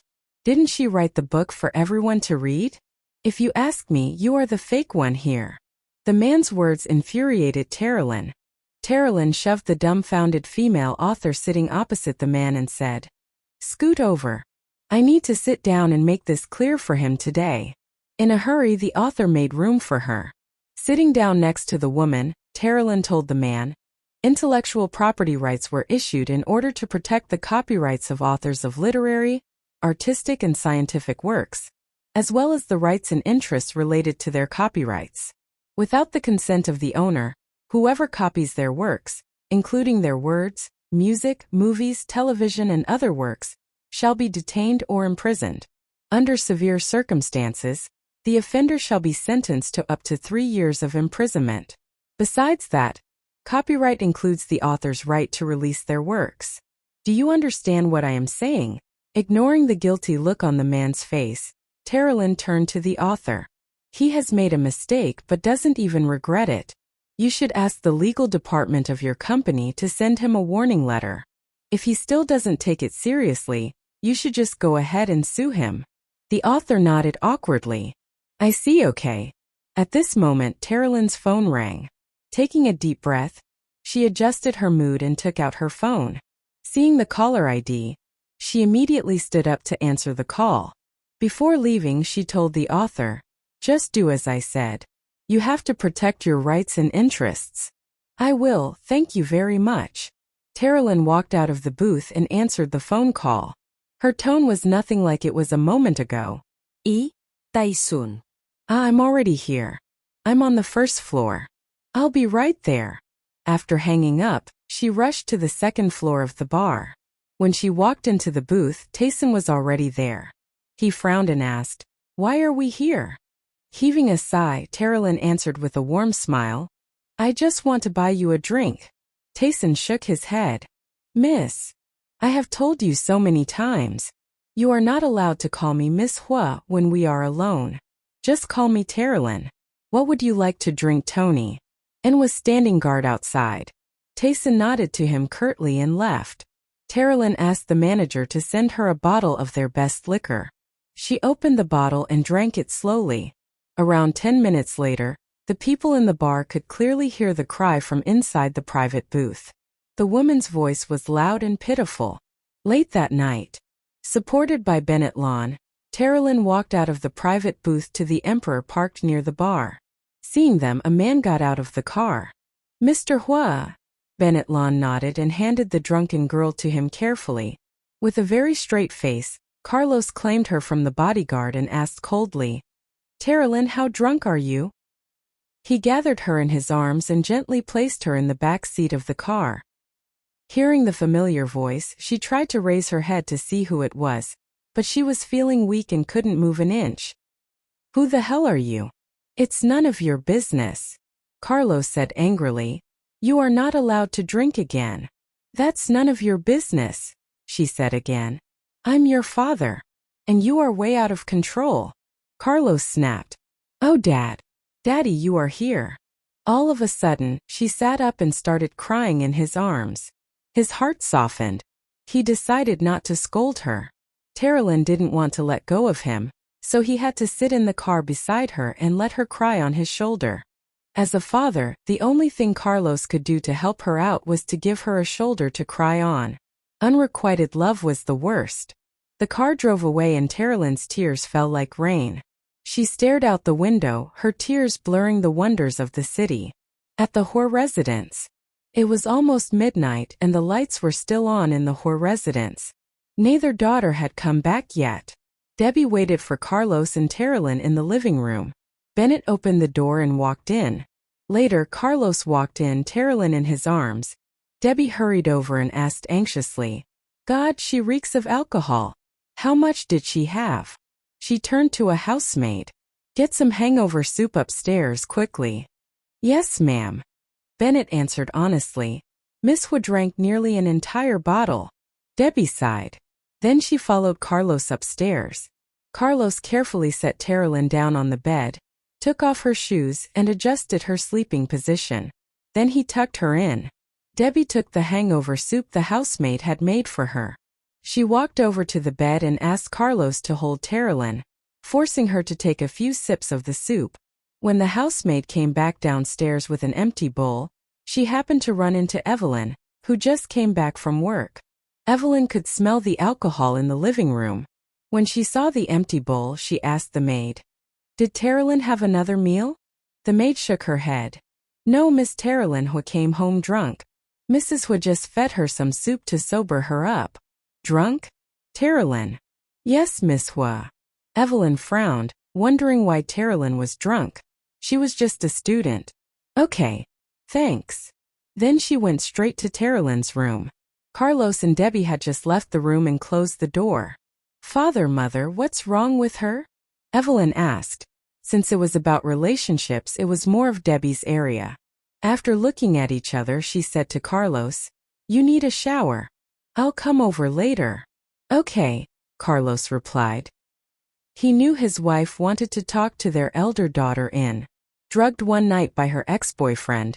A mysterious man took advantage of her in an ecstatic night filled with sex. To take her revenge, she married the man and used him. "As long as I'm alive, I'm still his legal wife, while all of you are just his mistresses." She remained adamant even when he was involved in scandals with other women. Eventually she stormed off after she learned that he had betrayed her again. But life brought her back to him a few years later, to his astonishment. He liked to brag, and he works in the prosecutor general's office. Evelyn stood up from the edge of the bed and interrupted her. "Mom, I know. I'm going to bed. Good night." "Hey, I'm not done." Evelyn wasn't interested in it at all. She was done with the day. "Sorry, Mom. I think I need to find out more about him when we start dating." "Okay? All right, fine. I'll shut up. Get to bed, before you turn into a pumpkin." Debbie knew how tired her daughter was, so she dropped the subject.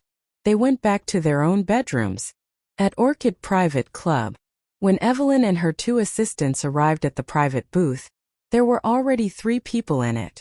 When Seidel learned that he'd be meeting with none other than Evelyn Huo, the mysterious regional CEO of ZL Group, he dropped everything and took his contingent to arrange a sit-down with the popular female CEO. As Nadia and the club manager pushed open the doors to the private room at the same time, a woman came into their view. A hushed silence fell over the area.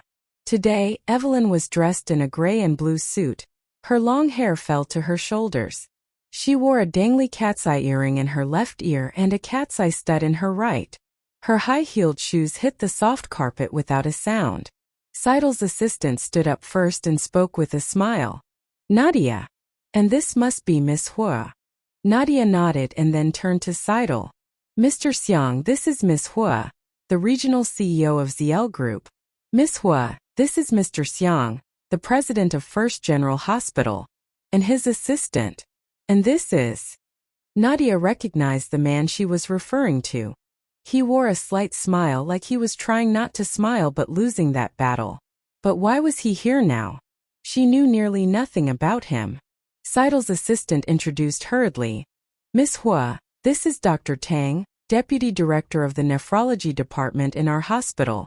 The medicine we are to talk about could change the way kidney disorders are handled in this country, and our hospital would be one of the pioneers." Evelyn and Seidel shook hands. Sheffield then reached out his right hand towards her. Evelyn looked at it for 2 seconds and then extended the hand with the cat's eye ring. Instead of letting go, he fixed his eyes on Evelyn. With a broad smile he said, "I've heard a lot about you, Miss Huo. It's an honor to be with so young a CEO, and such a beautiful woman." She was struggling to maintain her composure. Sheffield's grip was crushing her hand. She had forgotten to place her index finger above his palm to avoid such tricks. With a straight face she said, "Thank you for your praise, Dr. Tang. You're not bad-looking yourself. Deputy Director, huh? And so young. Color me impressed." He should have been an actor. He did a great job pretending not to know her. The smile on Sheffield's face widened.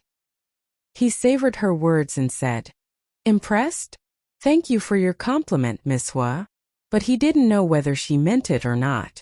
Evelyn tried her best to break free from his grip.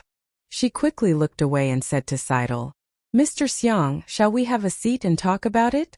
Seidel withdrew his eyes from their hands and smiled. Sure. He said to his assistant. Since Miss Hua has arrived, we can probably start on lunch. Have them bring the food out. Yes, sir. After a while they all sat down. Evelyn sat in the seat of honor, with Seidel and Nadia on either side. Sheffield sat opposite her. Seidel had intended to ask him to sit next to him. But Sheffield looked at Evelyn and said jokingly, I'll sit here and drugged one night by her ex-boyfriend. A mysterious man took advantage of her in an ecstatic night filled with sex. To take her revenge, she married the man and used him. As long as I'm alive, I'm still his legal wife, while all of you are just his mistresses. She remained adamant even when he was involved in scandals with other women. Eventually she stormed off after she learned that he had betrayed her again. But life brought her back to him a few years later, to his astonishment. Smile. He's on my side then, not his boss. Seidel's heart sank. He looked at Sheffield with a meaningful look and teased him. What? A pretty face shows up and you sell us down the river? If Dolly finds out, you're so dead. Seidel knew more or less what kind of person Sheffield was. The reason why he agreed to let Sheffield date his daughter was he thought Sheffield had a lot of potential.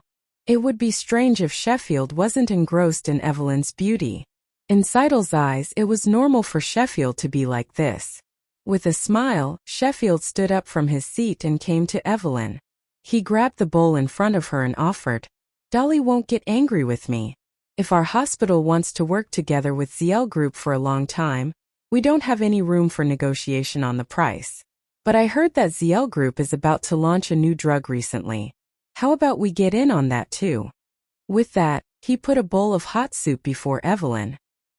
He propped up the chair behind her with one hand, and picked up the chopsticks with the other. I heard that Miss Hua likes spicy food, so I had the chef make some Sichuan dishes for you. How about it, Miss Hua? Would you like a taste? Evelyn was rendered speechless. What did he mean? Is he trying to butter me up in front of Seidel? Instead of eating the food that he put in her bowl, she asked Seidel, I heard a rumor, and maybe you can help me with this. Are Dr. Tang and your daughter getting married?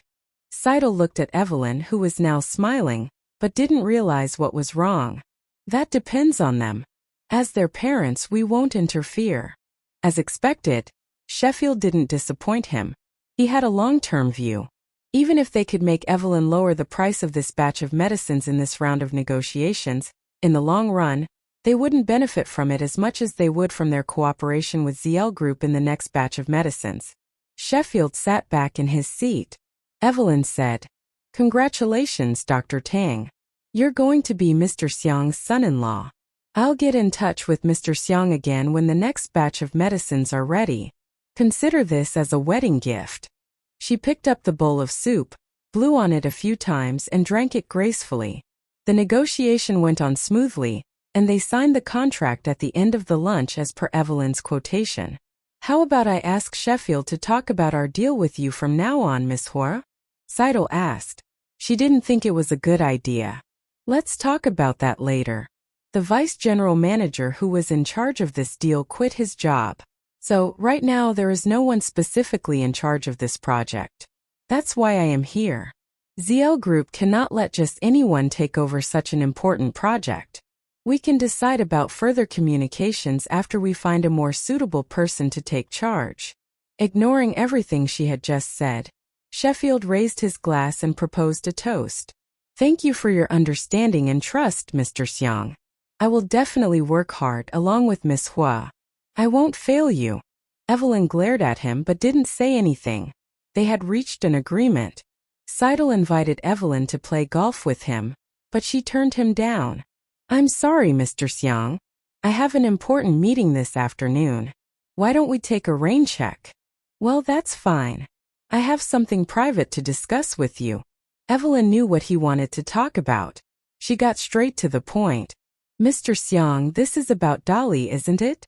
I shouldn't get involved in your family affairs. But since Savannah I met with your father just now. Oh, there was a short pause. Did he look well? After brief consideration, Evelyn answered. He is fine. Dolly is getting married. He brought his future son-in-law to our meeting today. I heard from Dolly that she has an amazing boyfriend. He is working on some research project, I heard. He seems like an excellent man. Savannah was happy for her sister. Evelyn's smile froze on her face. He is a doctor. And he is good-looking too. He is very handsome, isn't he? It sounded like Dolly cares a lot for him. You saw him, right? Tell me, what does he look like? Asked Savannah curiously. What is he like? Evelyn thought. Handsome but annoying. Savannah was confused. Annoying? What happened? Did he do something wrong? Evelyn quickly came back to her senses and said, No, it's nothing. She changed the subject. I'm going on a blind date the day after tomorrow. If only you were here with me. He might fall for you instead. Her words amused Savannah. She mocked. Your Highness, it's your blind date, not mine. Besides, I'm disabled. Who would fall for me? What nonsense. You're the prettiest girl in the world. Come back, Savannah. Let's live together here. I'll take good care of you. Savannah's eyes brimmed with tears, but she tried to smile. We live together? We would just turn our place into a junkyard. When Savannah and Evelyn were in high school, they had lived together. Neither of them felt like cleaning their dorm room. Debbie hadn't taught Evelyn anything about domestic chores. Despite being a neat freak, Evelyn didn't know how to clean. At first, she could bear the mess. But a few days later, when she couldn't stand it anymore, she hired an hourly worker to clean their room. Evelyn laughed at Savannah's comment. I can just hire more housemaids. Yes, that's right. Our Evelyn is never short of money, Savannah joked back. Evelyn smiled and said, Savannah, you need to take good care of yourself. I really worry about you. I know, and so do I. How are you feeling right now? Are there any after effects?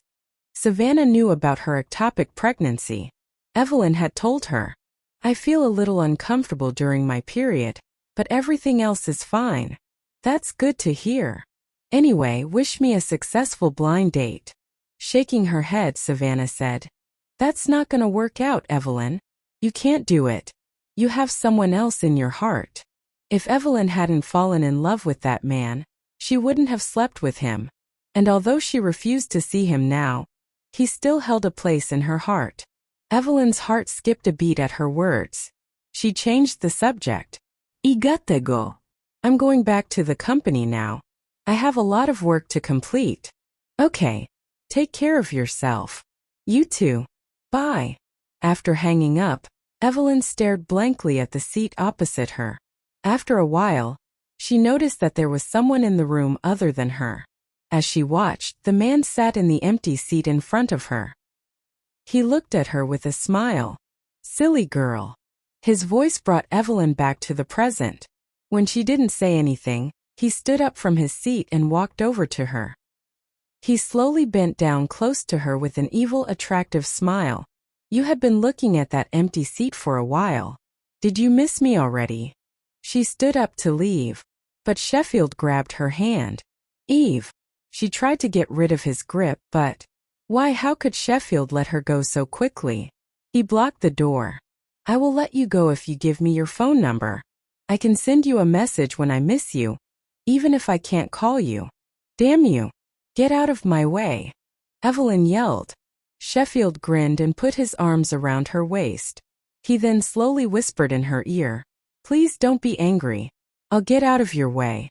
Anger doesn't suit you, Eve. With that, he let go of her and moved away from the door. Evelyn stared at him.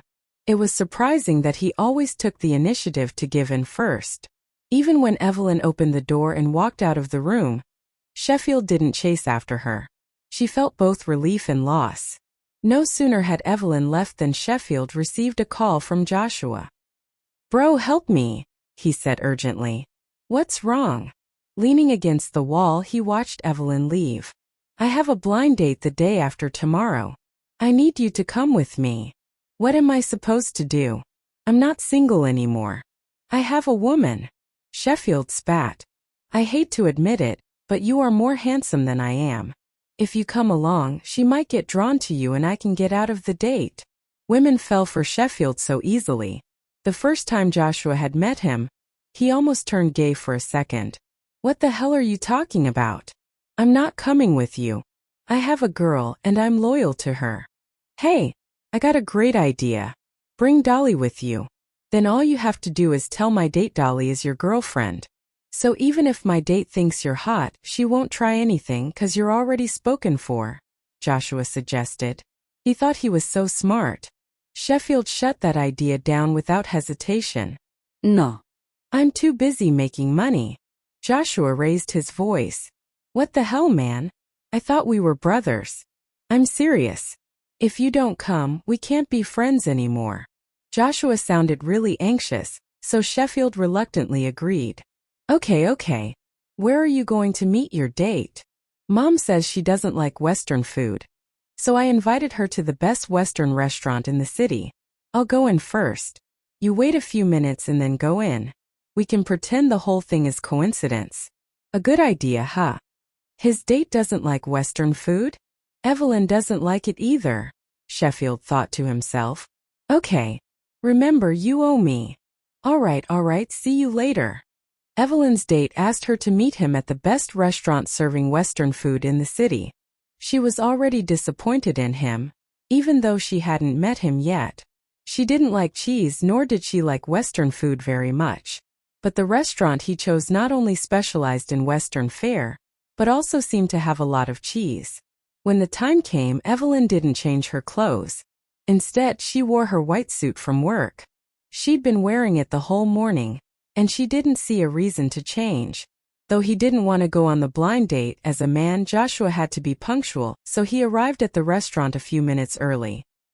He reserved a table in the lobby instead of a private booth, so that he could meet Sheffield by chance later. When Evelyn arrived at the restaurant, she saw Joshua in a white casual suit drinking red wine. He behaved elegantly, like a respected young man. When he happened to see the woman walking towards him, he put down his wine glass and his eyes widened. Oh man, she's ho. T the hell. No, Evelyn, I didn't mean it that way. I just didn't expect that Joshua's date. His eyes finally fell on Joshua. Joshua suddenly had a bad feeling about all this. Don't tell me that she's... Sheffield nodded gloomily. It never occurred to him that Evelyn would go on a blind date with one of his best friends. He's just kidding. We don't know each other. Let's order, Evelyn said as she took the menu and began to read it. Joshua was quick to react. How about, we have lunch together? He asked Sheffield. Okay, replied Sheffield without hesitation. It couldn't get any better. Isn't there an empty table here? Evelyn took a glance around the restaurant with a frown. There were still many empty tables. Having guessed what was going on with her, Joshua tried to smooth things over. What a coincidence. Sheffield's my best friend. Evelyn, meet Sheffield. Dolly had been completely ignored by Sheffield and she looked dejected. Sheffield waved his hand and said, So great. We all know each other. Let's have lunch together. Dolly, come here and say hi to my friend. Okay. Dolly's face softened a little at his words. Then she came over, adroitly balanced in her high-heeled shoes. Joshua sat opposite Evelyn. He thought Sheffield would sit next to him, but to his surprise, Sheffield sat next to Evelyn. Sheffield covertly winked at Joshua. The latter understood what he meant. He warmly gestured for Dolly to sit next to him. Miss Seong, please have a seat. At first, Dolly was unhappy to see that Sheffield had sat down next to Evelyn.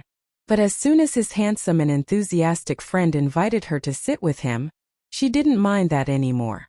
Thank you, she said politely. She took her seat beside Joshua. Evelyn didn't say anything. With a bright smile, the manager of the restaurant handed the menu to them and asked, May I take your orders? Sheffield was quick to act. He took the menu from the manager and placed it in front of Evelyn. Here you are. What would you like to eat? He asked in a flattering tone. Dolly and Joshua were equally surprised.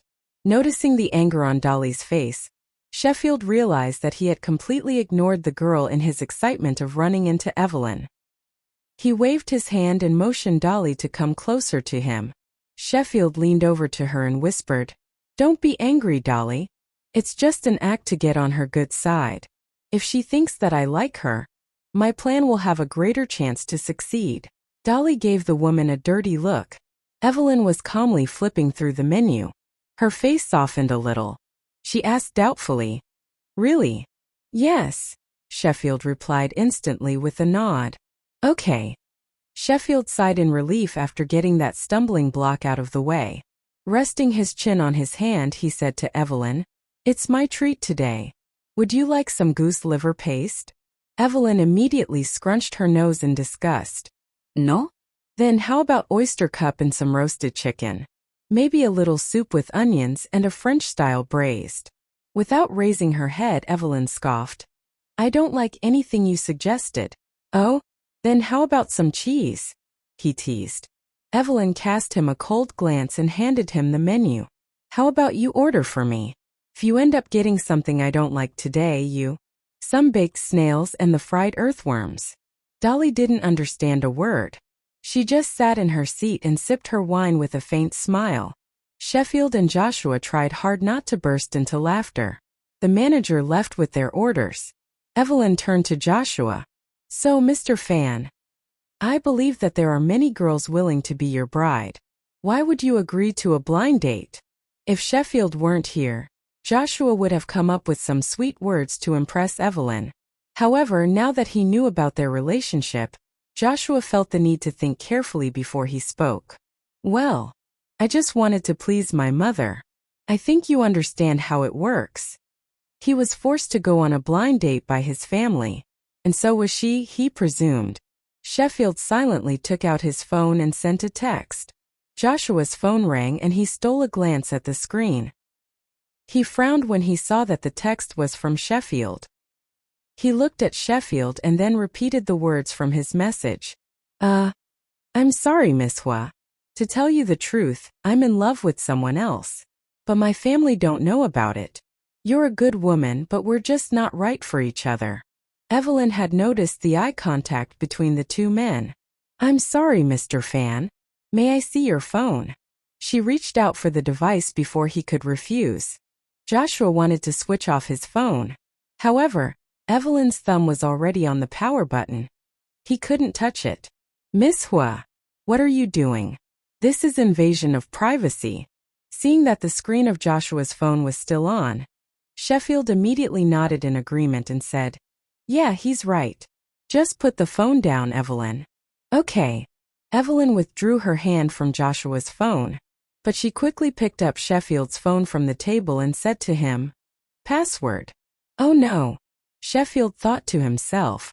"Evelyn, listen to me. Password. Okay, come on. Let me unlock it," said Sheffield, reaching to take the phone from her. Evelyn seized the chance. She grabbed his hand and used his finger to unlock the phone. Sheffield was so upset that he opened his mouth. No words came out. The last thing he pulled up was the chat app, so it was the first thing that greeted her eyes. What did the last message say? Exactly what Joshua said a minute earlier. Wearing an emotionless face, Evelyn looked coldly at the two awkwardly smiling men. Sheffield tang. Under the table, Sheffield grabbed Evelyn's left hand. No one could see what he was doing. "Evelyn, Joshua's my buddy. I can't let you two date." Evelyn looked at her hand and said, "Let go of me." "Okay." Sheffield immediately let go of her. Finally, Dolly couldn't help but blurt out, "Miss Huo, did Sheffield do something wrong? Why are you so cold to him? Don't you see he's been trying to make you happy? How can you?" "Dolly!" Sheffield suddenly shouted at her. Dolly paused for a while, and then continued with a pitiful look on her face. "She's so arrogant and condescending. And I'm tired of seeing her treat you like shit." The atmosphere was awkward. Sheffield seemed to be angry. He said in a flat tone, "You're right, Dolly. I've been trying to please Evelyn. Let's just drop it, okay? Our food's here. Dig in." Just as he was done speaking, several waiters started to fill their order. Delicious scents filled the air as platters of European-style foods were served. Ian said, "Maybe you could shut up. If I wanted Sheffield, I wouldn't be on a blind date with you, would I?" So let's just have a nice time. Quit trying to end it before it begins. What? You and me? Joshua was shocked. Evelyn nodded firmly. Yes, you and me. Sheffield dropped the utensils he held. They clattered on the table loudly. Joshua suddenly burst into laughter. Great. It's a date. His answer surprised both Evelyn and Sheffield. Looking at his friend's excited face, Sheffield was stunned, disbelief written all over his own features. His friend was defending him a minute ago, but now all of a sudden he changed his mind? Evelyn took the opportunity to tell Sheffield, I have a bone to pick with you. Do I need to leave you two alone? Joshua asked hesitantly, thinking they might need some privacy. No need. Then she told the stunned doctor. When I was on that trip, I told you we weren't meant for each other. I let you know I liked men who were more mature than me.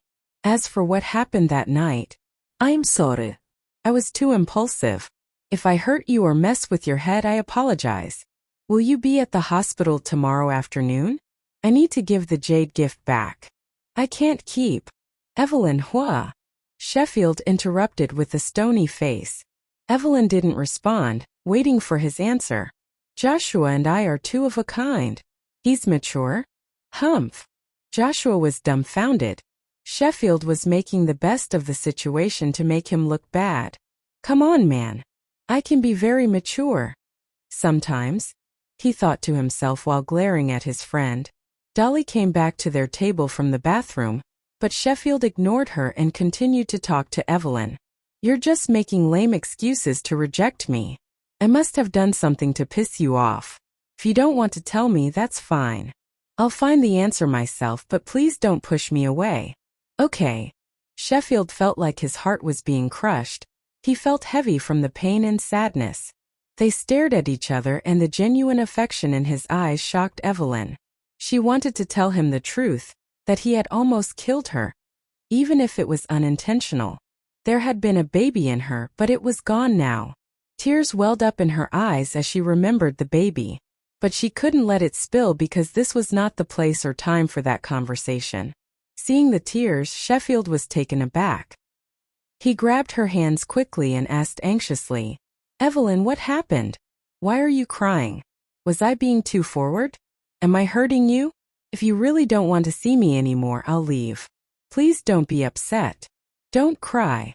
He had tried to get close to her because he wanted to bring her happiness. If she was unhappy in his presence, then he'd rather let her go. Dolly couldn't help but suspect Sheffield's love for Evelyn. He was looking at her in such an affectionate way. It didn't look like he was putting on an act. If Sheffield was really acting, then he really had excellent acting skills. At that moment, Evelyn's phone rang, breaking the silence between them. She shook away his hands and took out her phone. It was Terrelyn. Hello. It was then that Evelyn remembered that she had texted Terrelyn earlier, asking her to lunch. Evelyn, I'm downstairs. Which floor are you on? I'm on the second floor in Section A, close to the riverside. Okay, I'm coming. After Evelyn hung up, Joshua asked casually, Did you invite someone else? Oh, it's my younger sister. She happened to be nearby, so I asked her to join us for lunch. Io. Drugged one night by her ex-boyfriend, a mysterious man took advantage of her in an ecstatic night filled with sex. To take her revenge, she married the man and used him. As long as I'm alive, I'm still his legal wife, while all of you are just his mistresses. She remained adamant even when he was involved in scandals with other women. Eventually she stormed off after she learned that he had betrayed her again. But life brought her back to him a few years later, to his astonishment. You should get used to her cold personality. She is actually a nice person. You will only see that when you get close to her. Listening to his future sister-in-law and his best friend talking about his own woman, Sheffield felt more depressed and left out than ever. If he had known that Evelyn's younger sister would be joining, he wouldn't have said those words earlier. Now he was in a horrible mood. I can see that, Joshua replied, returning her smile. The siblings of the Huo family definitely had different personalities. The older one was indifferent and cold, while the younger one was more passionate. Joshua found himself more fond of? Well, the passionate younger one. She takes after our father and is a high flyer. She is completely devoted to her work and hardly has time to date. So, if you decide to be with her, you should be more understanding of her. Taking a look at Sheffield, who was listening to their conversation carefully, Joshua nodded and said, "Of course I will." "Terilyn, didn't you say that you have something important to deal with after this? Finish your meal. I'll drive you there." Evelyn interrupted them. "My business is not as important as your happiness, Evelyn. I want to have a few more words with my future brother-in-law. I am in no hurry." The atmosphere in the booth was getting super weird. But Terilyn didn't notice the tension. She chatted away happily with Joshua. Evelyn sighed. Dolly felt ignored by everyone at the table. Losing her appetite and patience, she whispered to Sheffield, "I'm full. I have classes to attend in the afternoon. Shall we leave?" Sheffield didn't refuse.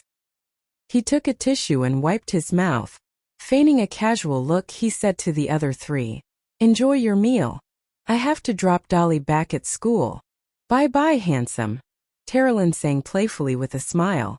Sheffield returned the smile, and then looked at Evelyn. "I got to go. Bye." Evelyn froze, but she remained silent.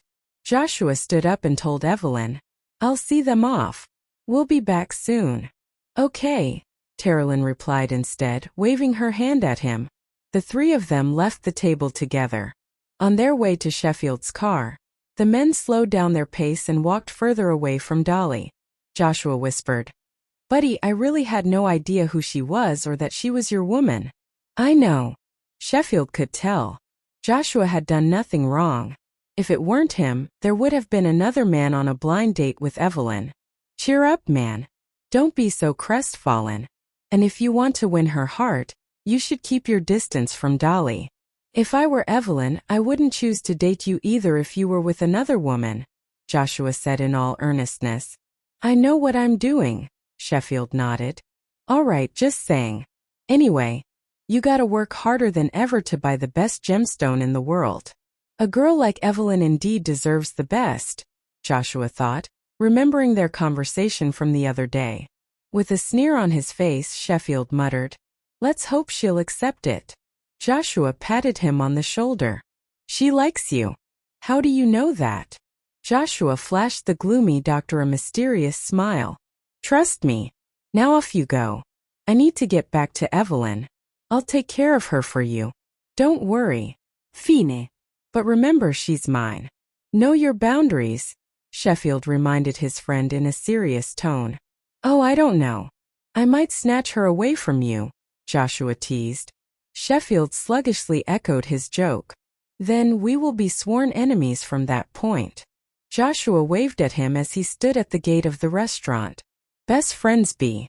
Drugged one night by her ex-boyfriend, a mysterious man took advantage of her in an ecstatic night filled with sex. To take her revenge, she married the man and used him. "As long as I'm alive, I'm still his legal wife, while all of you are just his mistresses." She remained adamant even when he was involved in scandals with other women. Eventually she stormed off after she learned that he had betrayed her again. But life brought her back to him a few years later, to his astonishment. Field stepped back and said, "If she wants to return it to me, ask her to come and give it to me directly. Miss Huo is with Mr. Fan now. Please give up on her, Dr. Tang." Sheffield knitted his brows and stared at Tayson. "What do you mean?" After Miss Huo returned from her date yesterday, she told her parents that she had a good time with Mr. Fan and had decided to date him. Sheffield's heart was crushed. In the Fan family residence, Sheffield rang the doorbell. A housemaid opened the door for him. She smiled at him and said, "Hello, Mr. Tang." "Hello, Auntie Abby. Is Joshua home?" The housemaid stepped aside and said, "Mr. Fan is sleeping upstairs. You can go to his room." Sheffield was a frequent visitor, so the housemaid was familiar with him. "Okay. Thank you, Auntie Abby," Sheffield said politely. He then walked to the innermost room on the second floor and pushed open the door without knocking. Joshua was sound asleep in the large bed. covered with a gray bed sheet and a fluffy quilt. Sheffield walked to the bed and shouted, "Joshua Fan!" Joshua woke up with a start and opened one of his eyes, shouting, "Get out, man!" Sheffield removed his quilt and threw it aside. Underneath, the man was completely naked. Sheffield rolled his eyes and then chided, "Didn't I tell you to change your habit of sleeping naked? Fuck off. Why don't you learn to knock first?" Joshua pulled the quilt over himself to cover his naked body. "You learned that from me, so stop it." "Whatever. That's not the point. Joshua, get up. Tell me why my girl has become your girlfriend." That was why Sheffield was at Joshua's place. Joshua was fully awake now. It was her idea. "And you agreed?" "Yes. Evelyn's really attractive. I finally understood why you couldn't resist her, neither could I. I too want to snuggle up in her arms." Sheffield jumped on the bed, pinned him down and rained blows all over his body. "Asshole. Break up with her. Right now." "Whoa. Stop it. Be careful, man. My grandma will beat you to death with her walking stick." Joshua whined in pain. That successfully froze Sheffield. He got goosebumps all over his body as he stole a glance around Joshua's room.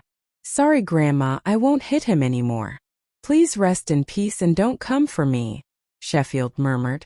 When Joshua's grandmother was still alive, the old lady would always threaten to beat the naughty boys up with her crutch. Joshua laughed at his friend's reaction and then said, "Don't worry. I'm more interested in the younger sister." He pulled the thin quilt up to his chest and took a cigarette from the nightstand. "The younger one? But you're dating Evelyn now. Aren't you afraid that their father will break your leg?" Sheffield and Joshua were still ignorant of who Evelyn's father was. They had a hunch that he was someone with incredible power, probably some sort of legend. Sheffield never looked deep into Evelyn's background even after knowing her true identity. Joshua didn't know because his mother never filled him in about his blind date's family background. "I'm not afraid. I'll just sit and watch what happens. After you successfully win Evelyn over, I will go after Terrelyn." "You wish." Sheffield rolled his eyes at Joshua. He lit a cigarette. Taking a drag, he said, "It's not going to be as simple as you think. What if Terrelyn already has someone she loves?" Joshua nodded. "She does. Evelyn's bodyguard." "Are you serious?" Sheffield asked as he imagined the tough, no bullshit Tayson falling in love with someone. "So, knowing that she loves another man, you still want her? Do you think I'm no match for a bodyguard?" Joshua cast him a sidelong glance. "Of course you can outmatch the bodyguard. Just as message, it was already past 10 minutes. Her heart skipped a beat. Before Sheffield could really come upstairs, she hastily ran downstairs without even tidying up her work. When she walked out of the company, she saw the man waiting outside, wearing a long coat and a light gray woolen sweater. His long legs looked sexy in gray trousers. He looked very stylish in the outfit. With a bunch of flowers in his hand, he walked towards the entrance of the company. It was already past the peak hour of clocking off, but there were still many employees around. He was really eye-catching with the red convertible sports car, his handsome face and the bouquet of fresh flowers in his hands.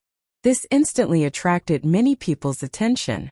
Some women even ran over to him and asked him whom he was looking for. Sheffield had already spotted Evelyn. He couldn't take his eyes off her. The two employees who had approached him turned around and caught a glimpse of Evelyn. Their facial expressions changed abruptly and they left in a hurry. Sheffield walked slowly towards her. She felt like he was walking into her heart. Her heart was pounding rapidly in her chest, though she effortlessly wore an expressionless face. She controlled her emotion and indifferently asked the man standing in front of her, "What?" After slightly smelling the purple flowers in his hand, Sheffield came closer to her to hand her the bouquet and flashed his charming smile. "Even if you torture me 100 times, you are still my first love." Evelyn looked at the bouquet of baby's breath. "Your first love? Really?" she asked sarcastically. Many people had sent her flowers, but they were all expensive roses or lilies. It was her first time receiving baby's breath. Sheffield always gave her something different from others. Sheffield was embarrassed by her question. Please take the bouquet. People are watching. You came here to give me flowers? She didn't budge. No, there's something else. Sheffield smiled at her, eyes gleaming with admiration. His Evelyn was so pretty every time he saw her. Even though she remained expressionless, she still looked so damn beautiful. What is it? Sheffield looked at the flowers in his hand. In a gloomy tone he asked, Don't you like baby's breath?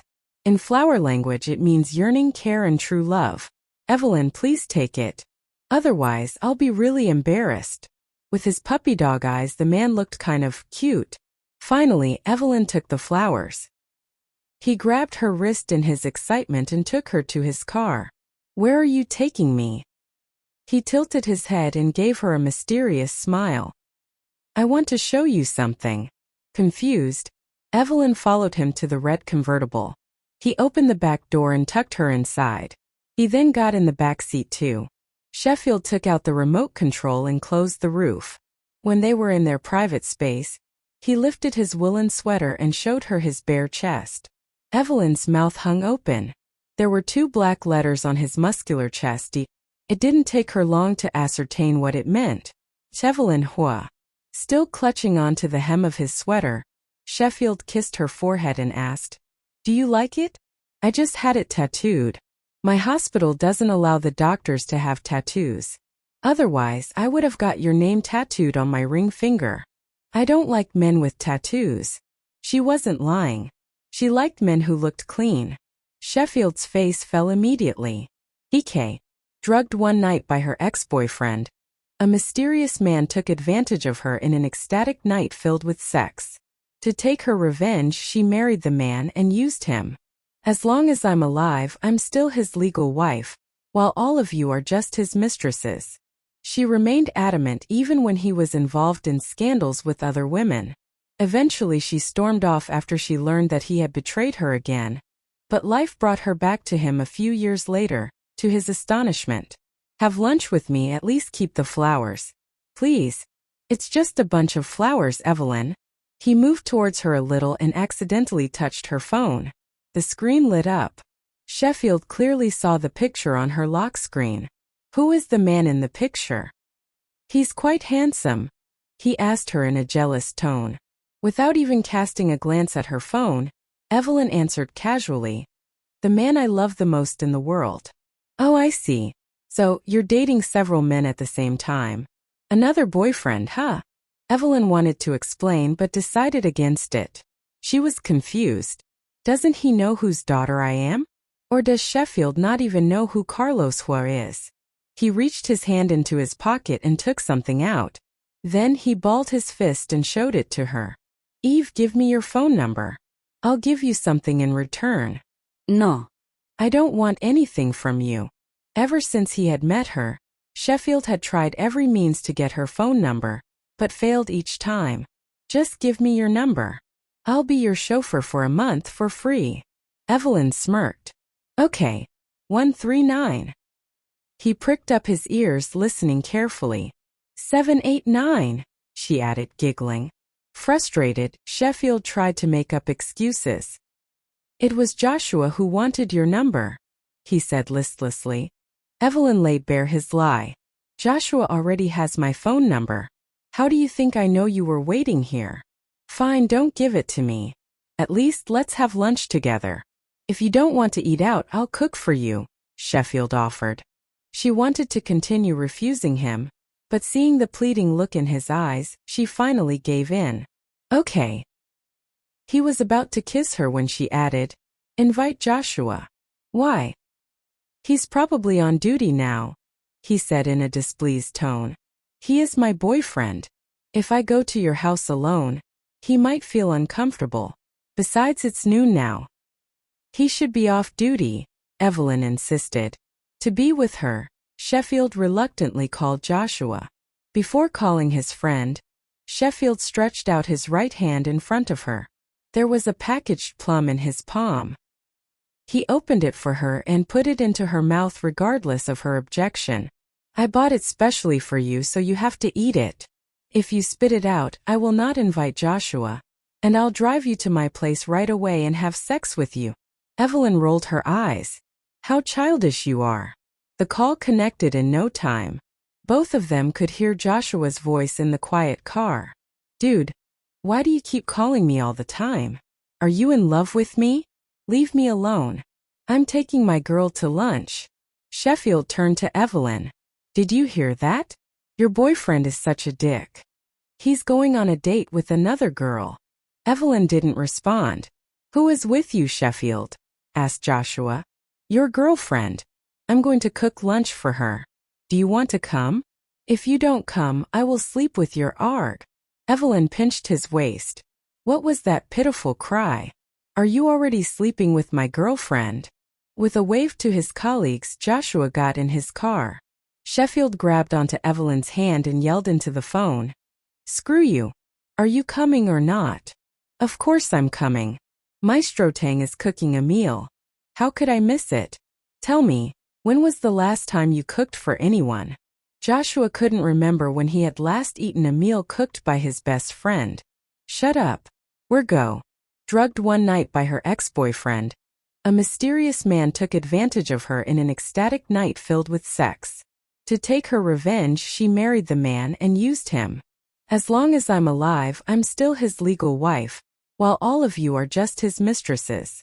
She remained adamant even when he was involved in scandals with other women. Eventually she stormed off after she learned that he had betrayed her again. But life brought her back to him a few years later, to his astonishment. Vegetable section together. Evelyn tried to break free, but afraid that she might run away. He held her hand tight. She followed him and reminded him in a low voice. Sheffield Tang, I'm Joshua's girlfriend now. You can't take my hand. No, you're not his. She was his woman, and she could only ever belong to him. Evelyn fell silent. She had thought that being with Joshua would make Sheffield give up. But it turned out that he didn't take her and Joshua relationship seriously at all. After leaving the supermarket, they went to his apartment. When they got there, Joshua had already arrived. He was on the sofa talking on the phone. Upon seeing them, he stood up and greeted Evelyn without even sparing a glance at Sheffield. Hey, Evelyn. Evelyn nodded. Mr. Fan. When he heard how she addressed him, Joshua grinned broadly. Evelyn, I'm your boyfriend. It sounds weird when you call me Mr. Fanda. Sheffield rolled his eyes at him and said, You're doing this on purpose, aren't you? No. My parents already know that we're dating. They said they wanted to meet Evelyn's parents in a couple of days. Joshua was pretty worried about it, but Sheffield didn't even look at him. He put the shopping bag on the table and said, Talk them out of it. What should we do? Joshua asked Evelyn. Staring at Sheffield's back, Evelyn thought for a while and answered, Let them meet. Evelyn? A sharp meow interrupted Sheffield just as he was about to say something. Meow. A large furry creature came into sight. If it hadn't been for the meowing, Evelyn would have thought that Sheffield kept a leopard. But as far as she was concerned, cats were far worse than leopards. The animal stared at her and started walking towards her. Dude, why didn't you send Bailey to the pet store? You knew I was coming. Joshua asked as he ran away from the cat and towards the kitchen. Baby. Evelyn couldn't believe that Sheffield would give his pet such an adorable name. It's not Bailey now. It's Eve, Sheffield corrected him. Eve. Evelyn's face darkened. The cat was still walking towards her. Sheffield turned around to look at Evelyn, who was standing completely still. Eve, wait, he paused. He realized that it would be confusing to use that name with both Evelyn and the cat in the room, and at the same time he also thought that no one could replace Evelyn. All right. We'll just call her Bailey. I don't want to change the name anymore. Evelyn, her name is Bailey. She might look huge, but she is very meek. Oh, it's Bailey, not baby, Evelyn thought, but she didn't say anything. Joshua decided to make fun of Sheffield. Evelyn, the cat, is his mistress. He spoils her to no end. He doesn't even stop her when she messes around with us, he teased. The two men waited for a long time, but there was no movement from the woman. They thought that she was playing with Bailey, so they didn't pay much attention, and took all the food into the kitchen. Achoo! Suddenly, a sneeze came from the living room. Sheffield craned his head from the kitchen and asked, "Evelyn, did you catch a cold?" She shook her head. "Sheffield." Her voice was trembling. Even Joshua, who was far away from the cat, sensed that there was something wrong with Evelyn this time. The cat walked around her legs, staring at the motionless woman with her yellow eyes. Achoo! Evelyn sneezed again. As soon as Sheffield saw her reaction, he knew what was wrong. "Are you allergic to Nadia? I'm having lunch outside. Let's talk about this when I get back."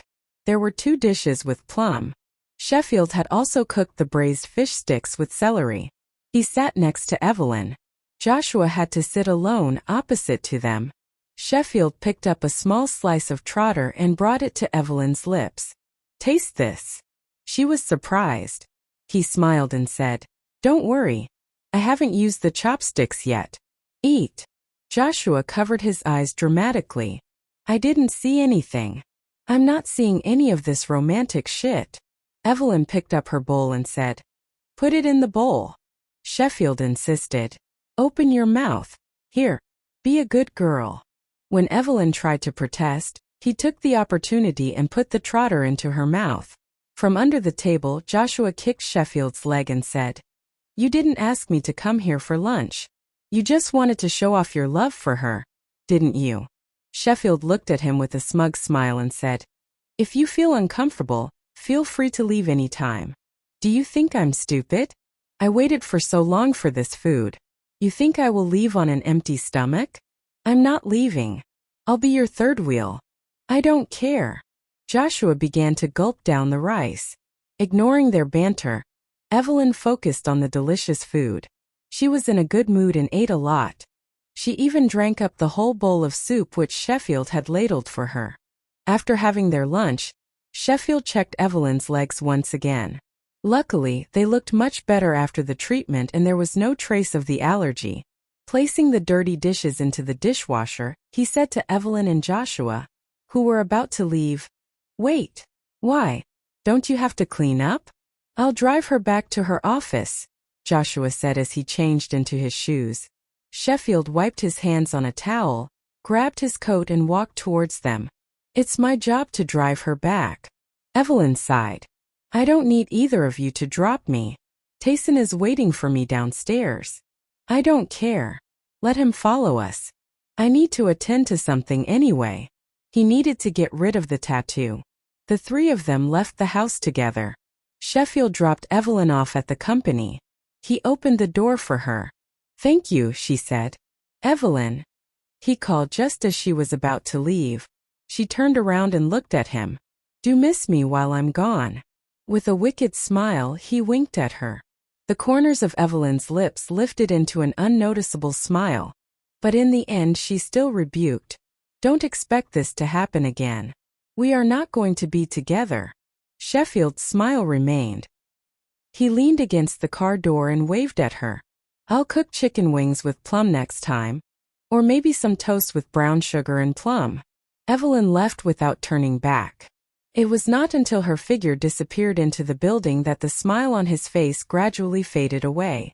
"Eve, no matter how much you push me away, I won't give up," he swore. To Evelyn's and Joshua's complete surprise, their parents met each other soon after that. They hadn't even told them the time and place of the meeting beforehand. On the 5th floor of the Alioth building. When Evelyn arrived at the building, she ran into Joshua, who had just gotten off work. I'm sorry, Evelyn. It was probably my mom's idea. I had planned to put off the meeting between the 2 families, but my dad called your dad. I don't know what they talked about, but in the end they decided to meet tonight, Joshua said. Drugged one night by her ex-boyfriend, a mysterious man took advantage of her in an ecstatic night filled with sex. To take her revenge, she married the man and used him. As long as I'm alive, I'm still his legal wife, while all of you are just his mistresses. She remained adamant even when he was involved in scandals with other women. Eventually she stormed off after she learned that he had betrayed her again. But life brought her back to him a few years later, to his astonishment. Engaged so soon? I'm sorry. I hope you understand. Evelyn looked at Mr. and Mrs. Fan apologetically. Penelope Dong was a little stunned, but soon tried to smooth things over.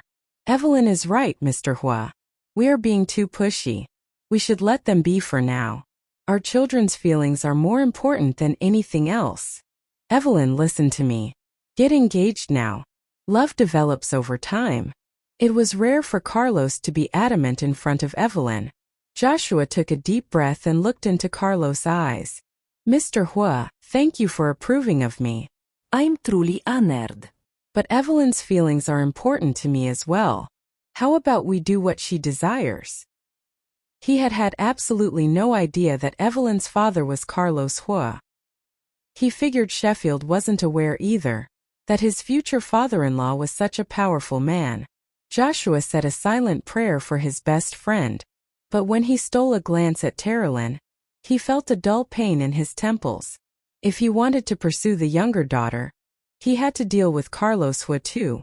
He would end up having to go through the same test as Sheffield, and Joshua couldn't smile anymore just thinking about it. If I butter up the old man now, I might have a better chance in the future, he thought desperately. Carlos stared at Evelyn unhappily, while Evelyn stared back at him stubbornly. The atmosphere in the private booth turned awkward and a little aggressive. It fell on Debbie to smooth things over. With a smile, she put her hand on Carlos and said, Honey, Mrs. Fan and Joshua are right. Getting engaged is a big deal. Think about Evelyn. Don't push her too hard. Terrelyn also spoke. Dad, it's all your fault. Why are you giving Evelyn a hard time?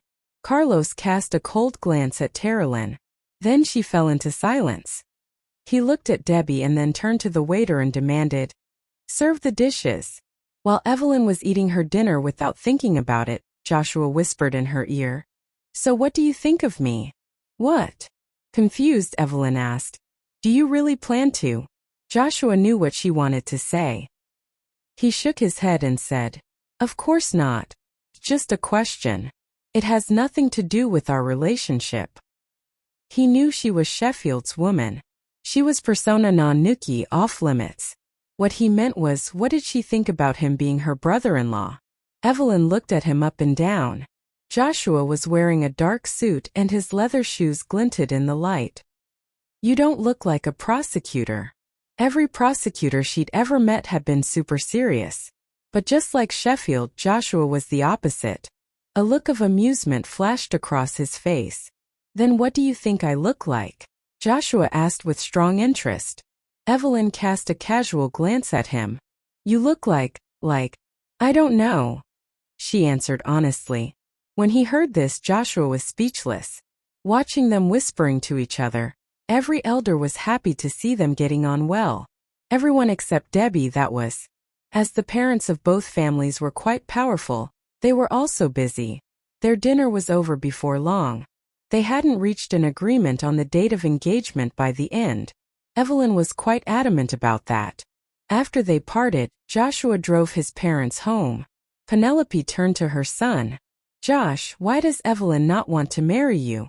Because we've only known each other a few days. Geez, you guys. One blind date and you have us march. Drugged one night by her ex-boyfriend. A mysterious man took advantage of her in an ecstatic night filled with sex. To take her revenge, she married the man and used him. As long as I'm alive, I'm still his legal wife, while all of you are just his mistresses. She remained adamant even when he was involved in scandals with other women. Eventually she stormed off after she learned that he had betrayed her again. But life brought her back to him a few years later, to his astonishment. And as they got in the car, Evelyn asked Carlos in a cold voice, Dad, why are you so eager to marry me off? Carlos never did anything without a reason. Carlos didn't deny it. His attitude annoyed Evelyn. You're afraid I'll get back together with Sheffield, aren't you? Yes. Carlos admitted. Evelyn was pissed off. Look, I stopped seeing him, okay? 'Cause you wanted me to.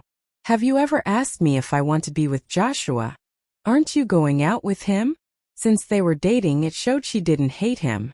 At least Carlos thought so. I tried going out with him because I didn't want to disappoint you. But now you're trying to marry us after a few days. It's ridiculous. The more Evelyn thought about it, the angrier she got. Carlos had never tried to mess with her dating life before. So why now? He even wanted to arrange her marriage. Seeing Carlos and Evelyn turn on each other, Debbie covered his mouth and said to Evelyn, "Evelyn, your dad did what he thought was right. If you don't want to marry Joshua, then don't. It's fine. We can wait." Carlos shook Debbie's hand off and said, "We can wait." Carlos cast a cold glance at Evelyn and asked, "Evelyn, where were you this afternoon?" Evelyn opened her mouth and stammered, "I was with Joshua." And Carlos fixed his eyes on her, waiting for her response.